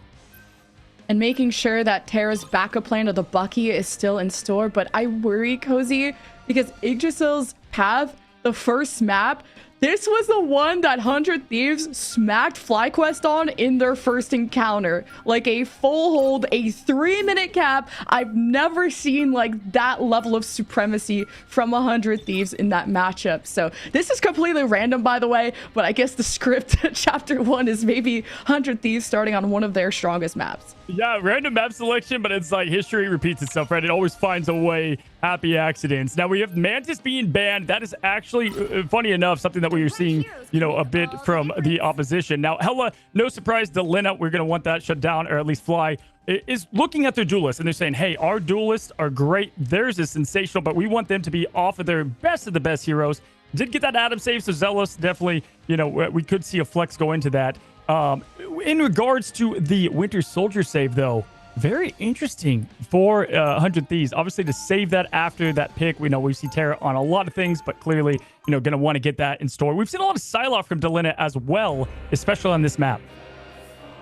Yeah, to make sure Terra has that backup plan, that's been pretty important. What's interesting to me is FlyQuest, as the last ban, choosing to get rid of the Hela, which I thought Energy would have been the one with the most hours and the most experience on Hela, one of the most feared Helas in North America, but not wanting that option to be available to 100 Thieves, forcing the Star-Lord and the Bucky mirror, and we pretty much could be having mirrors across the board, and we'll see if the rocket ends up rolling out, because that extra revive is always pivotal to extend the fight and to give yourself some forgiveness, but the respawns are also very close at this point of the game for FlyQuest, so you may not even need it. Yeah, we've got, listen, Harvey, this is his home as Loki. It's literally Loki's home in the lore. Love to see TTK on that Magneto as always. Delina going to Star-Lord, and Terra starting out with 20% already, charging up, getting early poke damage, and making them having to rotate back a little bit. Zealous getting the healing from Invisible Woman as this first fight is about to clash.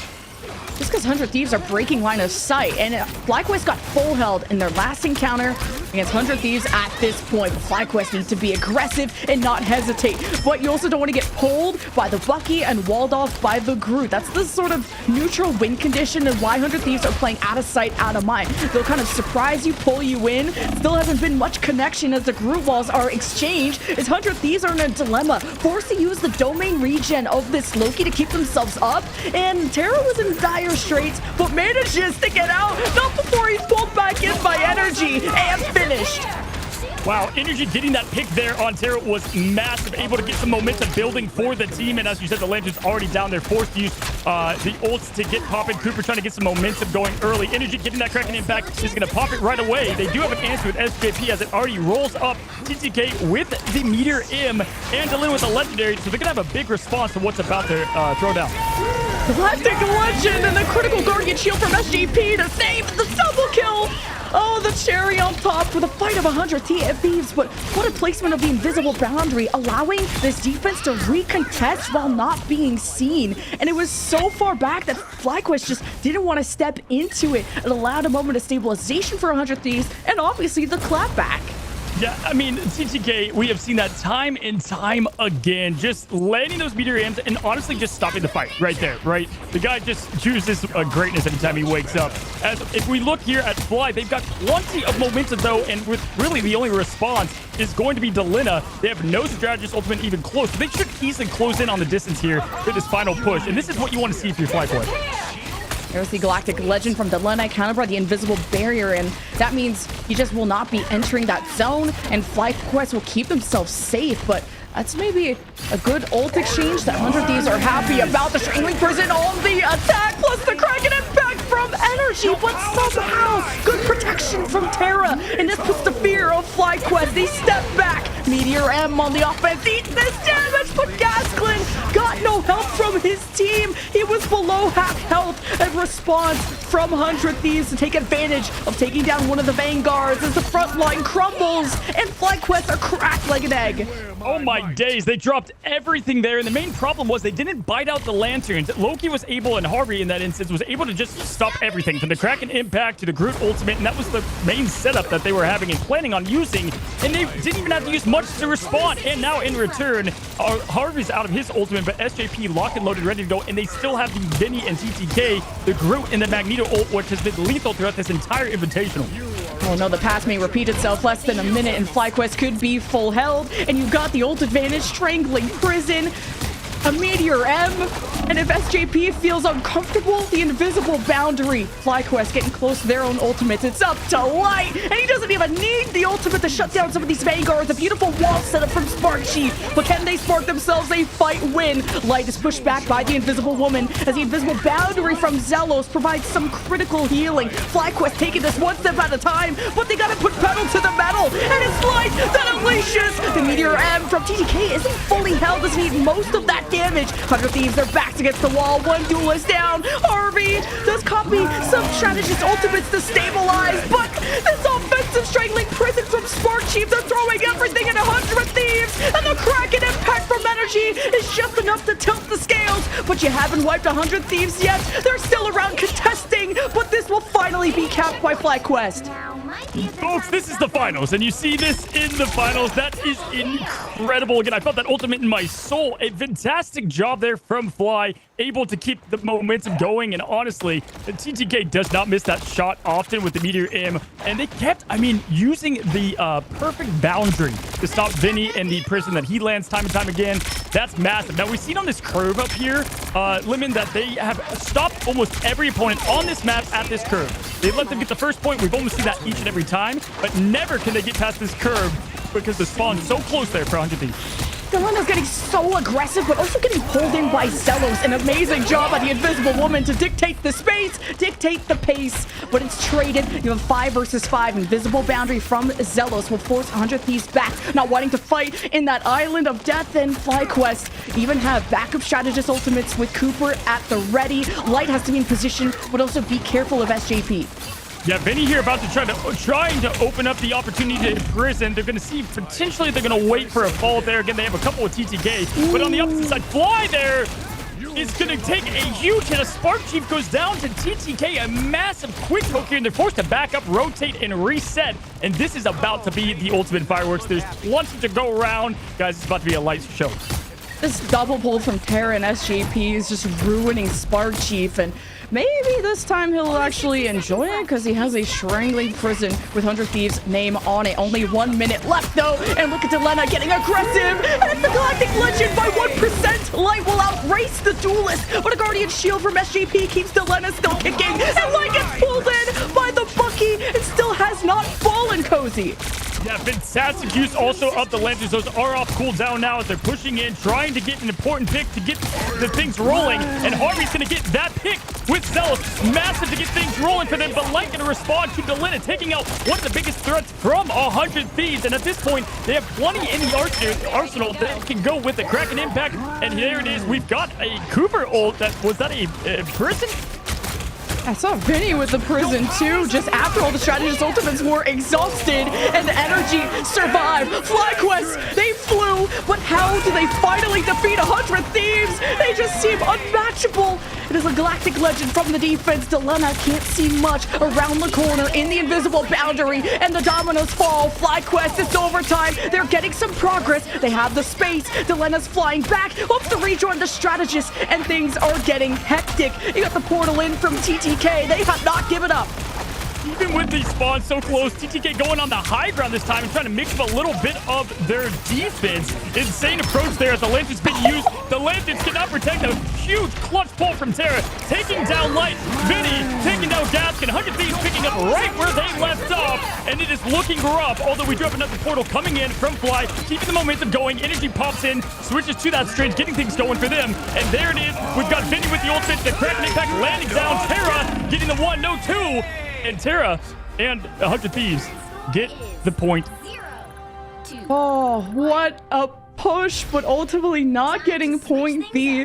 FlyQuest just unfortunately not landing the hugest of strangling prisons. 100 Thieves being able to defend off of. Now you have the Doctor Strange just coming in, obviously portaling, but a critical shield to just protect yourself so well during those Vanguard ultimates. Just FlyQuest getting all that space, but never fully eliminating 100 Thieves, who are so good at dialing things back. And that's why 100 Thieves are such a frustrating team to play against. And you had such a critical invisible boundary from 100 Thieves to just keep themselves protected and hidden until reinforcements were on the way. And at the end of point B, the respawns favor 100 Thieves. FlyQuest should be even happy they got to that point, because it was like overtime for point A. They were already at time bank disadvantage going into the second part of the map. I don't know if this push is going to be good enough, Cozy. Yeah, listen, they had no cards really left until TTK come in, and then they played the perfect hand at that point. I mean, it was a fantastic play all around there. And listen, they name famous streets after celebrities, famous people. I'm going to name that curve on this map after 100 Thieves. I mean, they stop everybody right there. It doesn't matter if they get a little uncomfortable on the defense. They're able to focus up and get it going. And here we go into the offensive push. Still not the worst push, but this is going to be tough, and Fly's going to have to play lights out. 3, 2, Playing lights out to keep the lights on, that's for sure. 100 Thieves.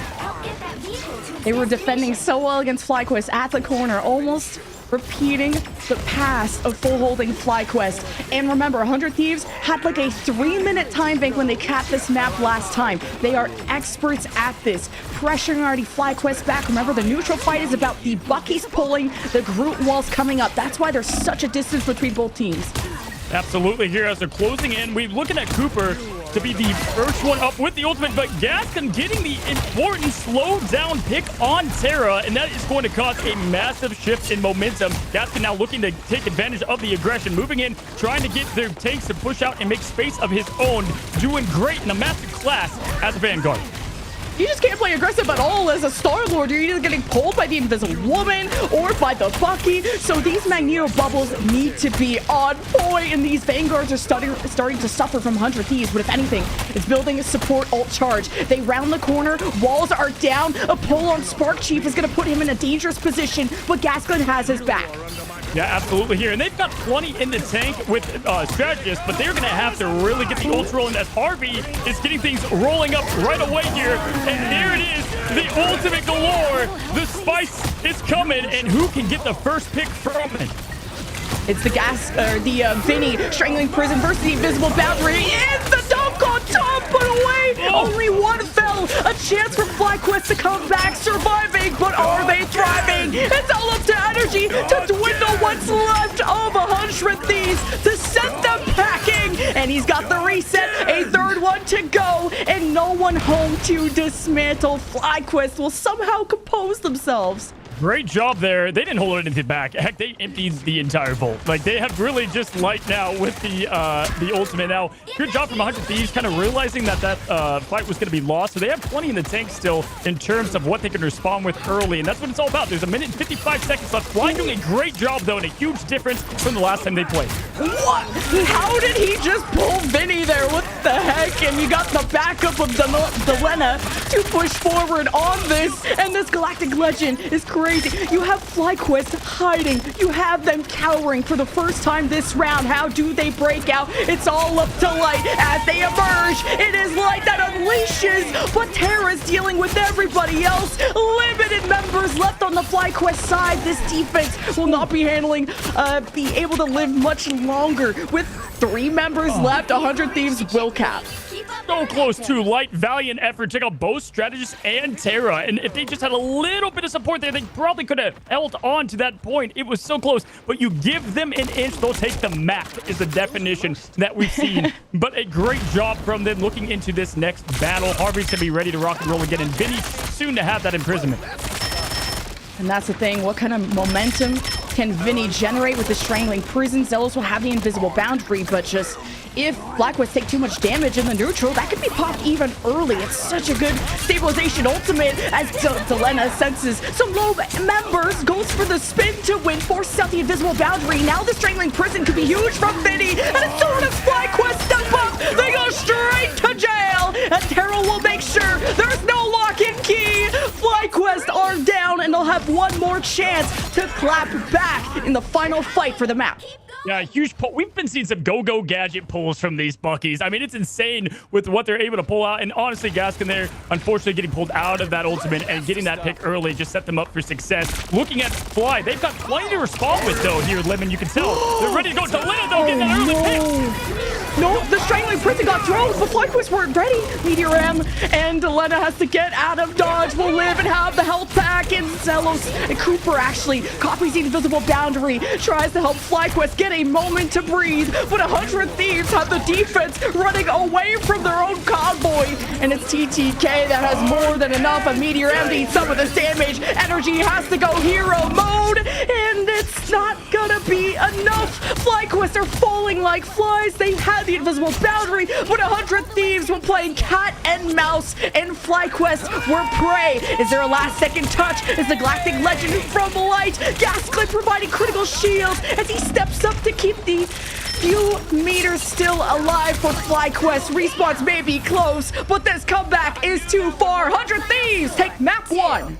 My goodness, this is the blockbuster finale that we've come for in this grand finals. Great job from, I would say, from FlyQuest there. Obviously, looking at them getting rolled the first time they played, they did much better. But as we know, momentum, it goes back and forth. And at this point, all that momentum from their last matchup, well, it's coming their whole year as 100 Thieves feeling great and doing what they do good, making it a no-fly zone. That's what they're great at, Limit, as we take a look at the stats. Just FlyQuest stepped up in moments that they shouldn't have, like the invisible boundary they had placed at the start of point B. They were worried about that strangling prison from Vinny that was still available after their own strategist ultimates came out. So FlyQuest took a proactive fight, kind of just popped out of their own invisible boundary and then walked right into a strangling prison. This just blew up the fight for the start of point B for FlyQuest, and then they had to fight several minutes for the end of the map. And again, macro-wise, getting pushed out of their own invisible boundaries. 100 Thieves had the defense playing on the other side of the map than where they were supposed to be. FlyQuest didn't disengage at the right spots. And honestly, Vinny went insane on the group. Yeah, it's crazy how just little micro adjustments could have been a different story. Light literally almost had that entire point held at the beginning there. I think the backup was coming. It was on the cavalry on the way, right? You had the Jon Snow with the sword out against everybody. Wasn't quite enough. But let's go to relive those moments and let's check out the highlights from that match.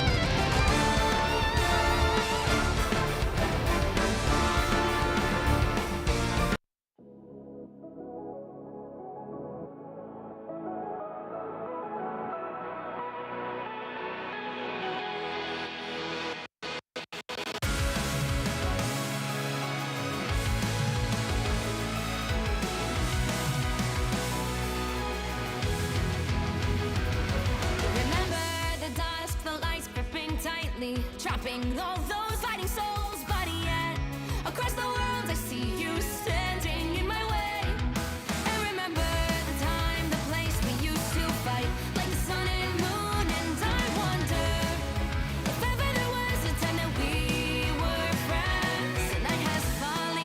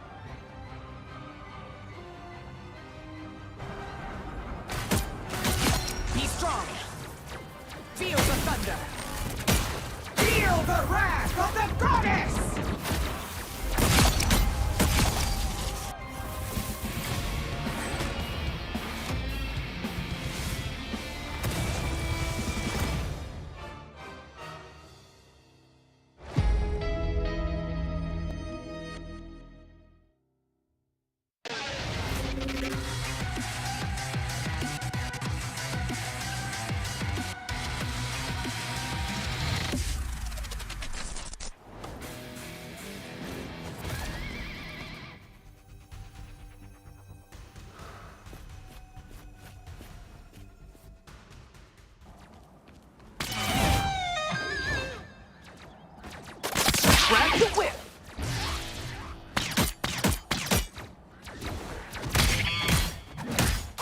Don't mess with the amazing Spider-Man!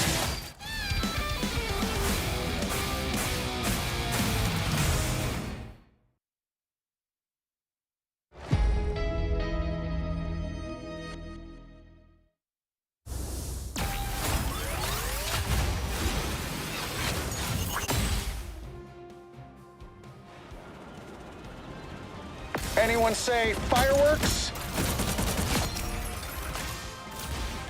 Powering up. Maximum pulse!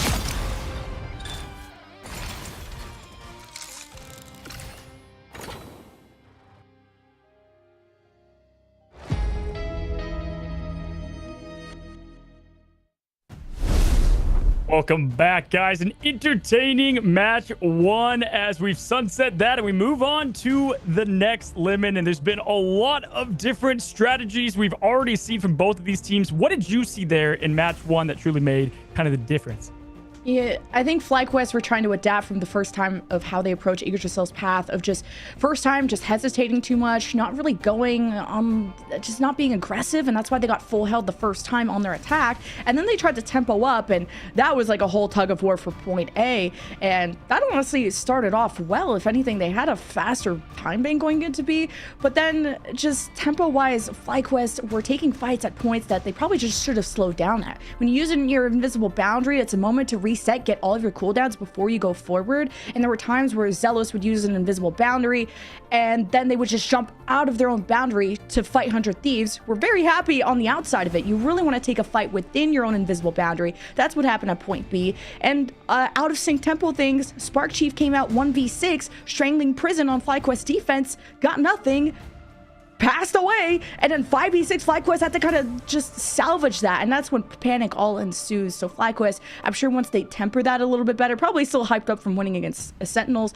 FlyQuest will find the right balance to get the right chase down on the 100 Thieves. Yeah, they played good, but you're right. Maybe a little bit of nerves happening, and that's natural. Listen, again, they were here last year under a different name, different org, different identity, but the core, that fire, it's still there, as I've said, right? And so I think they just kind of slow things down. A little bit of staggering happening there, definitely in the Vanguard department. You know, I think Terra came in clutch with a couple of his pulls, just slowed down everything. But listen, I'm seeing already those Spark Chief play way more confidently on that group matchup. They were banning it. They didn't even want to play Vinny, so I love that they're able to do different things and strategies with it now altogether. When it comes to the next map and what we see, we were kind of talking about it, I think we're going to see yet again domination. We've seen that time after time from FlyQuest when they get to pick the map. And hey, guess what, guys? We're there. We're in Burning T'Challa, Wakanda, for domination match 2 of the grand finals. And FlyQuest picked this when they dropped the first map to Sentinels. Maybe just FlyQuest don't start out strong, but maybe they finish out strong. And man, that was a hectic series against Sentinels, but Burning T'Challa, their choice. They ended up winning that 2-0 against Sentinels. And again, that's one of the most fearsome teams in North America. So I'm sure FlyQuest are feeling like, well, they improved their Yggdrasil Path Convoy map. So surely they're going to look better on this map too. Yeah, we're getting the same result here. Of course, we're going to get the Atom save. This is going to go to the Mantis band, most likely from 100 Thieves. Would be surprised if we didn't see it. And there it is. And that's the shutdown again. Just the triple strategist into that. And they're okay, though. I think they've been here a couple times. We just saw that. They played it just all yesterday against Envy. So Fly will be comfortable with that change. It'll be interesting to what they do. Now, something to note here, guys. Adios did take a swap. We've been seeing this, and I'm thinking the pattern is on domination maps. We've been seeing the substitute for energy. So at this point, we've got Adios in, ready to rock and roll, and there it is. Light on what he claims the best in the world, that's Star-Lord, with Zealous on Adam Warlock. Still sticking to the 2-2-2, and 100 Thieves still depending on Delena on the Bucky, but you didn't ban the Wolverine. So guess what could be on the menu? Terra on that. But Burning T'Challa can be also a very open map depending on which part of Burning T'Challa you start on. And what Wolverine doesn't like is open maps with no cover. Wolverine needs time to sneak around, get behind the enemy team, and some of these Burning T'Challa points can be anything but that. So I think we'll see what Terra ends up picking. He's gonna go back and forth though. Yeah, I actually thought 100% that Wolverine was going to be making an appearance here. I mean, that has been the big difference maker. But after the round Terra just had, he's feeling great. He's feeling confident, I'm sure of it. Ah, jeez. Fun little note here on this map is you can go and see what they're playing, quote unquote, even though they're probably just doing a little bit of fun troll meme action. It's like it's Twitter, but live in game. And at this point, both teams ready to rock and roll. We're seeing the Jets from both to give them the bubbles, getting to the point faster, and then they'll swap off into what they're going to play. We were just laughing because somebody was showing off the Iron Man emotes. So now that we're locked in, though, 100 Thieves will be stepping up. Terra not on the Wolverine quite yet. This could have been a map for sure. There's lots of nooks and crannies to hide on, but a high ground approach from the FlyQuest side. Remember these Star-Lords? How aggressive do they want to be? It's the timing of the Magneto bubbles. You also have 2 pulls with the Bucky and the Invisible Woman, but the triple strategist from FlyQuest is actually not going to have a Bucky, so a lot of survivability from their side. Yeah, absolutely. And really, Terra picked that to just close in on the Adam Warlock. The Resurrection so good to shut down with Bucky. We saw it attempted to be a counter yesterday, and there it is. We already have the Lanterns going down for... Wow, that's early from Audio, so that's going to be a huge ability to get the result and Snowball on here, as well as trying to get an early pick as well. And right now, the momentum is for FlyQuest as they get that pick on Vinny. Terra going down as well. Yes, a little bit of a trade there from SHP to Audios, but Light is not playing around as they get that first point with dominance here on Domination.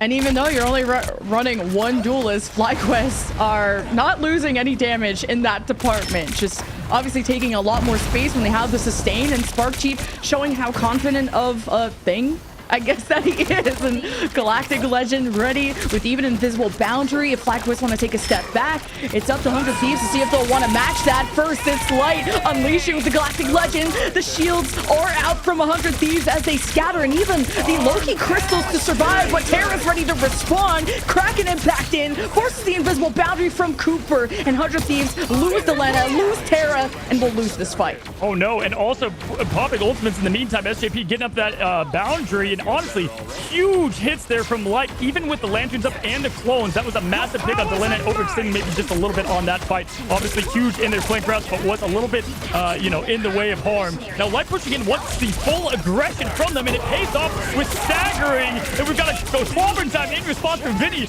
but able to escape, so there's been no benefit, Lemon, from the ultimates on 100 Thieves side. Yeah, 100 Thieves quick to the trigger, and I like that press from FlyQuest.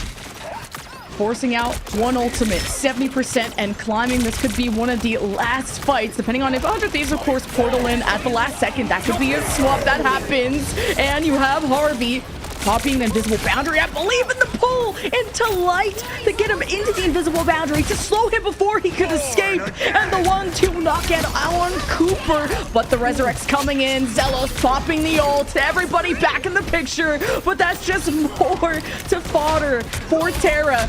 And now they drop back in. FlyQuest still haven't given up the capture, so 100 Thieves are going again.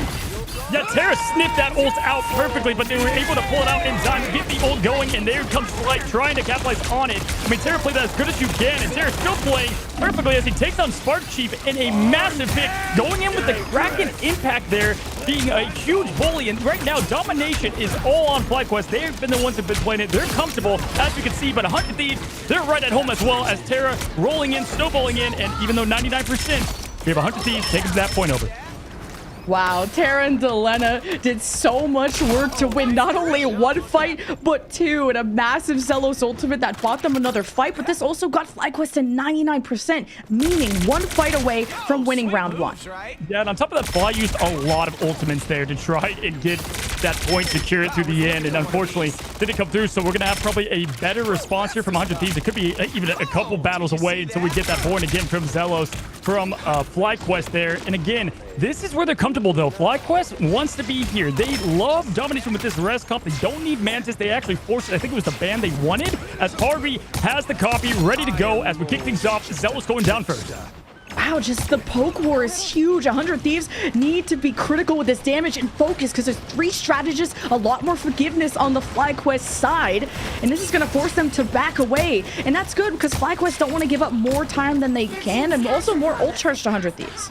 Yeah, funny enough, too, this is actually where they lost FlyQuest on this map, specifically on Burnin yesterday because of Zelos and just timing out that passive. As we see, didn't have the passive to pop back, get with the team. They're going to have to reset here going in, but they have plenty to set up. They have the combo maker of Clobber in time, and the follow-up of Gasket will be right after it.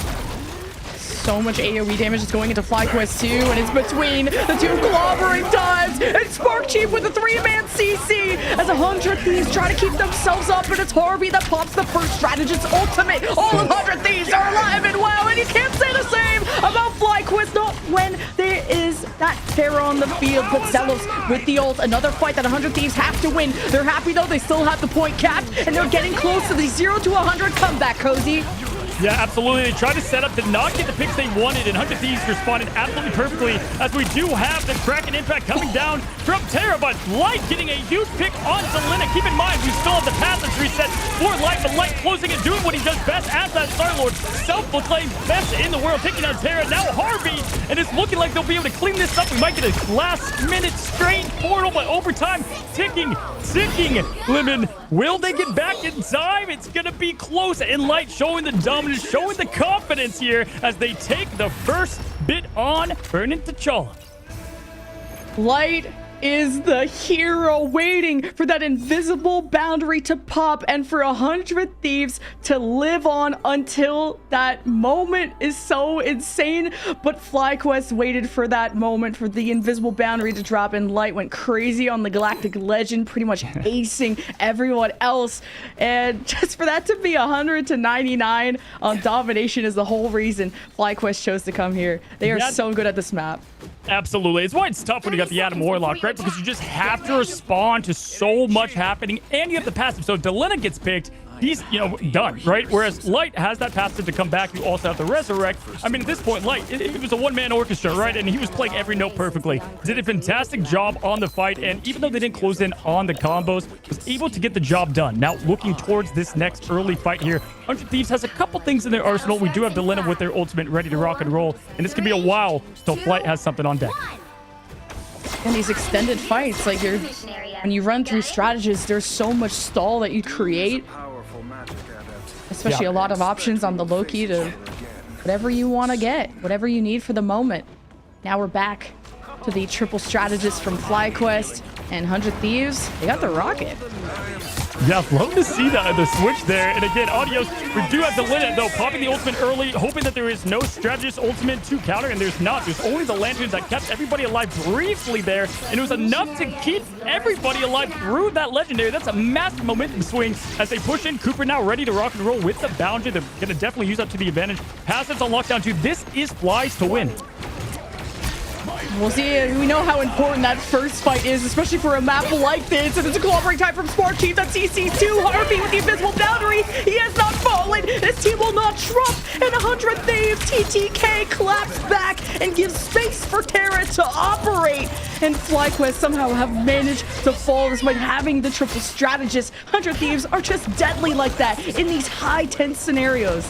Now, who needs ultimates? It's like, I guess I just set them up ready to have some a little bit priority there. They just did it the old-fashioned way with the core abilities. Love to see it there. And great job as now they have everything to kind of go in their favor. Now, they only have Harvey for the defensive ultimate with SJP playing Rocket, but they do have the forgiveness of the BRB device there as the next fight is commencing now.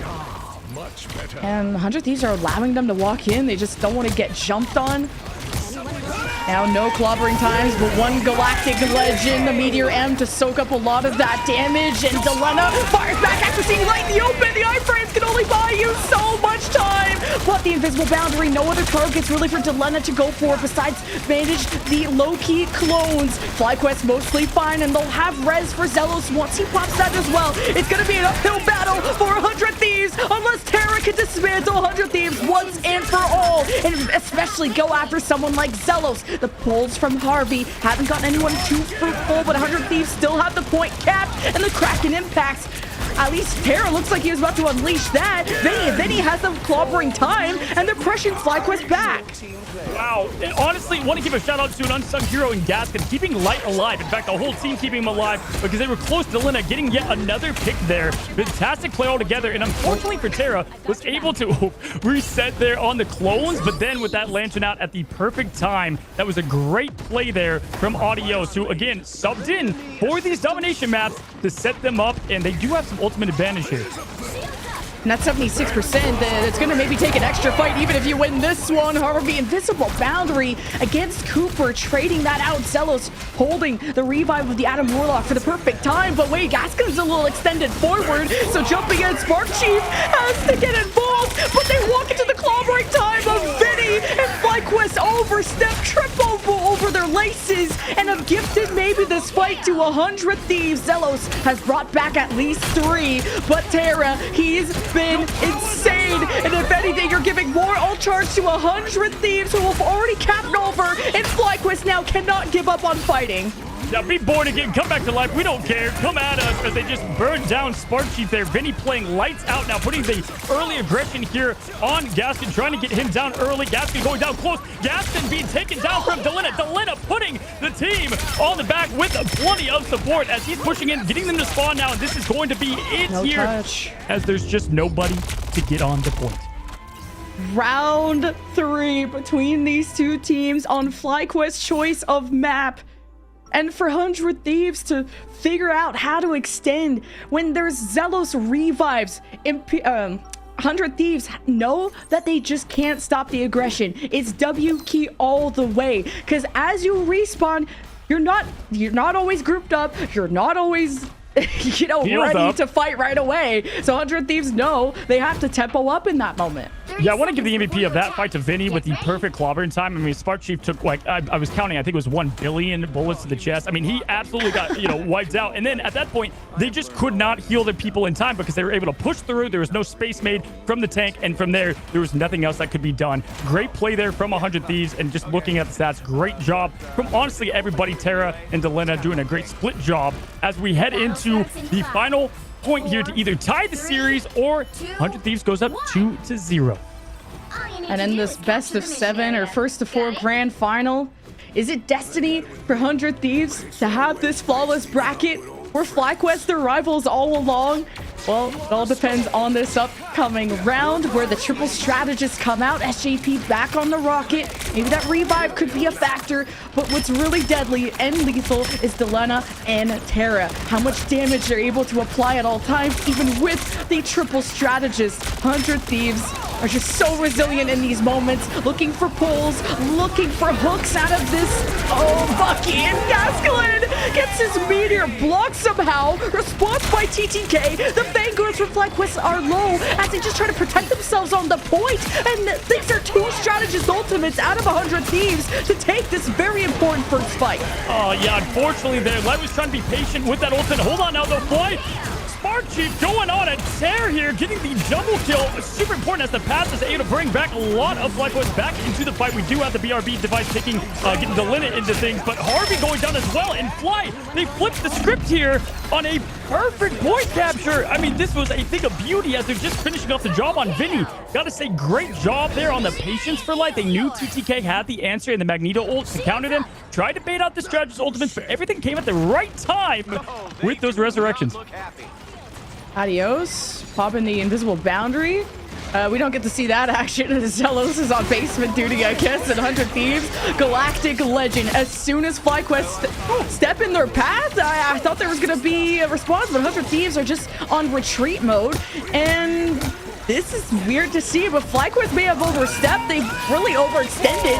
Spark Chief is found. The weakness sought. And Delina, the Galactic Legend, to end it all. Zelos will bring 4 back, and FlyQuest are not done yet. Yeah, from down in the bottom there, so they're able to heal up, and this is essentially a brand new fight here. Obviously, the pass is going to be gone. The disrespect, though, with Gaslit getting Delina eliminated, but Terra trading in return. SJP bringing Delina back, but the BRB is now gone.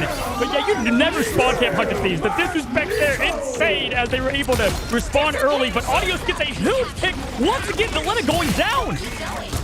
Oh, it's just now you have a 5 versus 5, but this extra damage from SGP's ult is what tilts the scales back in 100 Thieves' favor, and they had just capped the point during all of that chaos. They still have to catch up in the score, though. Yeah, I mean, that's crazy to me. I mean, this map is great to push into the spawn point there, but other thieves, they're like, come at us, all right? We would welcome you to come in, as they had the complete sweep in the opposite direction, and they already used the Born again, so that's very tough there, as Audios is the only thing with a little bit of ultimate support. Spark keeps getting close to their ultimate, and honestly, Harvey is far away, and TTK, so they won't have any defense response if they can quickly get something going here, but 57% towards them, giving them the favor as the fight's closing in. Vinny's going to be important to thing. This is an arena for this hero on the point. As soon as you get close, you got haymakers to the face. That forces out the invisible boundary from Adios. Loki copy, giving a chance for FlyQuest to zone off 100 Thieves. And Spark Chief with the clobbering time of full team CC. And in case things got hairy, FlyQuest were able to revive some people thanks to Zelos. So 100 Thieves will be giving up the point. Yeah, really, that was the story of the ultimates. The only thing available was the Audios copying into Invisible Woman, and that was just such a huge edge that they could not respond to. Harvey was still far away from his. That's the problem with picking Rocket at times. But at this point now, it's going to be reset. The ultimates are going to be back over to 100 Thieves' favor. But that was huge as Gasplin set up massively on the setup from Spark Chief's clobbering time. I like that FlyQuest are marking all areas 100 Thieves could be pushing from to limit their options, but FlyQuest may have spread themselves too thin.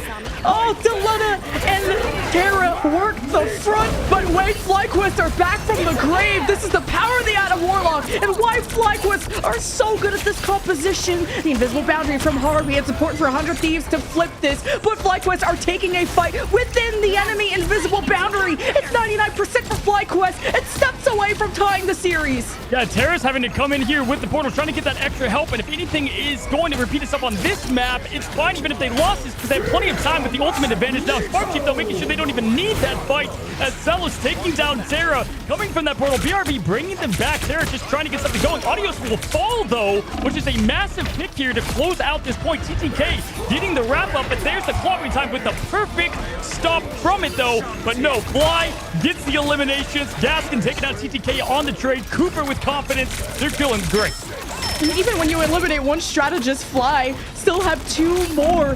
When things get hectic, FlyQuest just sustained longer than 100 Thieves, and overtime will dwindle. And 100 Thieves, even with the Aya of Agamotto and everything else, FlyQuest managed to push it to the end and take map number 2 to tie ourselves 1-1. Sentinels have gotten a piece of 100 Thieves in V, and now FlyQuest going from a 0-2 dominance when we first saw them day 2 to now showing there's blood. They can make a mark, and for all those that did not think this would be competitive, it's the grand finals. There's everything at stake here for these teams in confidence and in play, and obviously money on the line here as we look at the stats. Lim, anything jumping out to you? As light as the GOAT, 16 final blows, 29k. And this is such a tough hero to execute on with, again, 3 just a lot of healing from the 100 Thieves side, including now operating a rocket, which gives that extra revive. And Light has been lights out. The focus fight from 100 Thieves, how they communicate is how they're able to maneuver in fights that if you didn't have perfect focus, it is going to be tough. But FlyQuest ultimately tied things 1-1 and have finally been able to take a map from 100 Thieves, something they haven't done before. Yeah, they were comfortable in domination. They've had plenty of practice, right? But the thing that really made the difference, and I think we could see some differences in the pick bans, is they could go so aggressive on that first fight because every single time Zelos placed himself in what we've been calling the perfect resurrections and just kept on bringing everybody back, reset, ultimate advantage, won the point, won the match. And with that, let's go and check out the highlights and see exactly what just happened.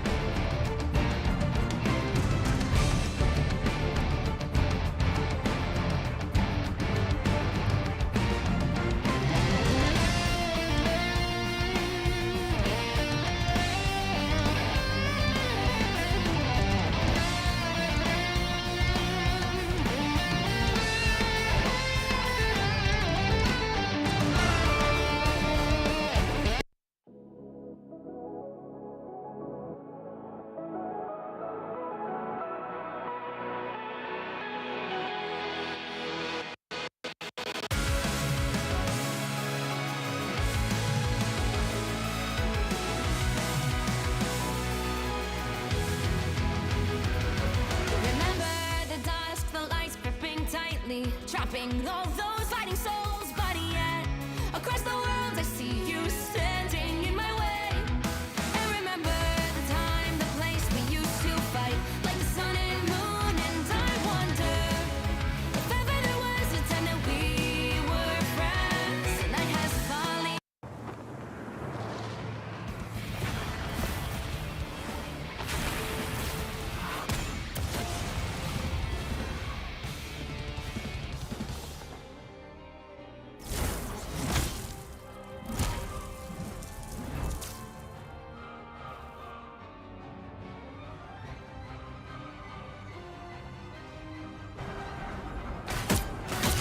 Be strong. Feel the thunder. Feel the wrath of the goddess!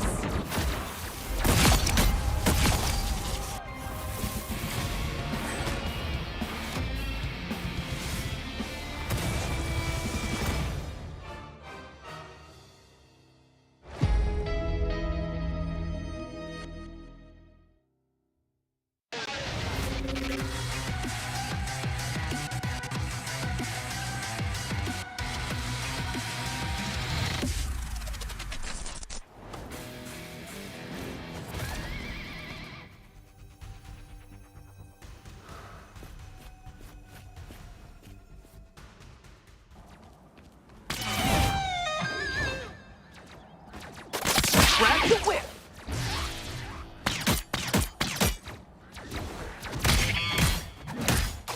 Don't mess with the amazing Spider-Man!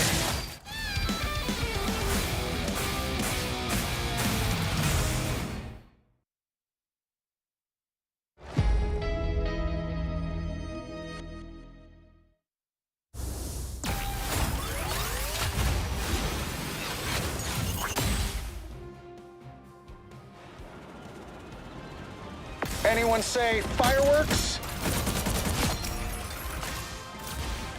Powering up. Maximum pulse!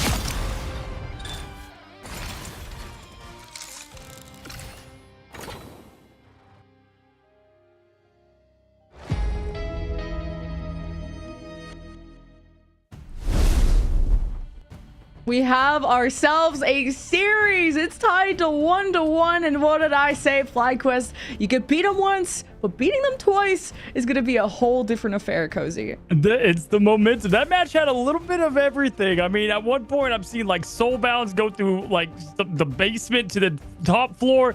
And I want to highlight, obviously, the rest come out. This is like 8 matches that FlyQuest has been able to really perfect it. I was part of 6 of those in a row. And at this point, it's just something that the experience on domination in this Invitational, 100 Thieves did not have. And really the difference that I saw, Delina, fantastic player, but the play style that Delina has at points doesn't always work perfectly 1-to-1 with Star-Lord. I think Light obviously answered the call a bit better there. And so I think we're going to see some change-ups as we head into the next match.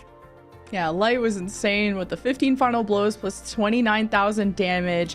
Like, Light was so well enabled by the rest of his team. And when you have triple strategists, like, I freaking hope so. And then all of the Vanguards can just focus on, okay, the most vulnerable person on the team is going to be your Star-Lord and enabling him to success. And, 100 Thieves had to play that game too, not with, well, they just ran the double strategist, but the res from the rocket, you saw how the scales tilted, but back in 100 Thieves' favor when they had that rocket damage boost, and how much that extra damage with the double duelist really helped 100 Thieves really push the limits. But it also was really fun watching Vinny versus Spark Chief on the thing. Like, that map could have gone either way. Yeah, so I'm glad you mentioned that, because if you looked at it, I mean, Gasklin and Spark Chiefs, their comms were perfect. I mean, the ultimates there, Vinny usually dominates. He's been playing a lot of the thing. We haven't seen much Venom from Vinny. It's either the thing or the group mainly. But the ultimate setup from Spark Chief into Gaskin on the follow-ups, there was one point, it was like kids T-ball. He put him up, Gaskin finished it off, and it was a fantastic job. But really, the story there too was just like, that's what happens with ultimates sometimes. They've got the duelist ultimate on lock, ready to go, and there's just not a response. They don't have it quite yet, and it's just going to be too little too late. That's why that first cap is so important in domination, as we've seen. And that's why Fly is comfortable there, because they've been there plenty of times before. And it's 100 Thieves that have to choose our next map. And to spoil it to y'all, We got the Wakanda Convergence map, and this is going to be really solid for them. I know they've gone to that in the past. They won that against Envy. That went the distance. It was a lot of the Bucky, the Star-Lord. They really like Harvey on the Loki. I think this is a great choice for 100 Thieves. So Loki, talk to Harvey. This is their favorite map. So this is their favorite map in the game. This is their confidence map, right? And this is where they go to if they need something really clicking for them and really going. And I think this is, we're going to see not only different play from them, but just different bans and game plan. I don't think we're going to see the same thing here as we're about to be heading into it. Obviously, over and over, 100 Thieves, they have up to 10 bans on Loki. I don't know, though. Harvey, fantastic Invisible Woman player, but obviously at home best with Loki. If not that, it's Winter. So there's a lot up at stake here. Again, we've seen movies before. Once you see blood, it's like they're killable. They're able to be taken down. In 100 Thieves, it's 1-1. Anything can happen. For sure. And that was one of the few times we got to even see Vinny on the Venom. They ran sort of a different comp when they went up against Sentinels in the Swiss stage. And that was the final map. And I'm glad you brought that up, that was their 100 Thieves favorite map, because they had chosen that as one. I think that was their first map loss. We got to see a little bit of where the preference is for 100 Thieves. And Vinny was running the Venom on attack and defense. And paired with the Magneto was really fun to watch. Then you had the Bucky, the Star-Lord, the usual, the Rocky to enable Terra even more. We'll see if SJP continues on the rocket to keep giving that team up. Refill the snacks, lock the tab, don't go anywhere. We're heading into match 3 in the grand finals for the Marvel Rival Invitational to find out who is the best team in North America, as we start things off immediately with Fly getting a Loki ban in right off the bat. Yeah, just knowing that Harvey has been a problem on this map with the Loki at the beginning, and 100 Thieves, they usually are trying to protect a duelist, whatever that can help Terra the best. Elena has been quite flexible, but making sure Terra is comfortable. And maybe now Fly don't have to worry about banning Wolverine anymore, because they left that open last time on last map, and that wasn't played by Terra. Maybe it was more of a map thing, but Wolverine is a consideration. Hela is still open. Yeah, and we get that Adam Warlock save yet again. It's crazy. 100 Thieves just don't want Cooper-tastic on any type of Luna. Obviously, by the way, I want to highlight yet again, if you do look at Fly, they're back with the comp with energy. So adios goes adios until it's time for a domination match. And there it is, Star-Lord. We are getting a response. We have not seen 100 Thieves be quote-unquote afraid of a hero before, per se. And right away, they are done with Light and his freaking Star-Lord. And this could be the Hela duel that was left unbanned. So is Energy gonna want to match up against that, against Delena, who has most of his hours, if anything, on Hela? Like, Delena was known as the Hela player, and now has become a lot more flexible to the other hit scans. But we'll see once everybody rolls out what that will be. Defensively, though, we can zoom in on 100 Thieves, as I've been really trying to deny the triple strategist out of FlyQuest, and they'll continue to run the rocket on SGP to have that forgiveness, so that this defense, even if it starts to falter, will take a lot of time to fully wipe, and we'll have some forgiveness on that first pick if you want to be aggressive at the beginning. There's a reason for everything too. Fly did their homework. They probably knew they were going to pick this map, and that's why you have someone like Gaskin who's great at Magneto, and he's like, I don't need him. I'm going to force TTK to play Strange. We've seen a lot of Magneto obviously on TTK as well. He can flex the Strange perfectly, but Terra here ready to go crazy with the Wolverine. That's going to be the matchup to highlight, the Wolf v Wolf, Logan v Logan, and this is going to be a good one as Delena on their favorite home pick. Everybody's going to be playing at their best. Yeah, Terra's setting up top left. You can also play at the bridge on the right side. Lots of hidden places to be, and as soon as FlyQuest even show face, Terra could yoink them and force them to fight with FlyQuest not really being ready for it. And now it's the 2-2-2 for FlyQuest, as they're presenting with the Doctor Strange, not using that portal quite yet to maybe try and flank from behind off the rip. They're going to use that to just get back to the fight quicker, maybe on the second round. And we're getting a little Bruce Banner action with the Gamma team-up. That's awesome to see from Sparksheet. They like this comp here with full aggression. They knew that they were going to get a little Wolverine action, as Fly gets an early pick on TTK with a beautiful pick early on the offense. That's massive on this map. Charging up that claw, unable. Great wall there. And unfortunately, Vinny blocking that off. But the aggression is on maximum. The gas is all the way down as they take down Vinny as well. And Fly, they're looking great going into the first point here. Very hard one to cap at that. Yeah, with TTK even respawning thanks to the rocket, you saw how still they couldn't pace up because TTK was still walking up, and FlyQuest knew to just own the real estate and never give up even with the revives coming in. That is a lightning fast capture, Cozy, because a lot of teams, I mean, we casted a draw on this map. That's how hard it is to attack. Yeah, that's an absolute perfect. That's exactly what you want if you're a FlyQuest fan, FlyQuest teammate there. As we have now 2 strategist ultimates ready to go, and they have more momentum that they can pull together there with a nice hook and escape. But no, Terra goes down even through the passive, and everything's on launch for Fly. They're going to be patient, though. How much ults do they have to use to get things rolling?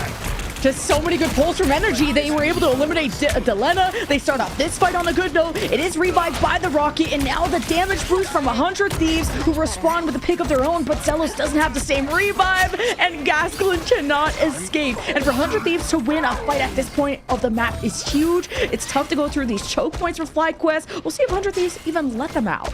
Yeah, Vinny, though, I can't wait to see more Vinny on Venom, and he's got himself the ultimate ready to rock and roll. Honestly, everything's at stake here. It's about to be absolute fireworks. Here comes the light show, as I like to say, as Gasklin trying to get a little pressure early on Terra. They see him, they know what he can do, and this is going to be a big-time ultimate play and fight here.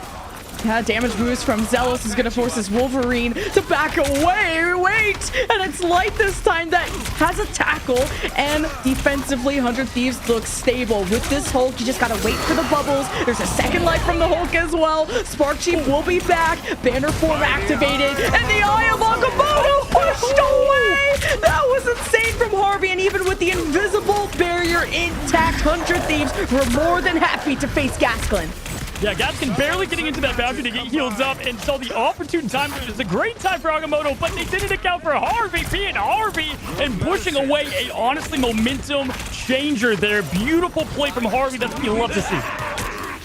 So far, so good from FlyQuest. Damage boost from the defensive side. What a read from Energy, forcing out the Goddess of Death. And all eyes shift to Delena, and even the Doctor Strange shield in the face. Wait, Delena gets back down, still manages to get an elimination. Advantage for 100 Thieves. Light has to make magic happen, and it's a Light show with the Wolverine ultimate, catching TTK, ripping him limb from limb, and even the res is coming from SJP. FlyQuest still have a lot of tempo that they can push through.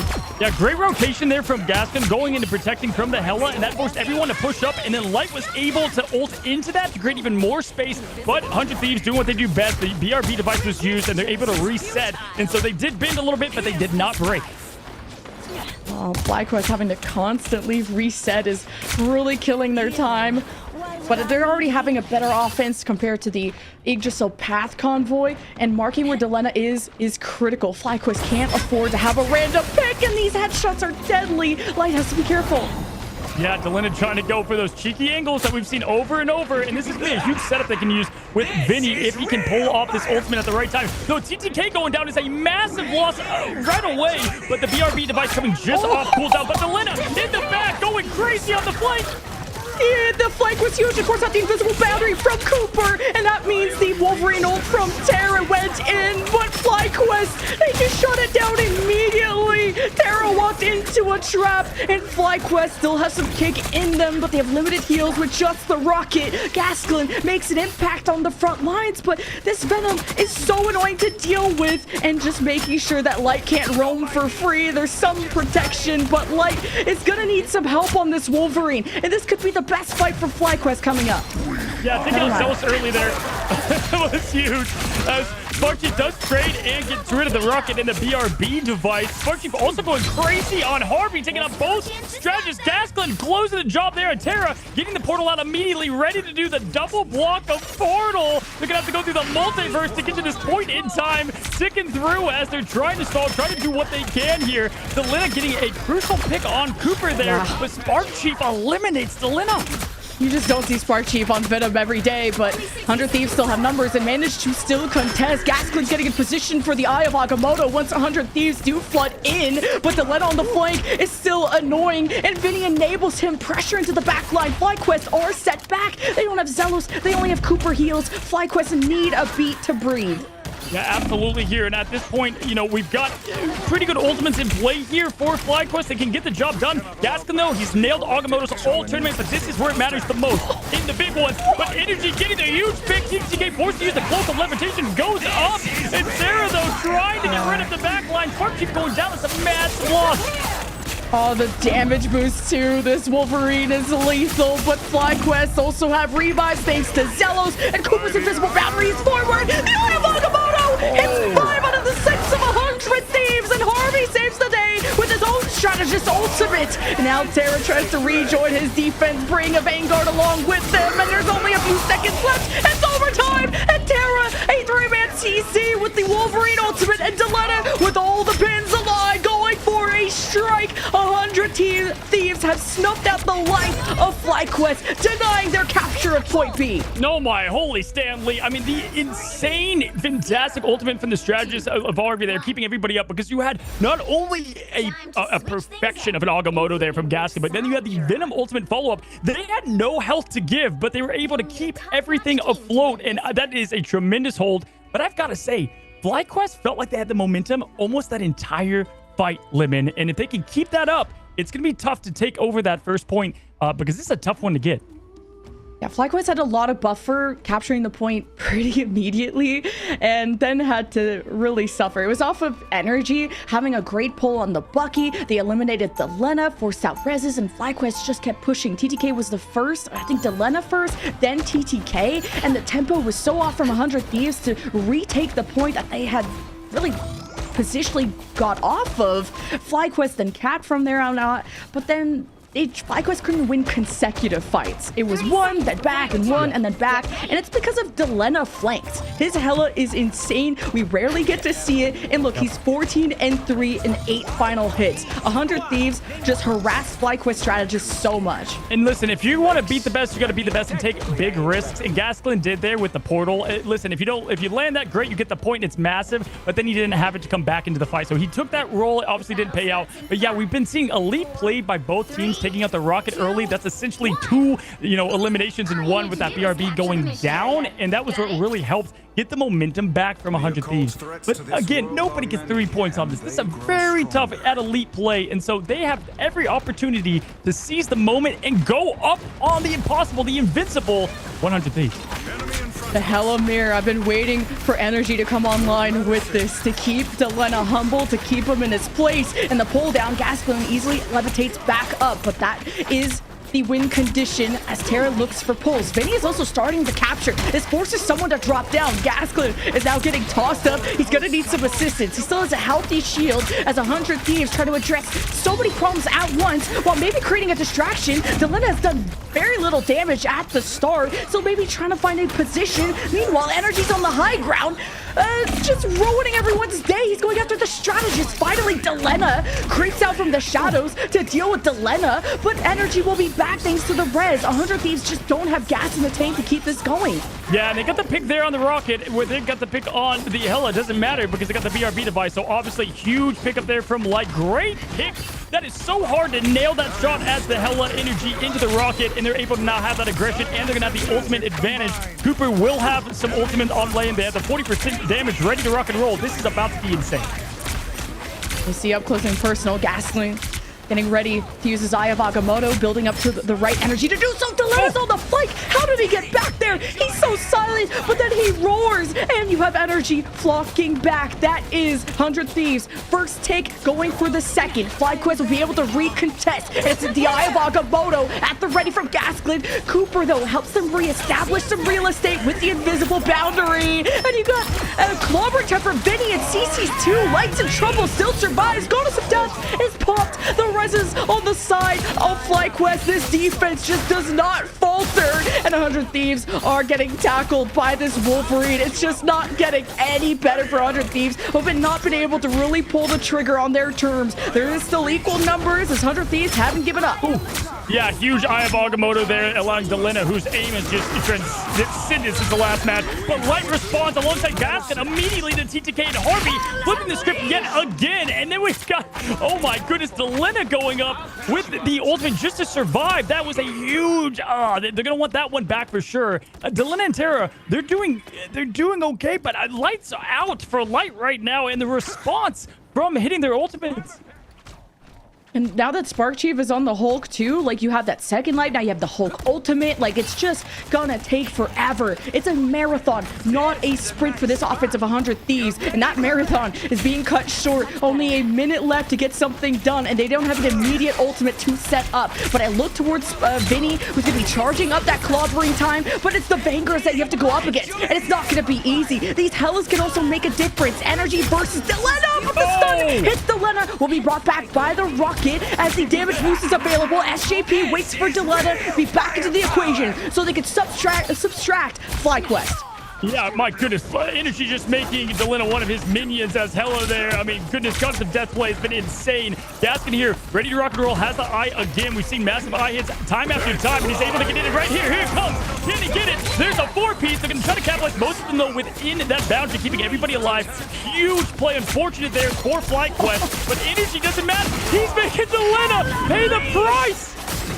That invisible boundary was insane from Harvey to counter that eye, as you said, and 100 Thieves, they throw everything at him, but Energy is letting it rain. It's dividing, it's conquering 100 Thieves. Terra's off the map, he took Cooper with him. That's one strategist down, but Zealous, that's still kicking, and seconds are left. It's overtime for 100 Thieves, or FlyQuest will go up in this series, and Light, he can do it all. He's also got claws in your eyes, and 100 Thieves have to race to keep the overtime wick burning. But no cigar. FlyQuest, take a map. Oh my goodness. Yeah, usually you've got that trade in the Wolverine. Getting the support out is huge, but Light called and just was lights out there at the end. I've got to say, I mean, this has been some anime arc final boss energy coming from FlyQuest, and they have now put 100 Thieves in a position we have not seen them over the course of how many matches now, this entire 2-week invitational, and they are now down 2-1 as we look at who was responsible for the job. And I've got to give it to exactly who they gave it to, Lemon. Energy was lights out. So insane being able to stay on that high ground. It was Delena that has the position around him, and that's just the nature of how difficult it was, where 100 Thieves were taking that fight, constantly going through that tiny doorway, maybe allowing Delena to try and go for a flank, and it took some time for Delena to get into the right positions. But FlyQuest are not dumb. They're also looking for Delena. You're always expecting that flank from the Hela, and you know, Delena did go toe for toe, but then you're also taking the time to get into that position, which means less damage for 100 Thieves. FlyQuest also had like the Hulk instead of the Thing, so having the banner form, having the Hulk, they had invisible boundaries as well that just kind of reset things in favor of FlyQuest. And 100 Thieves had 2 ticks just from zoning, but were never able to fully capture because of FlyQuest, because of Energy especially. Yeah, unfortunately, it was the picks they were getting, and Delena having to use that ultimate really, I mean, it's going to slow down the rest of that push there. And phenomenal play. The strategist play from 100 Thieves, this is what we've come to expect, but right now, FlyQuest is playing as a complete unit, a complete team. That was insane. Nobody had 2-1 on their radar. It's here, it's now. Let's check out the highlights.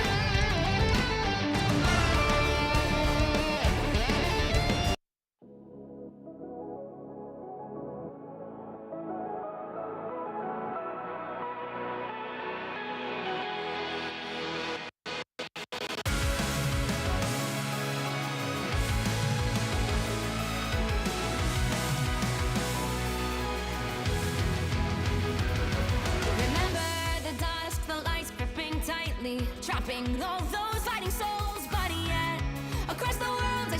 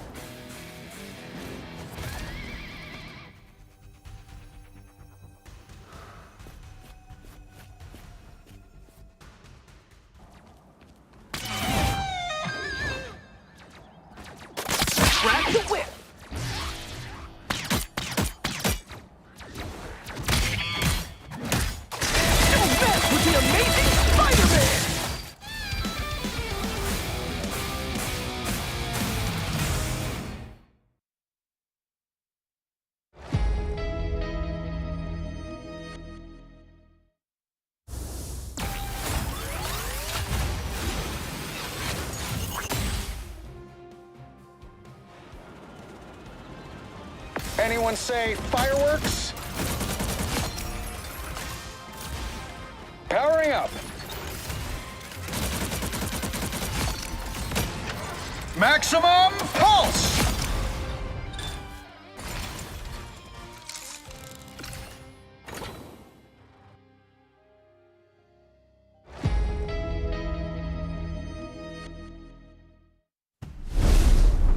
Hello and welcome back, guys, from an insane finish of our third match. If you're just now joining in, FlyQuest 2 to 100 Thieves 1. Yes, you heard that right. Call it plot armor, call it destiny, but it was an insane matchup that we had there. And listen, Light said yesterday, it all starts at the pick and ban phase with them. They're going to play loose. They're going to have fun. And it really showed there. They were not uncomfortable on the map that was 100 Thieves choice there.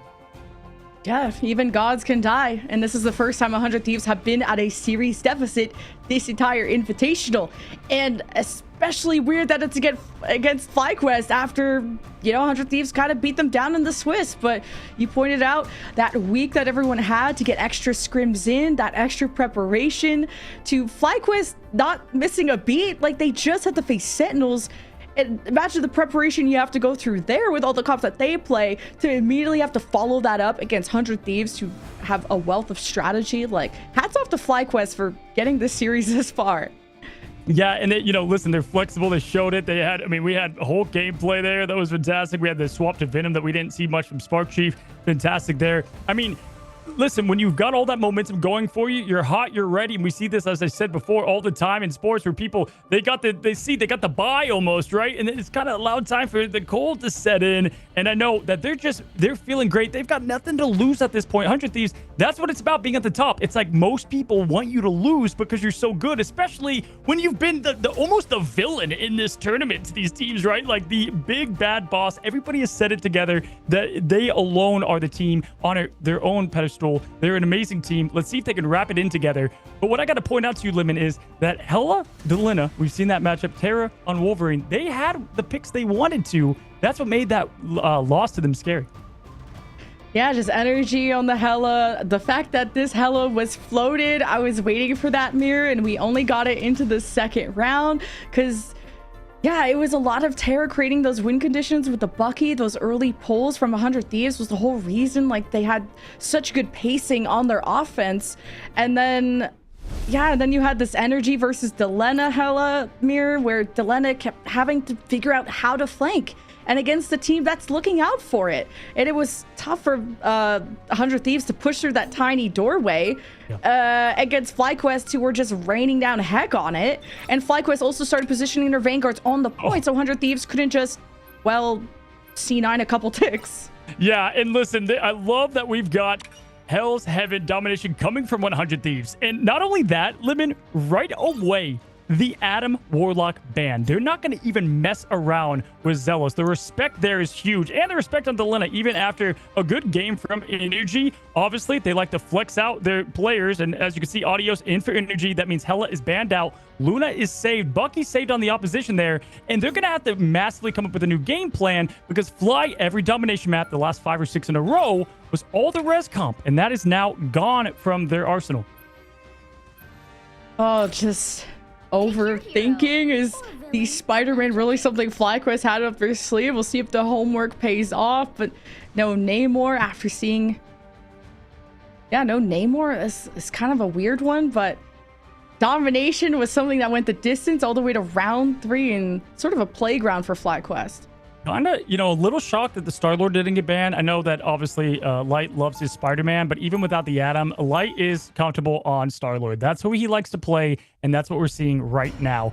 Vinny, best Groot in the world. Spark Chief making a name for himself. That's going to be a key matchup to watch, and even more so, TTK versus Gaston has been a matchup for the ages. But we have not seen Luna play, and now we finally get a little Fate of both worlds, and that's going to change a lot because, guys, with Loki, you're looking at almost a pure minute of a Light show, a pure minute, as we called yesterday, Coachella. It's just non-stop healing with the Lunas out there. This is going to be a good one. Delena versus Light on the Star-Lord, where Light was just fragging out an MVP in the past, the 29,000 damage. Y'all remember that? We could be seeing that again. And his 100 Thieves, I have to match that. I think Terra has been a huge spark plug. All you need to do is capture the Find those mission first area. picks. Got it? And we'll set things off on this first round with Delena getting in position. Yeah, and we've seen it with Delena and before. Really, the flex was going to Namor or to Hela, and it's forcing him to play the Star-Lord here. That's going to be the key matchup. And the light difference, that's what happened last time on Domination. As they're going into the high ground play right away, and you can see Audios is playing the Jeff with chilling charisma. Hold on now. This is something we've not seen. The DPS Jeff is out, ladies and gentlemen. A little bit of surf and turf with both Light getting the pick into the Audios. This is something new. They had something in the back pocket for round 3. Are you kidding me? Is this serious? Is this real? Wow. Like, nobody does Jeff. Everyone, like, the ban is usually a throw. If you're doing it's just the bubbles, and he's sticking with it too. All right, let's see if this pays off. Now the jig is up and you got the cap, but can you last with the Jeff heals? Light is gonna spin while 100 Thieves falter. The bubble and Light will stay stable. Yeah, a couple things to highlight too. This is a great Jeff map. You can swallow them up, spit them out. A lot of edge room to spit them out on. Also, if you don't know, Luna is going to give Jeff the ability to use a lot of slow with that Chilling Charisma team up. So massive advantage there for Audios, but they don't lack a defensive ultimate there, usually in that replace of Rocket. Here we go. We've got the fight commencing right away as Cooper is going to get things started, and Audios is getting close there to his ultimate, and this is already a bloodbath with 35% 40 now going over to Fly, and all the ultimates for both teams unlocked. Yeah, you're just gonna have 4 Fate of both worlds, but Light now is on the flank. Meanwhile, you got a Meteor M, you got Audios, who's got the Jet Bolt. Who knows how many people got caught up in that? But meanwhile, you could also just try to remove him from the fight. Wait, Tara and Vinny were kidnapped by Audios. He'll sacrifice himself to confirm those eliminations. This is just the first Jeff gameplay that we've seen in pro play. This is insane. God, it's Mufasa going to the wildebeest. I mean, he just takes them, jumps down, and eliminates him from the battle. And that is what I thought we would see from Jeff. Not only do you have that team up with Luna, but you also have the fact that they're able to get the environmental kills, which could be a perfect trade. It's okay if Audios goes back. He can get to the point so fast, but their tanks, it takes a long time to get that slow walk going. Audios is still lurking around, and he's so hard to shoot. Oh, until TGK gets the pushback in the CC. One strategist down, though. Cooper left to keep... Cooper and Zelos left to keep FlyQuest around, and they still have the point cap. It could be 0 to 100 using a Jeff. Don't write this down, folks. The 100 Thieves don't have no ultimates. They just have to flip on. And how can they? It's the strangling presence from Spark Chief. Oh, the first game win with a Jeff of all things. FlyQuest truly are innovating. This is, I hate to say it, cinema again. Like, how do we not say it? The screen is melting. I love it. People are losing it because that was the perfect time to get the only ult that they had in the arsenal, combined with all the walls, making a true prison, and to absolutely demolish 100 Thieves in a convincing win on what is now going to be crowned to FlyQuest as the Domination Kings. I mean, are you kidding me? This was cooked up special for 100 Thieves, too. And Audios did get checked once there by the Magneto, so Audios will just, I guess, continue to be a flank menace, I guess, and that's why he subbed in for those domination maps. What ults are carried through, though, it's up to the Lokis. You also got the Fate of both worlds from both sides, but the Strangling Prison that ended the round for FlyQuest is now a Strangling Prison that Vinny will have in his back pocket shortly. And you can just tell, you know, the vibes are up in the Fly comms right now. They're feeling great. They're going to keep in, locked in, ready to go here. And we've got ourselves a little bit of a different look, of course, as you mentioned before, going into this next battle. The advantage, though, again, Audios able to push the team very quickly over to the point, and that's going to get a little bit of establishment made before the first fight. And Light could also go on the flank early. So this is something that 100 Thieves have to check. They also have Terra on the Wolverine, who's doing the same thing on the other side, but sort of exposed himself to poke, and he has to dash back to the team. The passive from the Wolverine of Terra has already been popped, so we'll have to take a step back, and it's Vinny that gets aggressive looking for the prison. But now all the strategist ultimates are out. Vinny has to wait for his moment as Gasklin takes advantage of the extra healing. Meteor M on the dome of Delena. 1 down, 5 more to go for FlyQuest. Doesn't use it on the supports, instead uses it on Delena, but Terra says, not if I have anything to do with it. A massive response in the Wolverine ultimate, taking out all of them and able to get a convincing first cap there. Great job. Gaskin did rise up to the call and got the pick, but unfortunately, there's nothing you could do when Terra's going on the full Berserker mode of Wolverine. Oh, Terra. I was worried when his passive was popped out that early. Needed a little And also sparked, and then Vinny's still waiting for the moment to use that strangling prison, and just with all the strategist ultimates out, surely this is the guaranteed fight win for Vinny. I just can't believe that Satan's greatest soldiers out here, Jeff. I mean, it's insane that we've seen the memes, we've seen the jokes, but here it is. And Terra going with the immediate hit at the Gaskin. Gaskin having to do the self-bubble. It's not enough. Oh my gosh, the damage focus as Light's trying to go back in on the supports behind. Does take down Harvey. Big pick there on the Loki. Dodges a beautiful roll there. Light says he's the best in the world. He's starting to prove it here. Taking down the lid as well. Audios collapsing on the Magneto, who's forced to self-bubble. Can't use it for the supports. Gets the pick as well. Jeff going crazy, and the team is doing great. FlyQuest were just so proactive as 100 Thieves waited for the perfect opportunity, and not just any, and the patience not paying off in that moment. FlyQuest have a flip. Now you got 2 strangling prisons, but more to worry about for Vinny this time. Strategist ultimates have been built up, and I'm not going to count Jeff's. And Alia still has that trigger to pull. He had a double elimination last time. Who knows who he's going to take now? Yeah, that's the plot armor I was talking about with Light. I mean, it's like, did you see the dodge? It was so freaking perfect there. And this is just at his best. He's feeling great. Again, vibes and violence, as I like to say here with Star-Lord, putting in the mixtape and just having a good time. As they close in immediately, the prison coming in here, and they're going in right away with the Audios getting the swallow from the Jeff, but not going to get anything out of it as it's just pure chaos here. But no Scarlet Witch. 100 Thieves closing in on the triple. Can they get another bang? There's the 4th, and they're going to have to reset as now they have 55% on the point. Terra's so good with these ults too. And the strangling prisons exchange, but only one team still lives on, and you have the Loki copy available. Audios not able to kind of remove enough people with the Jeff ultimate, but Gaskin needs to be huge with this Meteor M and target these supports. Yeah, absolutely here. And if we're looking at the, again, the ultimate, there's advantage for both teams. TTK, though, this is going to be a huge meter in for him to hit. As we're going up right away, Gaskin going to be the first one up for the call, up for the hit, and there's no connection there. But Lantern's going down early. That's a key ability to go down. And look at them, just bowling. Audios getting the Luna out there, the perfect freeze there. Harvey swapping, hope we're getting that Luna ult on. And this is the call and answer to that Audios Jeff that we saw. Such a good adaptation, catching Audios, and you got the Fate of Both Worlds damage boost to push into the rest of FlyQuest until Light tries to turn the tables. Galactic Legend in the air.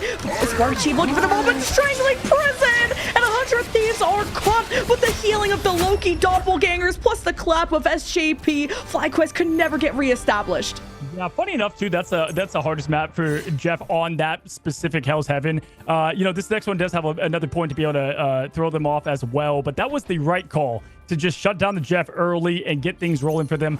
And they're putting a lot of their attention on Light, making sure that he does not get any of the value that he's continued to get, as we've highlighted a couple times here before. The only pure duelist there, ready to go, and he's obviously rising up to the call. They're great. They're locking in. They're ready to go. The Jeff obviously threw them off guard a little bit, but keep in mind, 78%, they can open up immediately if they want to with the Jeff ult, but they're probably going to wait to get the prison and see where it goes from there. Yeah, that's the thing about what ultimates you save for the next round. And 100 Thieves able to clap back. Although there was some hesitation on the ultimates, the adaptation was how to deal with that Jeff, which is going to start setting FlyQuest behind if they don't get really value with these ultimates that Jeff provides. So Vinny strangling prison, that's the big win con to look for. It's all up to Cooper. And if he can survive with the Fate of Both Worlds to keep FlyQuest up.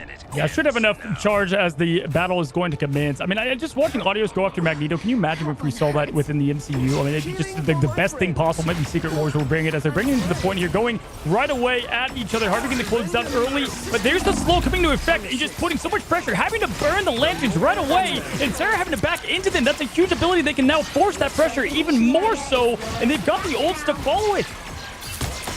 So far, good pressure with the Loki, and you got to deal with those doppelgangers too, or this is just going to be insane levels of healing. You've got the Fate of Both Worlds popped there by Harvey, the Strangling Prison on top by Vinny, as Adios tries to separate the fight, has kidnapped 4 people of his own team, actually, to save them.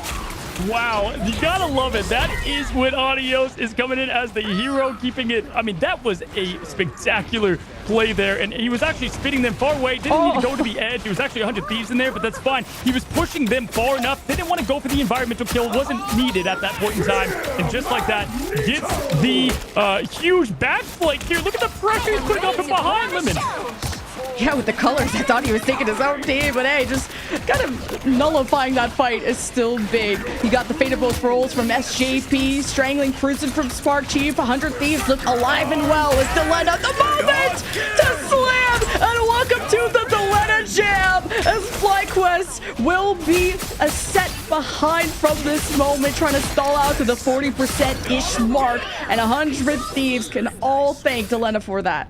Yeah, they needed to win that fight because they didn't hold anything back. They did empty the bowl. They had everything ready for it. If they didn't win that fight, could have been pretty scary. But luckily, they got that secured. 100 Thieves back against the wall. They have been here before, but not in this tournament. And so it's interesting to see how they respond here. Terran's got the Snowflake and has the passive. So he's going to be incredibly hard to take down as they are now going to be having this shift. I hate it when this happens on the map. Shifts happening. Ready to reform, regroup. Here it is. Now, coming out the front door is Terra. Ready or not, Terra's trying to take you with them. Good Magneto Bubbles to try and deny some of these tackles, but keeping FlyQuest in their way. And Terra will go back to the team to regenerate as Vinny looks for a Strangling Prison. Cooper with the counter of the Fate of Both Worlds as the Loki crystals were already used. And it's Harvey that copies the Fate of Both Worlds as 100 Thieves get aggressive. Adios! Takes a few with them. Oh, he got eliminated. The jet bolt got canceled, Cozy. Yeah, that's a big play there from Vinny, getting that splash damage to get him down from the walls. 100 Thieves now really taking over with a beautiful double kill, but Light getting the swap, but it's not going to be enough as Venom is doing great. The Vanguards are locking things down. Jaws is ready, but unfortunately they were even more ready to shut it, harpoon it, and move on to the next fight. That was awesome.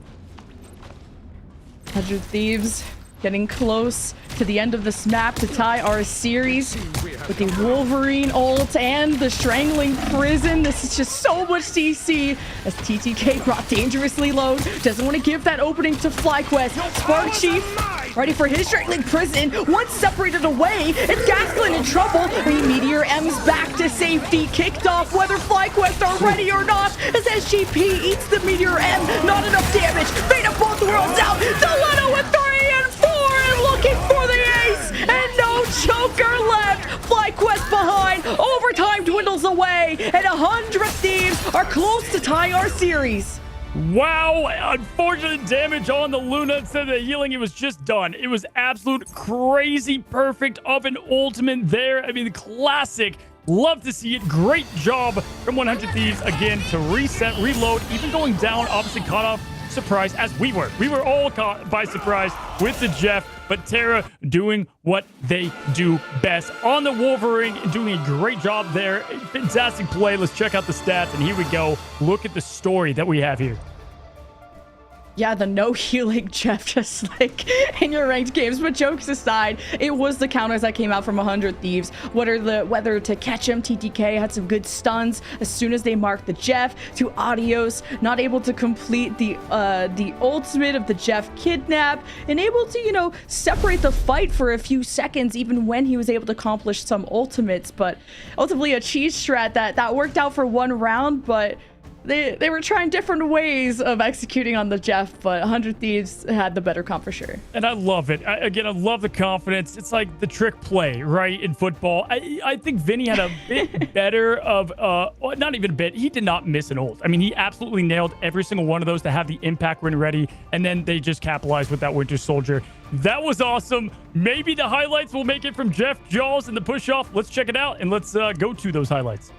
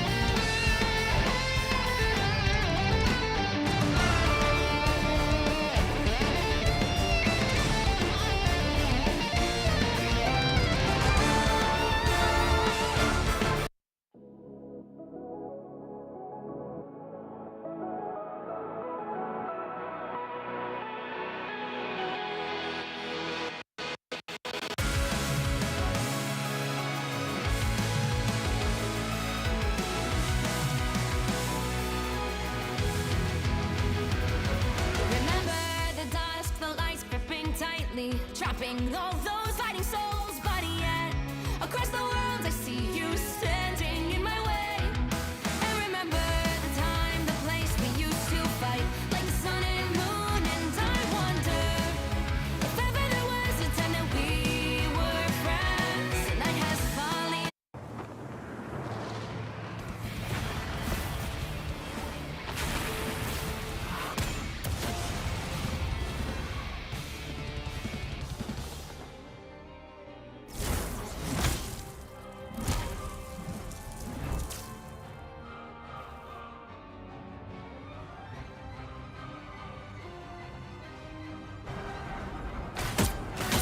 Be strong. Feel the thunder. Feel the wrath of the goddess!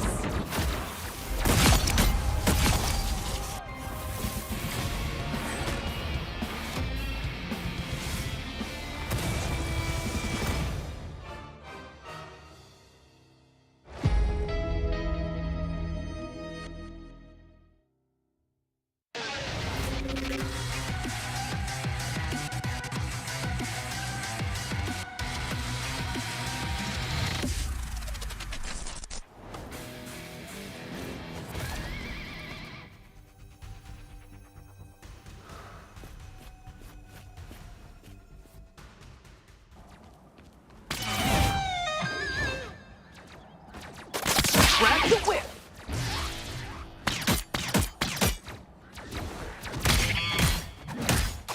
Don't mess with the amazing Spider-Man!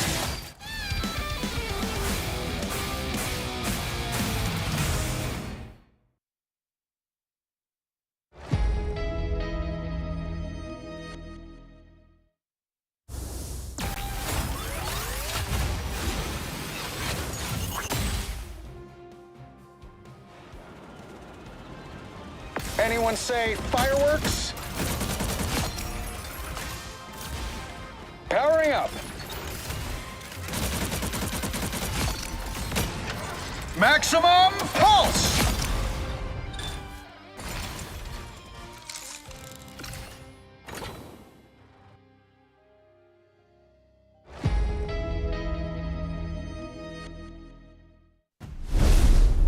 Hello there and welcome back. If you're just now joining, well, you've missed a lot, but also kind of nothing. It's 2-2, and we've got ourselves what I like to call the pressure cooker match, right? Because then 3-2, it's all on. The winner can have it right then and there.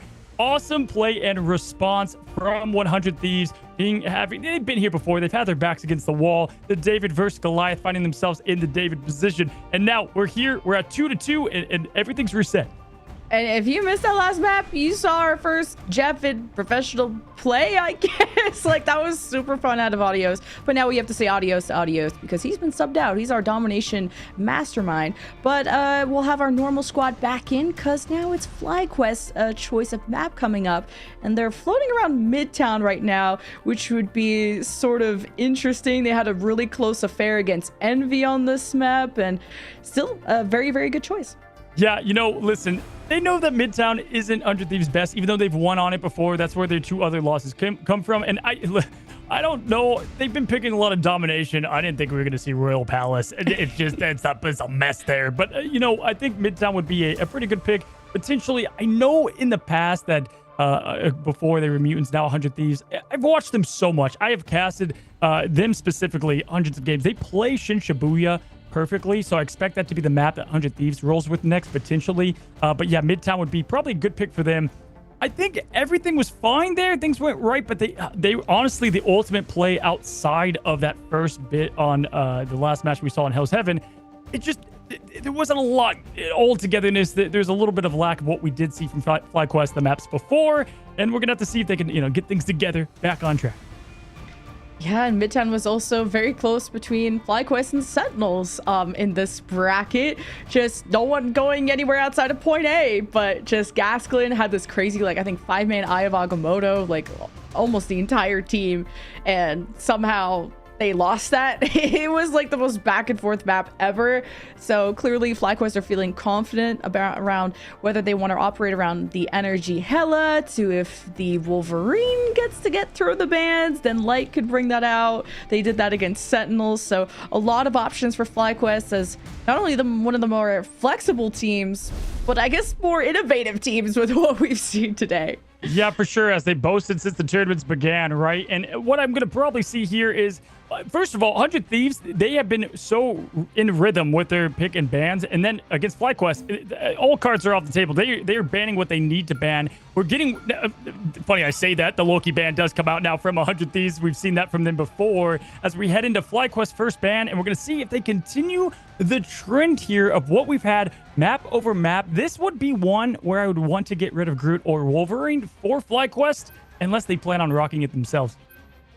And Hela is always that consideration after Delena probably felt like he struggled against Energy, at least in the last map, but it is very, very hard to attack with Hela on that last map. So I don't blame Delena there. And it's just both teams have to mark those flanks, whether it's from a Jeff, whether it's from a Hela, whatever it is, and to make sure you poke down these Wolverines before they get into position, which, speaking of that, both Hela and Wolverine are still on the table. Ooh, I like it. I thought we were gonna get the Luna save, potentially. Getting that Adam Warlock save, awesome. And they got the Winter Soldier Terrorist, been obviously tearing them apart with that. So great pick there. They're gonna go with the Mantis or Star-Lord. Probably Star-Lord would maybe be the better ban here, just because you're going to be able to really shut down at least Light and the combo with Adam. That's just proven time and time again to be great. But, you know, they're thinking about it longer. Only 5 seconds left to get that ban in. But listen, oh, it's Luna, Lemon. Yeah, if you see that Adam protect, maybe there's some triple strategist shenanigans with FlyQuest, or maybe just limiting which ones they can use, Loki and Luna being a big part of that. So FlyQuest, I think they should really target a duelist here, whether it's something from Terra's pool. And yeah, no Hela. At least that's Energy and Delena's pool. And listen, again, we say adios to adios. He's only coming out for domination maps, and I don't know if we'll get another one here. And it's so crazy that the Energy just had such an insane game on that map before they pulled him, put in the Jeff, right? And now we're back here. We've got triple support from Fly. They've got the Invisible Woman, Mantis, and Adam. And it's looking like clearly from the pick and bans that 100 Thieves is fine. They're going to let them play that comp. They feel confident in it. Delena, we've seen a lot of Psylocke strictly on Midtown. Plays a great Psylocke at that. SJP and the Rocket has been doing good on this map for every single team involved. But defensive first, that's the focus, and it is the triple res comp. 100 Thieves looked really good on Midtown Convoy against Sentinels when they swept them, but that was like after the map 1 shenanigans, and who knows if Sentinels were in their peak form. So after a full hold from the 100 Thieves defense, that was a feat, and that made me worry how good 100 Thieves are going to be on this map. But this is FlyQuest's choice, so clearly they have something up their sleeve. And don't make me laugh with this, Jeff, but 100 Thieves are ready to roll out this door. And if Delena showed so much Psylocke in a previous tournament, and this is exactly what could pressure either the strategist or a duelist, that's going to be annoying. Yeah, this is going to be a good Adam map for the Resurrect. There's a lot of places for the Adam to hide, get the cheeky res out, and stay out of the main team fight. TTK rolling things immediately. That Magneto is not going to be up for grabs. Vinny is very comfortable on the Groot on this map. Getting the huge separates on those strategists is huge. As the big claw comes in early there from the enemy. The 100 Thieves pulling in Spark Chief, and now getting immediate pressure. TTK having to back out Lemon as the fight is commencing and the ults are building. And right now, going to get the slight edge. So 100 Thieves getting Light pick. That's massive, but he does have that passive. What a wall too from Vinny as they got the pull from Harvey. And yes, Light will be back. But it's just when it rains, it pours. 100 Thieves know how to just keep adding it on when FlyQuest are hiding. And now that you have flank pressure with a Psylocke, it's going to be even harder for FlyQuest to have a sturdy backline. Yeah, the BRB device is now offline. They're not going to be able to use that for a little bit. And on top of that, Light did use that passive, so something to keep in mind.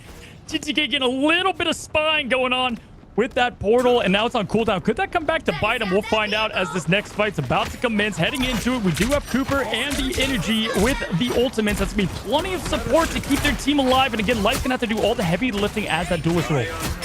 I have Agamotto from TTK. Hits Cooper and Zello. drones, and there's just no invisible boundary that could erupt from that. And this Vanguard front line is bulldozing FlyQuest, and Light tried to save the day with an Eye of Agamotto, or not an Eye of, a Galactic Legend, I should say. The Dance of Butterflies was maybe not even necessary, but Delena wasn't sure who was still alive, who was being revived, and just stops any chances for a FlyQuest comeback. Yeah, I hate that. I really don't like that passive revive there from Energy. Wish he would have saved it there. Honestly, this is exactly what we saw from Fly against Envy. They used Gaston on the Agamotto to shut down Adam. There's no room for the burst healing, and it's the best way to shut them down. Look for that for TTK on these future matchups. They're taking a page from Fly's book whenever they face Envy as they're closing in here, but we're going to have the ultimate favor going towards for this next fight a little bit on probably Fly.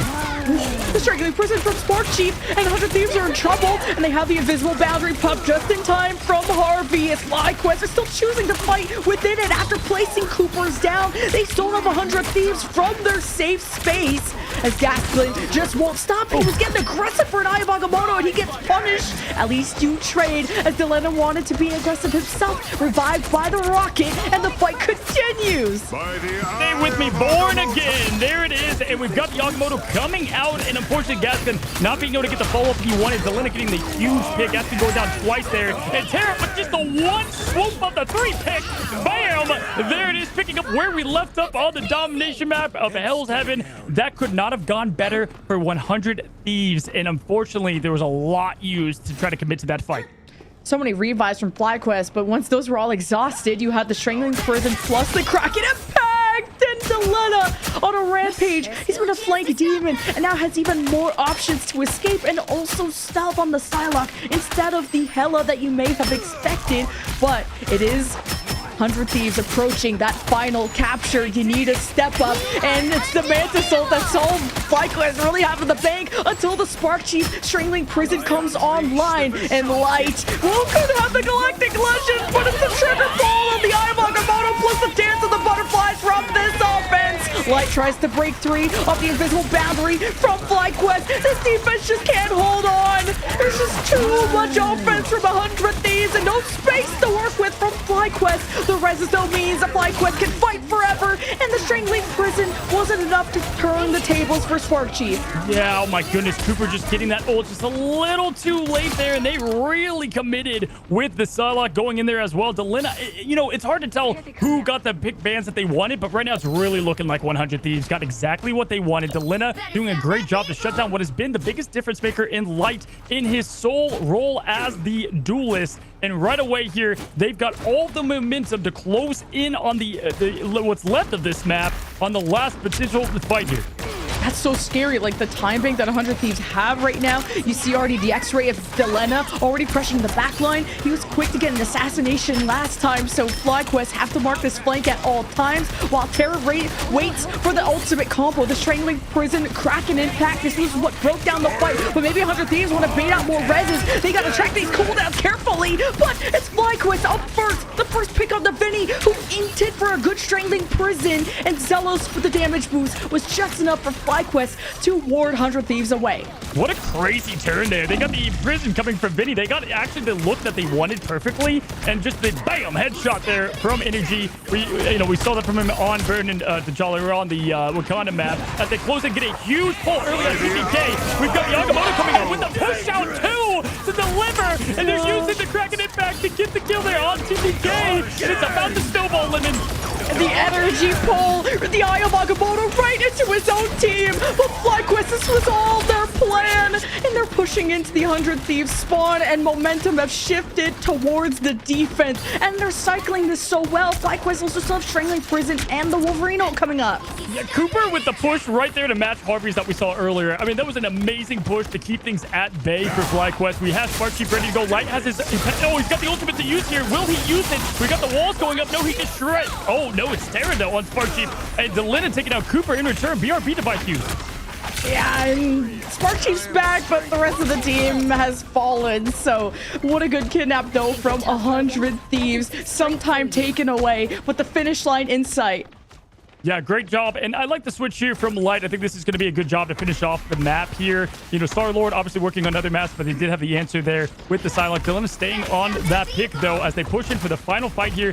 Vinny lock and loaded with the prison, and Tara with the huge kidnap. Oh, Cooper is down, and there's a CC. Tara goes for the entire team, and the paycheck, too. FlyQuest caught completely off guard, wanting to play off of a strangling prison, and they can't even use the damage moves that Zello left behind, and no one to contest. A minute 22 locked in by FlyQuest. Yeah, I mean, we saw it. Listen, I think Hulk says it best. You wouldn't like me when I'm angry. I mean, that is what we were seeing from 100 Thieves, and we saw that they were very comfortable with the res comp. They did not care. They had the plan ready, at least for Midtown here. They've adjusted in between. Great showing. A minute left on Midtown. That is huge for this map, especially for 100 Thieves. Yeah, just again, you want to just strike early with this Wolverine, and then you got two flankers, you got Psylocke, and technically even a Wolverine, just things that could get picks before you even know what's happening. So FlyQuest are requiring a little bit more setup, some time to operate around their Vanguard ultimates, even some pulls from Cooper, and 100 Thieves are just not letting them any time to think. Yeah, absolutely here. As listen, it's reset, reload, and, you know, we could end up seeing a 3-3 with the overtime. This is going to be just a big, tall task, though. But again, this is that pressure cooker. You go down a whole match set, it's going to be tough. But the comfortability, I think, is what really speaks to it. Looking at the stats here, everybody, 100 Thieves is just all in, going crazy. You know, it's Tara, Delina, sink or swim, and they're swimming. They're swimming fine. Our series is tied 2-2, and FlyQuest have to go all the way to the end after a minute 22 100 Thieves cap. As FlyQuest leaving out the doors with a Hulk, and this is so great to brawl and just bully through, and you can give shields to everyone and have a second life. It's pretty great. Yeah, for sure. As they're taking the high ground again, and they're going to be able to initiate the fight. TTK dropping down a little bit early, but using that cloak of levitation that could come back to haunt them if they do push and have that aggression. They did this with Sentinels a little bit and gave them the space to push here. We're seeing a similar strategy. FlyQuest have energy so low. A great finish by TTK, and Zelos will bring him back, but that's a cooldown. Exhausted as Spark Chief hasn't been too aggressive. They just wait for the tackle from Light, and he gets the Hulk bubble too, which is big, and it's a kidnap. 100 Thieves could not save, but they still have the rocket cooldown. Vinny's back in the picture. And Terry's going to want to pop this ultimate right away. I mean, they know that they don't have a response to it, so we're looking to see if that Kraken impact makes an impact eventually here. As the Spark Chief, I think, having to redo your comp there in the mid-battle is always tough, but they're rising up to the same comp that did them well on Wakanda. It's just been such good progress from FlyQuest, and you have the invisible boundary too. If they set that in deep, like 100 Thieves are not going to have really any space to play with. And taking the Groot, this is just the worst person. Vinny has nothing to protect himself with as a Groot enjoyer. Wolverine is just your biggest enemy, and with the invisible boundary from Cooper, you just can't even see the L coming. 100 Thieves are going to dance with Delena and hope to retake this, but it got capped in front of them. Wow, great getting up there from Light, and in general, the Kraken impact from Terra, you know, got nothing from it, and then they were able to really capitalize from that. That's exactly what you want to look for after getting 3 points on your own turf here, as they're going to be pushing the point early. The fight's going to commence right away, and we've got only Fly Energy there with the ultimate to start things off. Kraken impact. They're trying to find where these flankers are, and now there's only Delena to worry about, and Light just gets to control the pace of when they want to take this fight. There is a Psylocke behind them. Delena's back in. You got a CC. 100 Thieves save themselves with an invisible boundary and pepper in the damage boost of SJP. They'll be back at full force as TTK could be setting up an Eye of Agamotto, and FlyQuest are playing as far as possible because they got to get this Psylocke out of their backline. Yeah, absolutely. Gaston, though, getting awfully close to it as well, and Terra closing down Spark, getting rid of Bruce, having a huge setback there. Is also able to bring back the Hulk. That's what they like in this game plan. That's what they want. We're about to have it, literally an Agamotto face-off here. Who lands the better ult?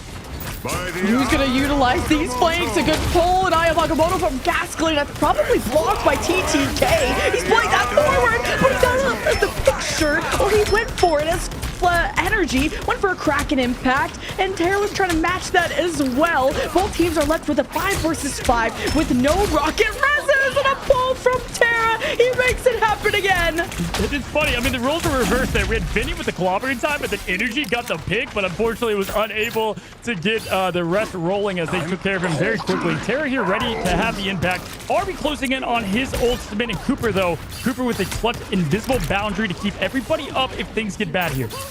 And this is such a tough choke point to get through. Just not a lot of cover. FlyQuest can maybe take some of this high ground, and it's Hulk has to eat all this damage. Spark Chief has another life, uses the ult to just force 100 Thieves back in to keep Spark Chief in the picture. As again, Cooper with the invisible boundary could set up a zone for FlyQuest to operate behind. Depends if Harvey will trade, but it's Delena and Terra with duelist ultimates. They need these targets though to get low. You need that initial damage. Dance with the Butterflies first. Invisible boundary to counter, and Terra can let it all rip once this all expires.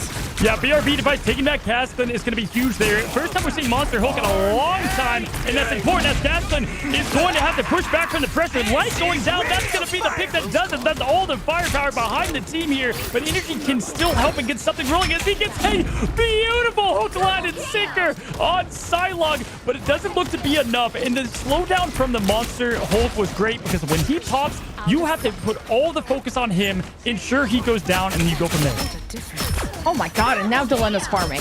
Uh-oh. This is just even more time away, and FlyQuest have been really stifled at this moment. Cooper saves the day, negating both duelist ultimates with just one invisible boundary. Terra was never able to reset because just FlyQuest are so damn healthy. Keeping just enough space there to get the poke damage on. Not going to get clawed. Delena doing great. We've seen it from the positioning from Delena time and time again, and showcasing why Psylocke is such a great hero within Rivals, although we have not seen her a ton. Looking into the fight here. Wow. Harvey with the light kick. This Light is trying to make plays going on the high ground. You gotta worry, there's still two hook characters with Bucky and the Invisible Woman. And FlyQuest are constantly reset. They're trying different paths of rotation to the high ground and around, but Star-Lord is still very squishy. Yeah, I mean, they're trying different comps, different positions. After that first point push, it's been all 100 Thieves from here, and it's going to continue to do so as they have pretty much every ult ready to go. Delena and that Dance of the Butterflies is going to get the value that it needs here. But again, here we go. Eye of Agamotto. Who's going to get the shield up in time? You don't even need ults. It's just the neutral is so strong. With Terra hitting back-to-back headshots every pull in the game, FlyQuest can't adjust their own pace because the pace is forced by Terra. Yeah, here's the thing. Oh, wait, no, there's no thing. Absolute just headshot destroyed, and there it is. We have 6 ults ready to go. There it comes. This is going to be quite the light show. Yeah, good luck to us. Good luck to the viewers. Good luck to FlyQuest because there's 36 seconds left. And 100 Thieves could have a defense of a lifetime. And it's 100 Thieves just playing as passive as possible. The approach to Spark Chief close to the clobbering time. But it's Light that carves through Delena, who is setting up for the Dance of the Butterflies. And FlyQuest protects 13 with the invisible boundaries exchange. FlyQuest have exhausted a lot from 100 Thieves already. And they clobbering time to set 100 Thieves back even more. I mean, huge flush to get the finish. They did massive clobbering time. Obviously, there's another fight to come here in just a second. They're gonna have to push. But here's the thing. Obviously, 100 Thieves is gonna have a lot in their arsenal. They have 2 combo setters. We're gonna see the clobbering time into the Kraken impact, and they've got the Agamotto ready. But Gaston can be the hero here. One last touch from FlyQuest. You have the Eye of Agamotto, the hits from Gaston, the backline with love, and 100 Thieves just don't have a lot of healing. They do have the damage boost from SGP, and it's overtime that dwindles away, and you don't have energy, you don't have light, and you don't have damage. If you're FlyQuest, it's just about extending the game for respawns to come in, but 100 Thieves are that much closer, and that much closer to taking the series. What a defense, and what a map from 100 Thieves. Once again, a no-fly zone, and Gaston even nailed the he got some use of the Agamotto, but the follow-up just wasn't there, and Terra able to put things into his own hands and metal arm at that. Great job. It really seemed like, listen, they wanted, FlyQuest had a plan going in. They had to adjust on the fly. Meanwhile, 100 Thieves were in the driver's seat that entire time. And that's 100 Thieves with now back-to-back map wins. Series point 3-2. Can FlyQuest go the distance?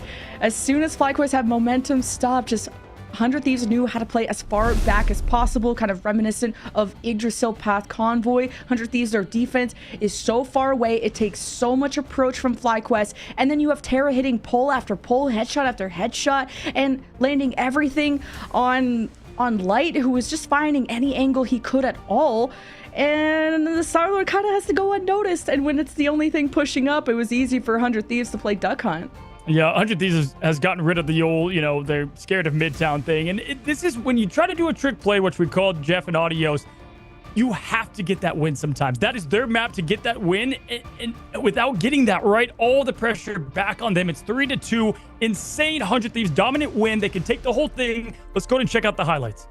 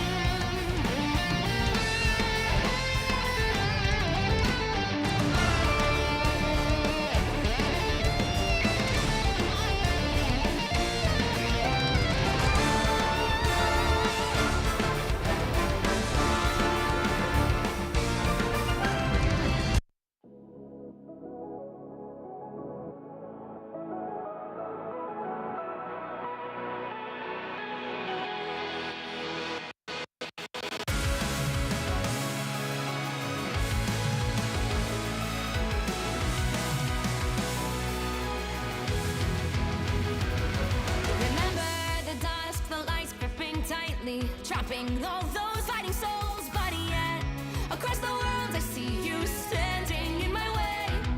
And remember the time, the place we used to fight, like the sun and moon. And I wonder if ever there was a time that we were friends. The night has fallen, shadows looming, and yes, that time has come for me to seek you out. We are set now for our last reunion. Break the chains, find your way, come fight me.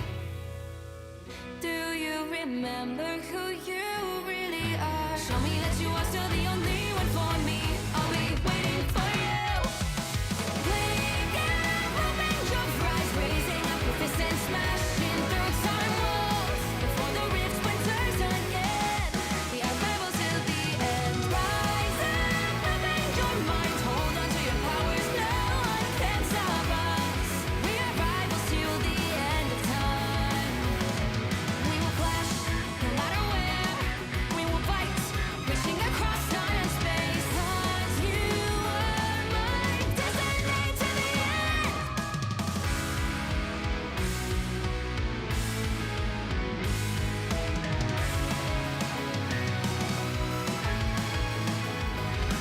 You see the dawn, the flames burning brightly, shining on those memories. And yes, across all time I see you turning the tides.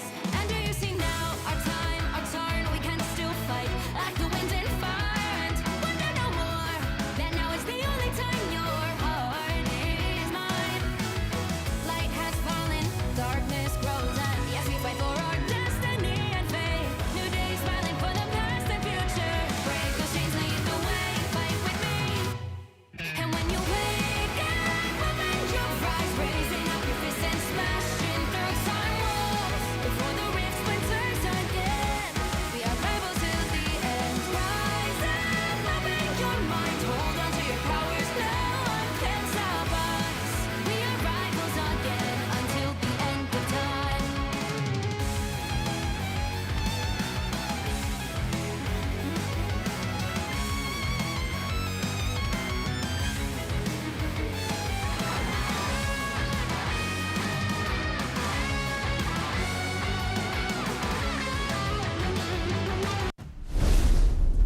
Hello and welcome back. This could be it as 100 Thieves. They have climbed back out of the hole they were in 3-2 against FlyQuest. And this right now, Lemon, is why the NA scene is so great. I mean, we've been talking about who's the number 2, who's the number 1, and some of these teams just match up differently against each other. We've seen that time after time, and right now FlyQuest putting on a great show and a great grand finale, but this could be it. They only have a couple maps to choose from here. Where do you think they're gonna go with this?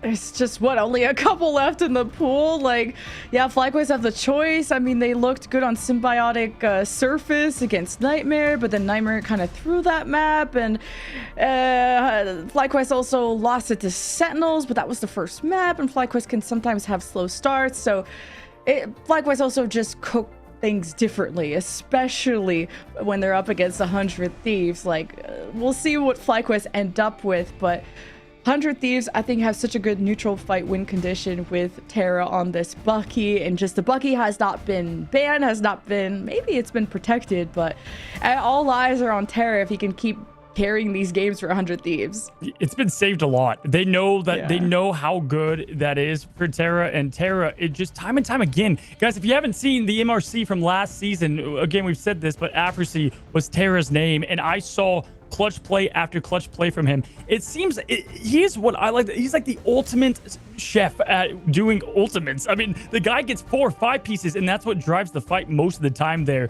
In FlyQuest, we've seen them reach into the bag and pull out Jeff's, Spider-Man's, Venom's. They're going to have to really put everything out there. This is the cards on the table. This is it.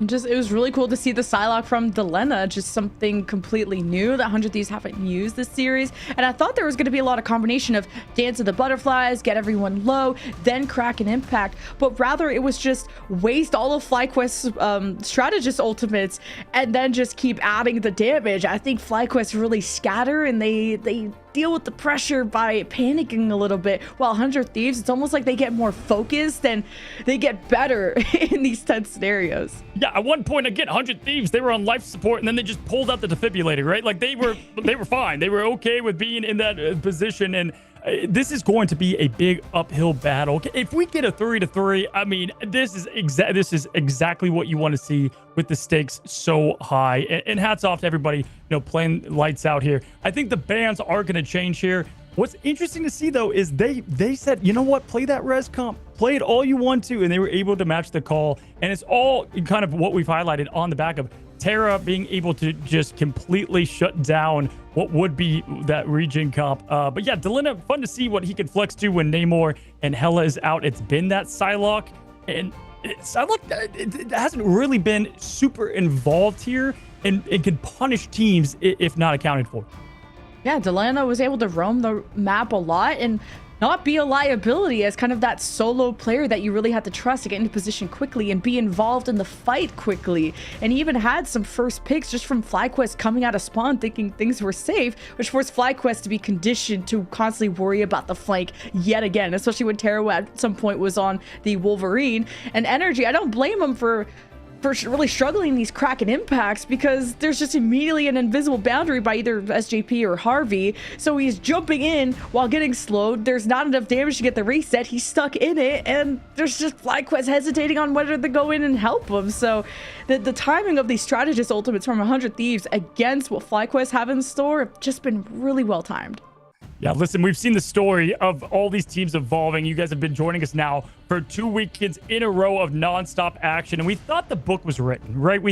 Yesterday, Lights talking about we want second, almost. I mean, to the point of 100 Thieves in the tier that they're in, and we're here now at the 3-2 scenario. Will this be it? Will this be the swan song of what, I don't want to even call them a Cinderella story, because they've shown the grit in the fight. And Fly going in, guess who thought they were the number 2 team? It was 100 Thieves. They gave them that credit before everything even squared off. And so they knew what opponent they would go up against here.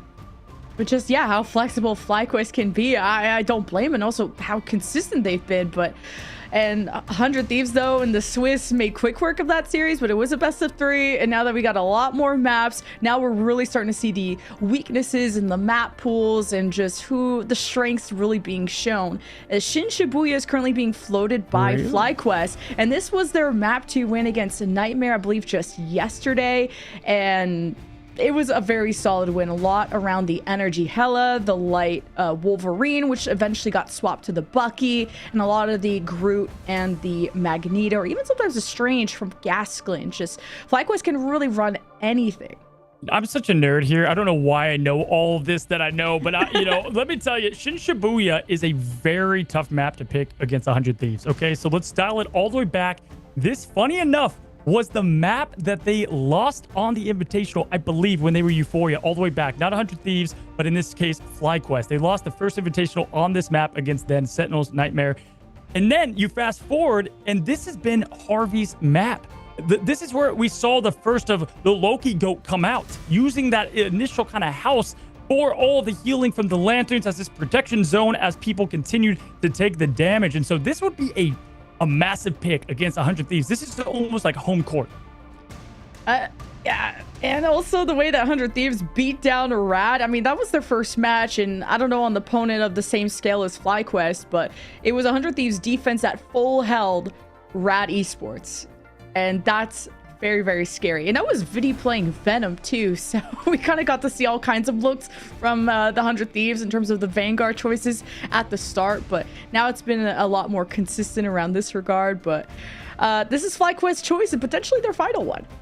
Yeah, for sure. And looking at the res comp, you could definitely play it here. I think this would be a great map for Adam Warlock if they do want to go with that route. If I'm 100 Thieves, probably looking to get rid of that, most likely, even though they let him have it on Midtown, obviously very comfortable with that pick. We've seen them be comfortable, and then we've also seen them immediately ban Adam. Looking like they did that more on Domination than some of these maps that they're more comfortable with here. But this is where I'm going to give the edge, again, momentum-wise, been there, done that wise to 100 Thieves. And so, again, as I've said before, it's going to be a tall task for them to, close the task here, FlyQuest, to get it going, or the no-fly zone still in, effect.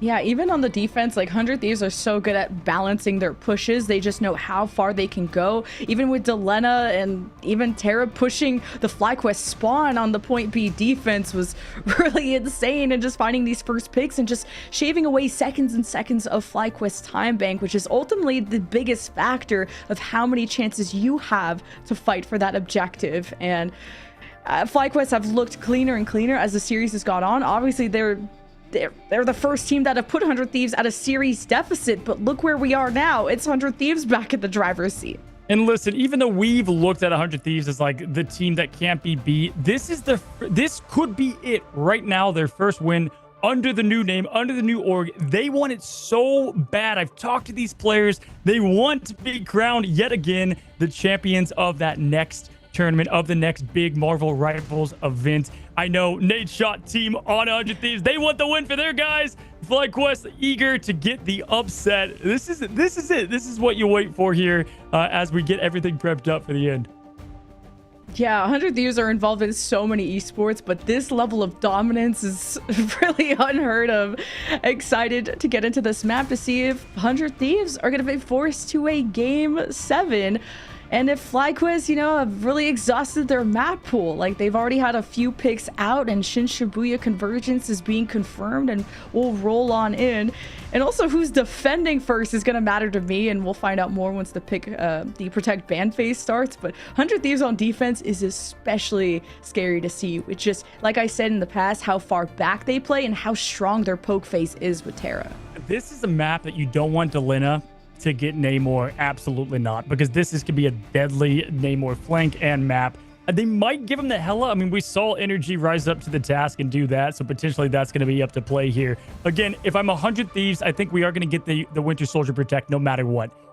Do they match with the Atom Protect? We'll have to see. There hasn't been a big importance in who they want to save in some of these matchups, and so we will be heading into that here shortly. Ban-wise, though, looking at tournament-wide, would you guess Luna still remaining the top ban? I think that also speaks to just a lot of what we see there on the ladder.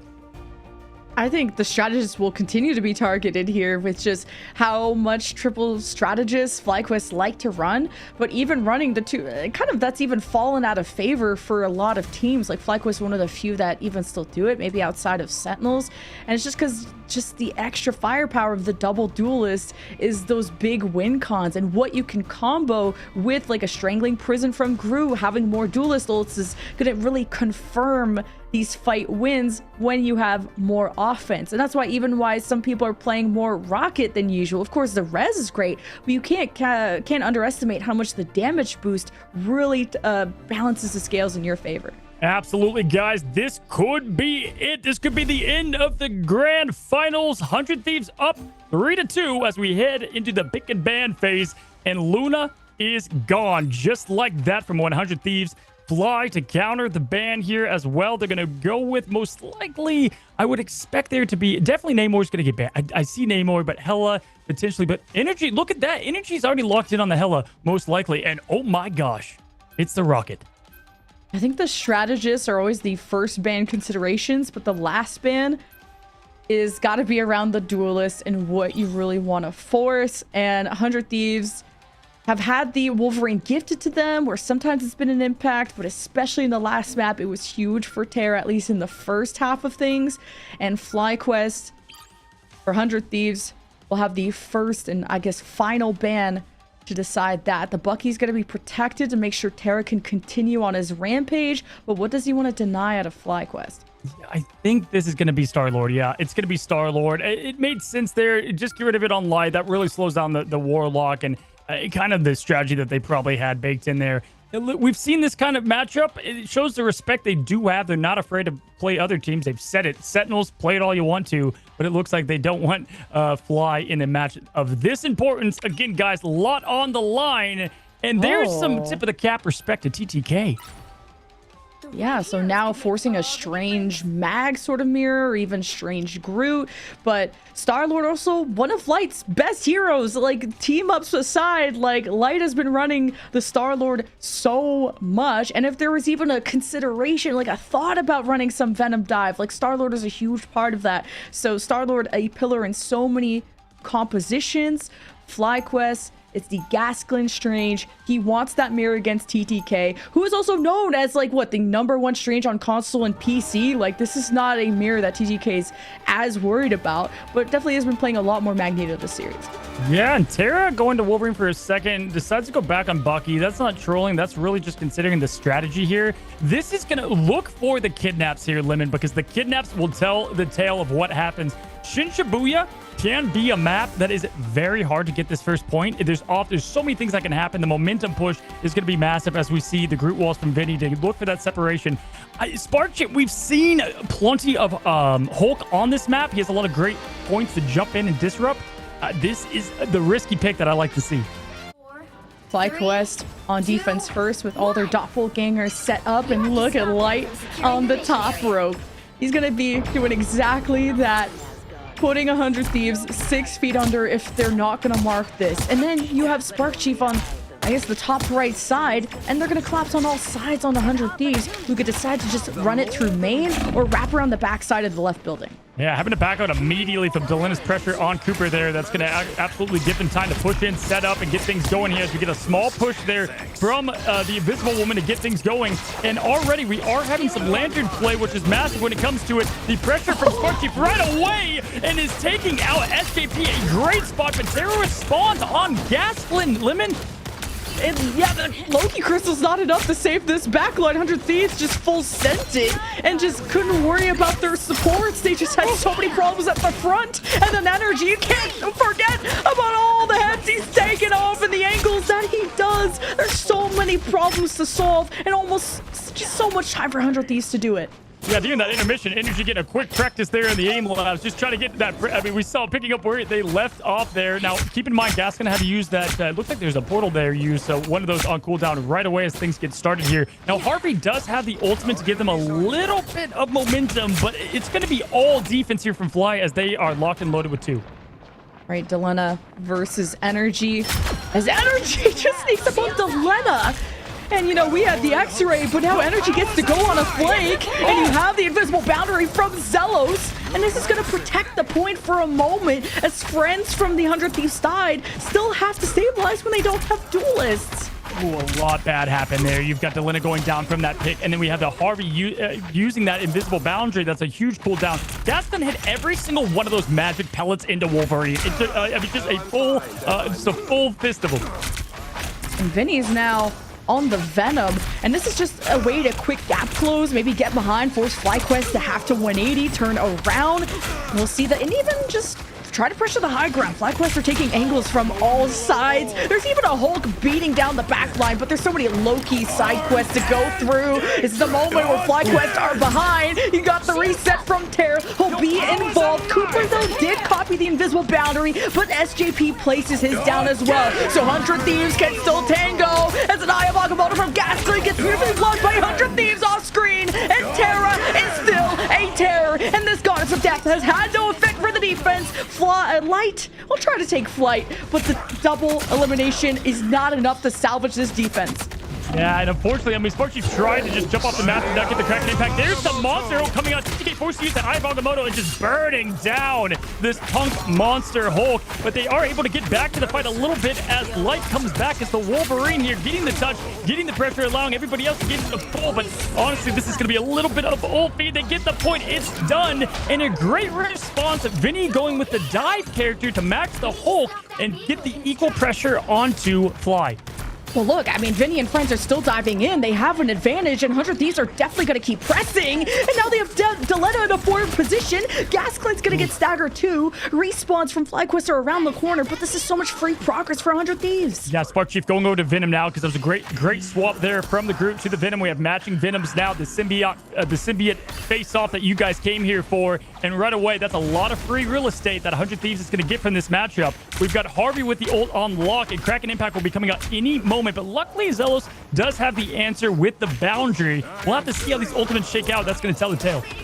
And Vinny can force out the invisible boundary. You would definitely take that trade of the Venom ult for Invis. And FlyQuest playing as far back as they can. And meanwhile, trying to find where Delena is. This flank pressure has been really good for them. Now the Vanguards from FlyQuest are trying to push through small quarters, and it's leaving this front line, or this back line of FlyQuest exposed, forced to use the invisible boundary, and it was just Terra using the Kraken Impact, and 100 Thieves have more in store. Yeah, perfect comms there to get the ult up in time, but Harvey able to trade with Gaston is just a major turn there as they are feeling comfortable as they're going to push in the remaining of this point, still holding on to a couple of ults. They played that great. Fly did the right job, but unfortunately, a little bit too much commitment there and ended up going down. So much free progress for 100 Thieves, and finding this flank is really gonna hurt FlyQuest's chances on the comeback. You need a touch from at the last second from this Venom, but with the Goddess from above and the Loki crystals pop, like FlyQuest are running out of good options. At least Gasklin was able to block some of this Goddess of Death energy and damage. The invisible boundary from Cooper is an island of safety for FlyQuest, and now that gives space and time. Spark Chief will get brought back to full health, and maybe FlyQuest can have some time to breathe. Yeah, Agamotto's coming in any second. Oh, and with the huge stun stopping Spark Chief, he's going to get picked off here and used all their efforts to take down the Venom Pest, but he can get the fight pretty easily back. Cooper disappearing, being the god of trickery, but goes down to Vinny. And can the energy get enough pickoff here? No, cannot. And this is going to be a wrap on this point of the map. And they did not even have to use everything they had in store. This is going to be a tough hold.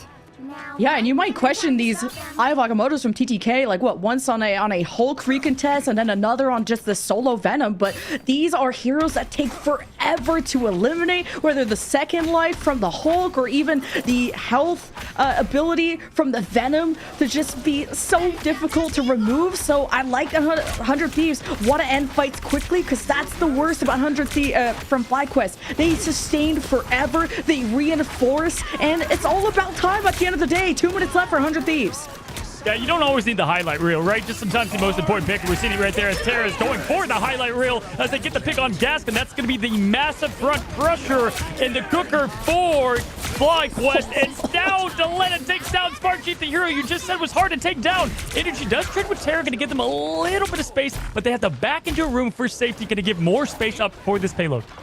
The Invisible Woman so pivotal as SJP pulls the Venom before they could web swing away, as Delena gets comms about where energy is, and that's the information game between the two. And look at this pressure. You have Vinny lurking behind FlyQuest, forcing them to have to deal with that problem, and the cart is approaching its destination. You gotta see Gaskin hit this Eye of Agamotto, and it's Cooper with the invisible boundary, and just from above, from the top rope, SJP and Vinny are stunned, but the invisible boundary is still keeping keeping 100 Thieves healthy. It's now Duck Hunt. You deal with the Venom. Cracking impact from Light. He's on 2 HP, and he can't keep resetting. 100 Thieves have the finish line in sight. Oh my gosh, Delina took that map of Wakanda personally and just absolutely has been on a tear here, giving it to the players. Fantastic play from every single roll on 100 Thieves. That's a tough map to push in. They got 3 points, 40 seconds. This is the championship on the line. Can FlyQuest respond? That's a really respectable time, being 2 from 100 Thieves. First, it started with the Delena advantage over Energy of having the backup of his team to communicate where this Energy flank was going to be coming from. That was a huge boon for FlyQuest of inserting that flank. Delena deals with that. And then dealing with 100 Thieves did have their Venom harassing for quite some time. Vinny had FlyQuest distracted, meaning FlyQuest couldn't really take back a lot of real estate on their defense. And when you're turtled up, when 100 Thieves and offense on this map starts infiltrating the base, that giant room, that's when things can be very difficult for the defense to restabilize, because you have a lot more cover on the defense until the offense is in your face. So 40 seconds is a very winnable position for 100 Thieves. And I don't know if FlyQuest can go all the way. This is a map that they picked, but one that isn't the strongest in their pool. Yeah, and I respect them giving Delina hella, because we saw that matchup before and Energy came away with it. But I mean, Delina really just showcasing who he's been the majority of this invitational. They got rid of the Rocket because they want the picks to matter. No BRB taking them back, and they kind of hope it looks like in that first point that, you know, kind of capitalize on the dive comp that they're going to roll with. And once they got an elimination, they were going to secure it. Here it is, guys. This could be it. Let's go into the last match. All you need to do is capture the mission area. Okay, is Light cooking? He's leaving spawn. He's leaving spawn. He's leaving spawn. Oh my god. Oh my god. He's leaving spawn. Cozy, help. Let's go. We got the Iron Fist on lock, who can be a great hero to get that pressure on and get the early damage. Now changed, recently buffed to be a bit of a tank buster. Going in from the side. This is going to be great, as we're going to see probably a bit more of a dive comp. We have Spark Chief diving in as the Hulk right away. And we've got immediate pressure from TTK. Trying to back up, getting to that room I was talking about earlier, the safe haven where the spawns can be there for Harvey to get the health up. I guess FlyQuest are just achievement hunting at this point, really showcasing all heroes that we have. But the issue is that this Iron Fist is vulnerable to poke. And look at his response. 100 Thieves are playing as far back as they can, keeping their backline in check. As Gasklin steps up, he's removed, and Cooper will keep the party going, copying the Luna ultimate, I believe I heard. Either way, it's strategist healing. It's FlyQuest in your face. It's Terra that has to go for a Kraken impact, but he just got Hulk stunned by Spark Chief, and he's alive, he's awake, and you can't say the same about FlyQuest as their vision fades to black. Yeah, they got to get out of there now. They got to reset here and not let Terra just go on a roll, and he is going on that roll. What a time to bring out the Iron Fist and the freaking grand finals. Everything on the line. Terra's going for 5, 6, 7, trying to break the record here. Delina getting a part of it as well. They've got to slow things down. There's 2.5 minutes left. This is just mayhem at this point, and it seems just chaos. And I think Energy blew the Mantis ultimate in a 3v5, and maybe revives coming in. Things got really chaotic, and FlyQuest do have closer respawns, so even at a deficit, they can keep trucking, but this is worrisome. Yeah, this is the house I was talking about for Harvey. He just hangs out here. He loves it. I've seen this now time after time for months now from him. Great play there, as we do have the same comp going in. We're going to get the pressure early. Gaskin cannot get the early pick here. We're going to see if they can achieve the same result. Spark Chief has the ult, so he can just keep going. He's going to pop it just in time to set up Gasling. The pins for the Eye of Agamotto, but it's taking too much time for FlyQuest to develop. That's given time for Delena to flank, and, well, Light will kick him in the face, but there's just not enough firepower for FlyQuest, not enough members to keep this going. They zoned off 100 Thieves for 2 ticks, and they only really need to zone them off for 1 more to get the payload going. But there's only 90 seconds left, Cozy. The disrespect of the poll in there for Spark Chief, not even letting himself get himself out of the battle. Love to see it. Yep, a minute and 20 seconds potentially here. Only 1 tick to go. And this is going to be as close as you get. We have plenty of ultimates on the line for both teams. And honestly, 100 Thieves is set up for so much success here. Zelos, look for him to get picked. If he goes down, the fight is theirs. Gasklin still has to get the approach. And how can you? You're already down a strategist. And now too, Terra is truly the terror. And FlyQuest, the silver lining is that they were eliminated quickly. But less than a minute to spare. One of their last chances to get the ball rolling. What we just saw there on Midtown, they didn't even need to use any abilities. It just rolled after Cooper getting picked. That was a massive early pick there. This is it. 40 seconds on the line. Every ultimate to play. The light show is about to happen. Here it comes. Can they come up? Can they rise to the moment? The light show, though, it's looking pretty dim. And it's his chance with his ultimate to have a little bit extra kick, a little extra oomph and light. He'll lead the charge, literally, with his Vanguards following up. The Loki crystals are out. TTK could easily levitate into them once those Loki crystals are out with the Eye of Agamotto. And wait, the push away. Gasklin gets nothing with the Eye of Agamotto. And FlyQuest have 12 seconds. They cannot falter. It's the Mantis ult for energy, and they gotta survive. There's the strategist hit by TTK, and FlyQuest blind with rage, and I can't believe it! They swatted the flies! They've ended their quest! They are your champions! The North America's best! Wow! Again, just on life support at some point, taking out the defibrillator, making it this game their own, and they are officially the champion of the Marvel Rival Invitational in Season 1. 100 Thieves has been dominant this entire time and showed a little blood, but not enough. Not broke. Fantastic. Just for FlyQuest to go out with a whimper just hurts so bad. Because you know the potential. They were up in the series. They cooked with the Jeff. That got figured out. They're cooking with this Iron Fist. But 100 Thieves just out-positioned it. They played far back. They poked it down. And as soon as FlyQuest even got on the point, Delena went on the flank. FlyQuest literally walked into a fly trap. And 100 Thieves, it was all calculated. Only in the finals did we see that Iron Fist last minute play, and it was again that last trick in the sleeve, right? Something else that could have made the difference. Just full out kudos in the entire play from both Vanguards there. TTK with monster ultimates, Harvey's the strategist keeping things up, and Delena getting locked in there for the final bit, making sure the job was done, not to get any type of energy or having energy, dip him. Fantastic play. And 100 Thieves, I mean, they're the one to beat.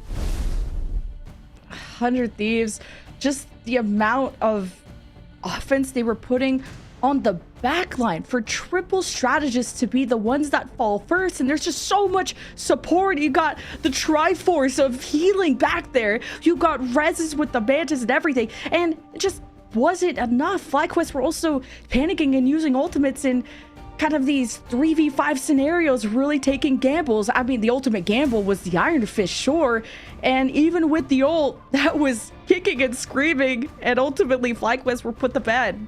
You gotta just be proud of these guys. I mean, you know how much they wanted this, and I can't wait when we get to hear, like, with that back against the wall, right? Having that support come out swinging, what they did, phenomenal stuff there, and they stuck to their core identity. We saw that match over match. Obviously, some give and take with domination, but didn't matter. Again, hats off to FlyQuest for the fight they put up. It was 0-2. All but just a weekend ago. That weekend made a massive difference. Obviously, we've seen 100 Thieves. They've been a team together for a very long time. If you don't know, coming from controller play over to keyboard to master Marvel Rivals, and they have proven that they're the master right now in the North American scene.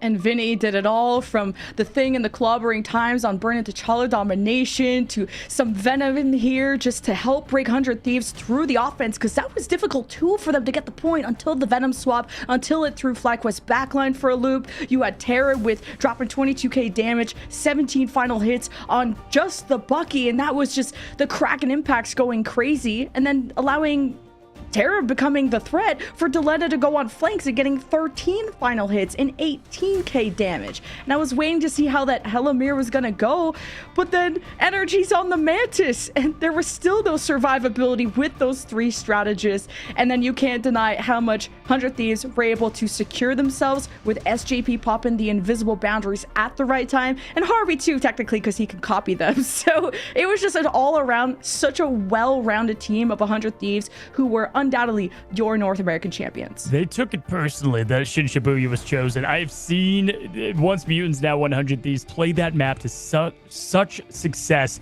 and they demonstrated it right there on the way that they played that together. I do, again, admire the game plan going in and the adjustments that we saw. Originally, 100 Thieves going in with that Groot, and then just being able to, on the fly, realize they've got to get more pressure on that team. They've got to get the Venom involved, and that's where Vinny is such a great multifaceted tank and Vanguard player, because he's able to adapt to two very important roles within Rivals at the moment, or Heroes at that. Just what a series, what an invitational. It all obviously is with 100 Thieves. And we thought 100 Thieves' best challenger was going to be Sentinels, because those guys have been duking it out. Like, even before this invitational, they've been yapping back and forth. And then FlyQuest just kind of sneaks in unnoticed, beats down Sentinels, takes the most amount of maps out of 100 Thieves, while FlyQuest even had the series lead at some point. 400 Thieves had back-to-back wins, going the distance, and it was cool to just see all the variations out of FlyQuest, really bringing out the strat book from, I mean, they were the first ones to bring out like the Penny Parker, not in this series, but otherwise the Spider-Man team to watch. Like, Light showed us so much, including the Iron Fist, and even though it didn't work out, this game is still so new, and there's so much more, many more compositions, even many more heroes that are being rumored around the corner. And I just know FlyQuest are going to be the first ones to come up with all these good ideas. We've been calling it the Marvel Rivals esports birth right from the early beginnings of the 0-6 Shikigami to the comeback that they had to Shroud X, getting his team together of the underdogs and then performing so well, working our way through Sentinels, new rosters, new orgs, new expectations, and finally 100 Thieves delivering on expectations. And all I know is that we have got some fun stuff heading for you as we're going to be continuing to talk at the end of this invitational here. I've got to ask, out of everything you witnessed and saw, Lemon, what was some of the standout moments, stand-up matchups, and or things, heroes, selections that you saw? Hero selections, anything FlyQuest does, even though if it doesn't win, we're entertained. But 100 Thieves, just Vinny plus Terra, I don't know what we're going to call them, Strangling Prison plus Kraken Impact, just how many multi-kills. Terra's like one of the few Buckies who are just so consistent at acing everybody on the other team. Definitely one of the best Buckies that we have in North America. And 100 Thieves that have impressed us so much that we hope that they get to face Virtus Pro from EMEA to really decide which is the best region, because Virtus Pro have a lot of respect for 100 Thieves, and 100 Thieves have a lot of respect for FlyQuest and vice versa. I'm just so excited just of the evolution of these teams and how the talent is going to grow over time too. I want more. I know it's selfish to say we've had 2 weekends of it, but I just want to see more, because when we see more, and we've seen Envy go up against 100 Thieves, we've seen Sentinels versus, we've seen these matchups, and there've been a lot of strength and weaknesses, and that's one of the great things about Rivals is obviously with the pick and ban system, but also with the great balance updates, heroes to come. Things are going to shift around, heroes are going to come and go, and things are going to be shut down. And we're going to see all these teams and orgs adapt to this and bring it all they have. MRC coming up soon. Obviously, in that, everybody's got to have their eyeballs on 100 Thieves, because they're already the champions from the last one. Yeah, and Loki MRC is going down right now. So yeah. There was just almost some players that had to balance both at the same time. And 100 Thieves have just been winning everything. Like, Sentinels were their rivals, and 100 Thieves, their talent only grew. And that comes from hard work, dedication, and also preparation. Like, that whole week that 100 Thieves took, competition caught up, but 100 Thieves still never lost a series. And that speaks to just how head and shoulders they are above everyone else. Yeah, and again, when you are at the top echelon, especially, it wasn't even a secret. It wasn't oh, they're pretty good. There's every single team in their interviews were mentioning 100 Thieves, and you know they're going to bring their absolute best when they face you. And so you've got to remain on that kind of pedestal. You have to humble yourself and not think, we're all that. We're going to continue to practice and defy expectations and come up with strategies, look into the homework, look into the teams. And they did that. They put their respect on FlyQuest. But to me, the turning point, it all came down to that domination map with the Jeff pick. It was the ace in the hole. And then, it just didn't work out. And the first map that 100 Thieves started coming back on, and it speaks to the adaptations. FlyQuest threw everything at them, and 100 Thieves knocked it out of the park. They got swallowed up by Jeff and thrown off the map and separated away from fights, and 100 Thieves just started marking that. Same thing with Light going on flanks, Energy going on flanks. 100 Thieves just were so aware of the state of the fight, and also, okay, someone's missing. Where could they be? Oh, the logic that we have to look for where FlyQuest are setting up, because you always got to expect the unexpected with that team. Yeah, without question. And we saw them adapt to each team well. I mean, they stuck with the main kind of core bans. Talked to some of the players. Loki was always the first ban, right? Because at that point, they don't want to deal with what was then the challenge of the Triple Vanguard from the Sentinels. And it's funny, give them credit because they did prep a lot for the Sentinels. We saw that with the continuation of the 3-0 and whether it was best of 5, best of 3. We saw that matchup a few times. And I was really happy to see FlyQuest get here because we were able to see what their response would be, because that was the matchup. Their first 0-2 wasn't exactly, the story that we were going to see, come to light here. And again, I'm proud of the boys though over there for FlyQuest because, man, they really just came together. Light beaming. He was there for 5 interviews. Loved the way they played, and they've got a lot going forward for them. Yeah, because wasn't like the first Invitational, 100 Thieves weren't there. Obviously, the banner wasn't. And for 100 Thieves to assemble this roster and to really kick butt, to say the least. Everyone thought that they were probably just going to sweep this whole bracket. 100 Thieves, they dropped one map until they got to this final. And FlyQuest had wind in their sails. They just beat Sentinels, the undisputed, I guess sort of disputed number 2 after Sentinels had their highs and their lows and they stuck together. But ultimately we have just kind of this 3-way rivalry between FlyQuest, Sentinels, and 100 Thieves, and who knows kind of these underdogs that are rising up, because I was really impressed by teams like Shikigami and Envy that no one had expectations for, and we're starting to beat the really good teams out there. Yeah, one of the cool things I think right now about the rival scene is with the MRC going on right now. I mean, heck, that is how Mutants got signed to 100 Thieves. They made their statements there, and you can do it too. You're able to go in and make your imprint, and anybody can go ahead and get into a tournament like this if they perform in the MRC. And so I'm excited to see, like you said, what comes from these teams when if these rosters going to change, new additions coming to the fold, and ultimately too, if we get any hero changes. We saw every hero pretty much now with the Iron Fist coming out, the Black Widow yesterday, the Jeff, yeah. Oh my god, who do we not see? That's the question. I don't know, because we even had Storm, we had Petty Parker.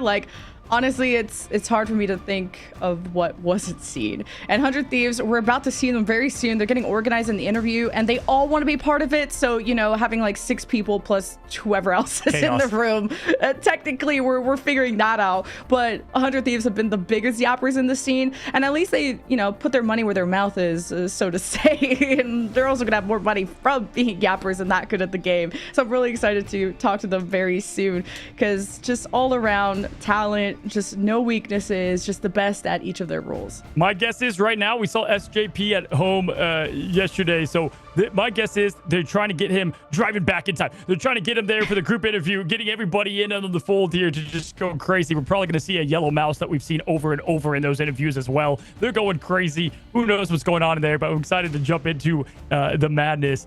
I mean, when we look at Marvel Rivals in the beginning of this really scene, again, it's only season 1, right? We got big season 2, and I think the cool thing about Marvel is that there's some big heroes to come. And speaking of heroes to come to the game, we got some heroes to show you guys right now. 100 Thieves, I hear you guys are all together. Are you with us? Yeah, we are with you. We are with you. What's up? What's going on, boys? Congratulations. I don't even know where to begin. You guys are, came back, showed just huge resilience there. Got everything thrown at you from a freaking Jeff of all things, right? Yeah. Guys, how you feeling right now? We're feeling really good after that. It took us 3 maps to lock in. The first 3 maps, we really weren't locked in. A lot of people were nervous and all this. As an individuals, as a group, we've all just been here, first time ever at a LAN center all together or a compound. And it's unreal experience that we've had, especially in this MRI too. Awesome. Yeah. And how are these duelist matchups? Because that had us, I know the Vanguards were close too, but just Diletta versus Energy, Terra versus Light. How'd you guys think that matchup went? We went fine. Literally the only reason why it was and like no ego thing. Why it was close is because everyone we were nerves. Like there was nerves in there. Yeah, absolutely. Hey, bound to happen in the grand finals. Do you want to say anything? Okay. Yeah, the 2 maps that we still lost were insanely close too. So like. Yeah, for sure. And they had, they did domination a ton beforehand going in, right? So they had a little bit of that, momentum, if you call it. Yeah, I want to ask about a couple things. First of all, Shin Shibuya, final matchup. I know I've watched a lot of you guys play, and I love y'all's play on Shin Shibuya. Were y'all feeling pretty confident? There was only a few maps to pick from. Did you like that going into the last hit there? Oh, yeah. Like we were praying that they chose Spider Islands or Shin Shibuya. Like we were dominant on that map. Prime example, MRC, Hold Nightmare for all the time, 4-minute hold, all that. Insane roll on that map. So as soon as we saw Shin Shibuya, the grins came up. Yeah, And last how 3 do you- turnies. Yeah, how do you prepare against FlyQuest though, a team that have run so many different duelist compositions, like from anything you worry about the Spider-Man, you had an Iron Fist, the Jeff, like there was a lot, like Cozy said, that was thrown at you, including the triple strategist that was just never going down. How did you guys address all of that from FlyQuest? I mean, we were all nervous at the beginning. I think a lot of people are nervous at the beginning. We were trolling our bans to begin with. Like we had like obviously we have the comps that we play against the triple res, and we just said we're gonna ban Mantis for some reason instead of just banning Loki, and that's just way worse to play against. Then as soon as we banned, as soon as we turned our brains on and we banned Loki, they had to ban the Rocket and all that. So. Yeah, there's just so much going on with the strategy war of pick and ban. I love how TTK's in the back there with the Iron Fist that you just defeated as like a trophy on the screen. I want to give my what's up to Harvey. I haven't talked to him yet. Delina, massive play for you guys all together. When it comes to, I have a question. When it comes to the triple res comp, I mean, you guys are comfortable giving that to Sentinels. You've been comfortable giving it, to FlyQuest. Do you think FlyQuest played that the best against you guys compared to what you saw in Sentinels and whatnot? No, I don't think so. I think we literally just played terrible at the first 3 maps. Like first 2 maps that we lost, we played absolutely terrible. We forgot what to ban. Like we were all fucking nervous. That's very fair. And yeah, were you surprised to see FlyQuest as your opponent in the final? Because I know you guys had a lot to say. You were very confident against Sentinels in the upper final, and to meet FlyQuest, was that surprising? No, not really. We always thought FlyQuest was the number 2 team. We always thought that. We've been saying that. The only thing that we really were surprised about was the Shiki slingshot and get Shroud X in 8th place. That was the biggest surprise of all time. The legends. The legends. Yeah, absolutely. Hey, listen, 100 Thieves, you guys just got signed. You performed, incredibly. I called you guys the Empire and everybody else the Rebellion at one point because of the just effect that you had on the tournament. You got the MRC right here, knocking at the door, right? What's next for you guys as a team? Next as team? I mean, we got 2, not counting this day, we got 2 more days in LA. We're gonna just keep grinding, and then as soon as we get home, and then the grind doesn't stop. Like, we want to be the first. We want to be the first dynasty on this game. Like, we have that opportunity. Why not bring it? Yeah, you're definitely on your way, and you're just winning everything. So thank you for entertaining us for sure. And we actually had a player from Virtus Pro join us earlier on this week to talk about EMEA or EU versus NA. Who do you think would win, 100 Thieves or Virtus Pro? If you guys ever meet, how would that break down? So the thing is, everyone says their own opinions in Twitch chats and all that. If the scores with us and VP, everyone doesn't believe that it's 50-50, but it's 50-50 when we're rotating pings and pings and pings. So as I like to say, they're the best team in EU, we're the best team in NA. When we're all on fair playing fields and all that, that's when we figure out who the best is. Yeah, I mean, that's a matchup. It would be so fun to see. Can't wait to put elite talent against elite talent. I think it was cool to see the NA scene too. Very hyper competitive in a lot of the games. Hey, listen, guys, it's been awesome to have you all together. I know you guys can't all hear me at once, but just want to ask any shout outs from all of you guys. I mean, who do you want to thank? The floor is yours to talk to the viewers. The 2 weekends in a row, you guys are dominant. I think we'll do 1 shout out each. I'd like to shout out my friend Hammy. He's the one that got us in connection with Optic Formal and the one that reached out to Nadeshot for us. So that was probably the first connection that we ever had to get into an org and all that, the org that we wanted to. Awesome. You want to go next? Wait, anyone else want to shout out? You want to shout out? Yeah, sure. Wait, is that the mic? Yo, what's up, hello? Delano? What's up? Yo, what's good? Yeah, I just want to shout out Boss, man. That's really it. He's had a terrible day. LA Thieves lost, Val lost. I had to show out for him. I didn't want to bring it up, but I had to. Hey, ended on a good note, all right? Yeah, well, you know, We did end hey, on a good listen, note. We did end on a Thieves, good they note. got themselves a good note. Indy, that's funny, man. I wasn't going to bring it up. Glad you did, buddy. Phenomenal play. Yeah. Thank you. I just want. Is that the Am I able to shoutouts? say? Yeah, that's it Yeah, for go ahead. shoutouts. Am I allowed to say one more thing? I just want to say, like no hate to anyone on FlyQuest, but you can't say you're the best Star-Lord if you just only play that in triple res. Like anyone can be good at that. Like Hey. if you have everything like put into you, you can be the best at anything, man. Like That's so true. The last word, I love it. It's like, you know what? The last Yeah. word is going to be beef going into the next competition, man. Love to see it. yeah, And like we're all good friends with FlyQuest and all that. Like we're all like really close and all that. So everyone thinks that we have beef and all that, but no, only like there's just like specific beef with Sentinels. So that's it. Well, thank you guys for putting on a show. We appreciate you guys being here and just being the dominant force that you were. Can't wait to see more of you from in the MRC. 100 Thieves, you guys have Dynasty in the making. We hope to see it. We're cheering for you guys. We respect you guys. Thank you guys for, again, being here. Thank you, thank you.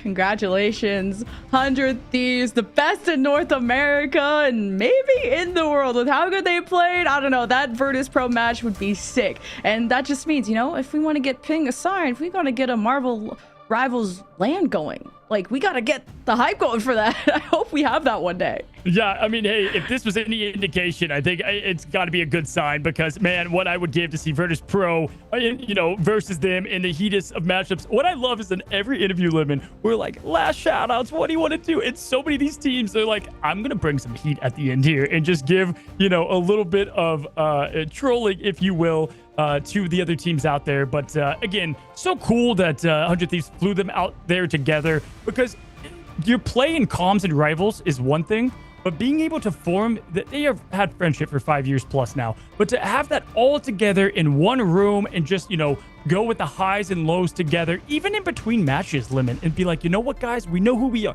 I mean, that plays a massive impact.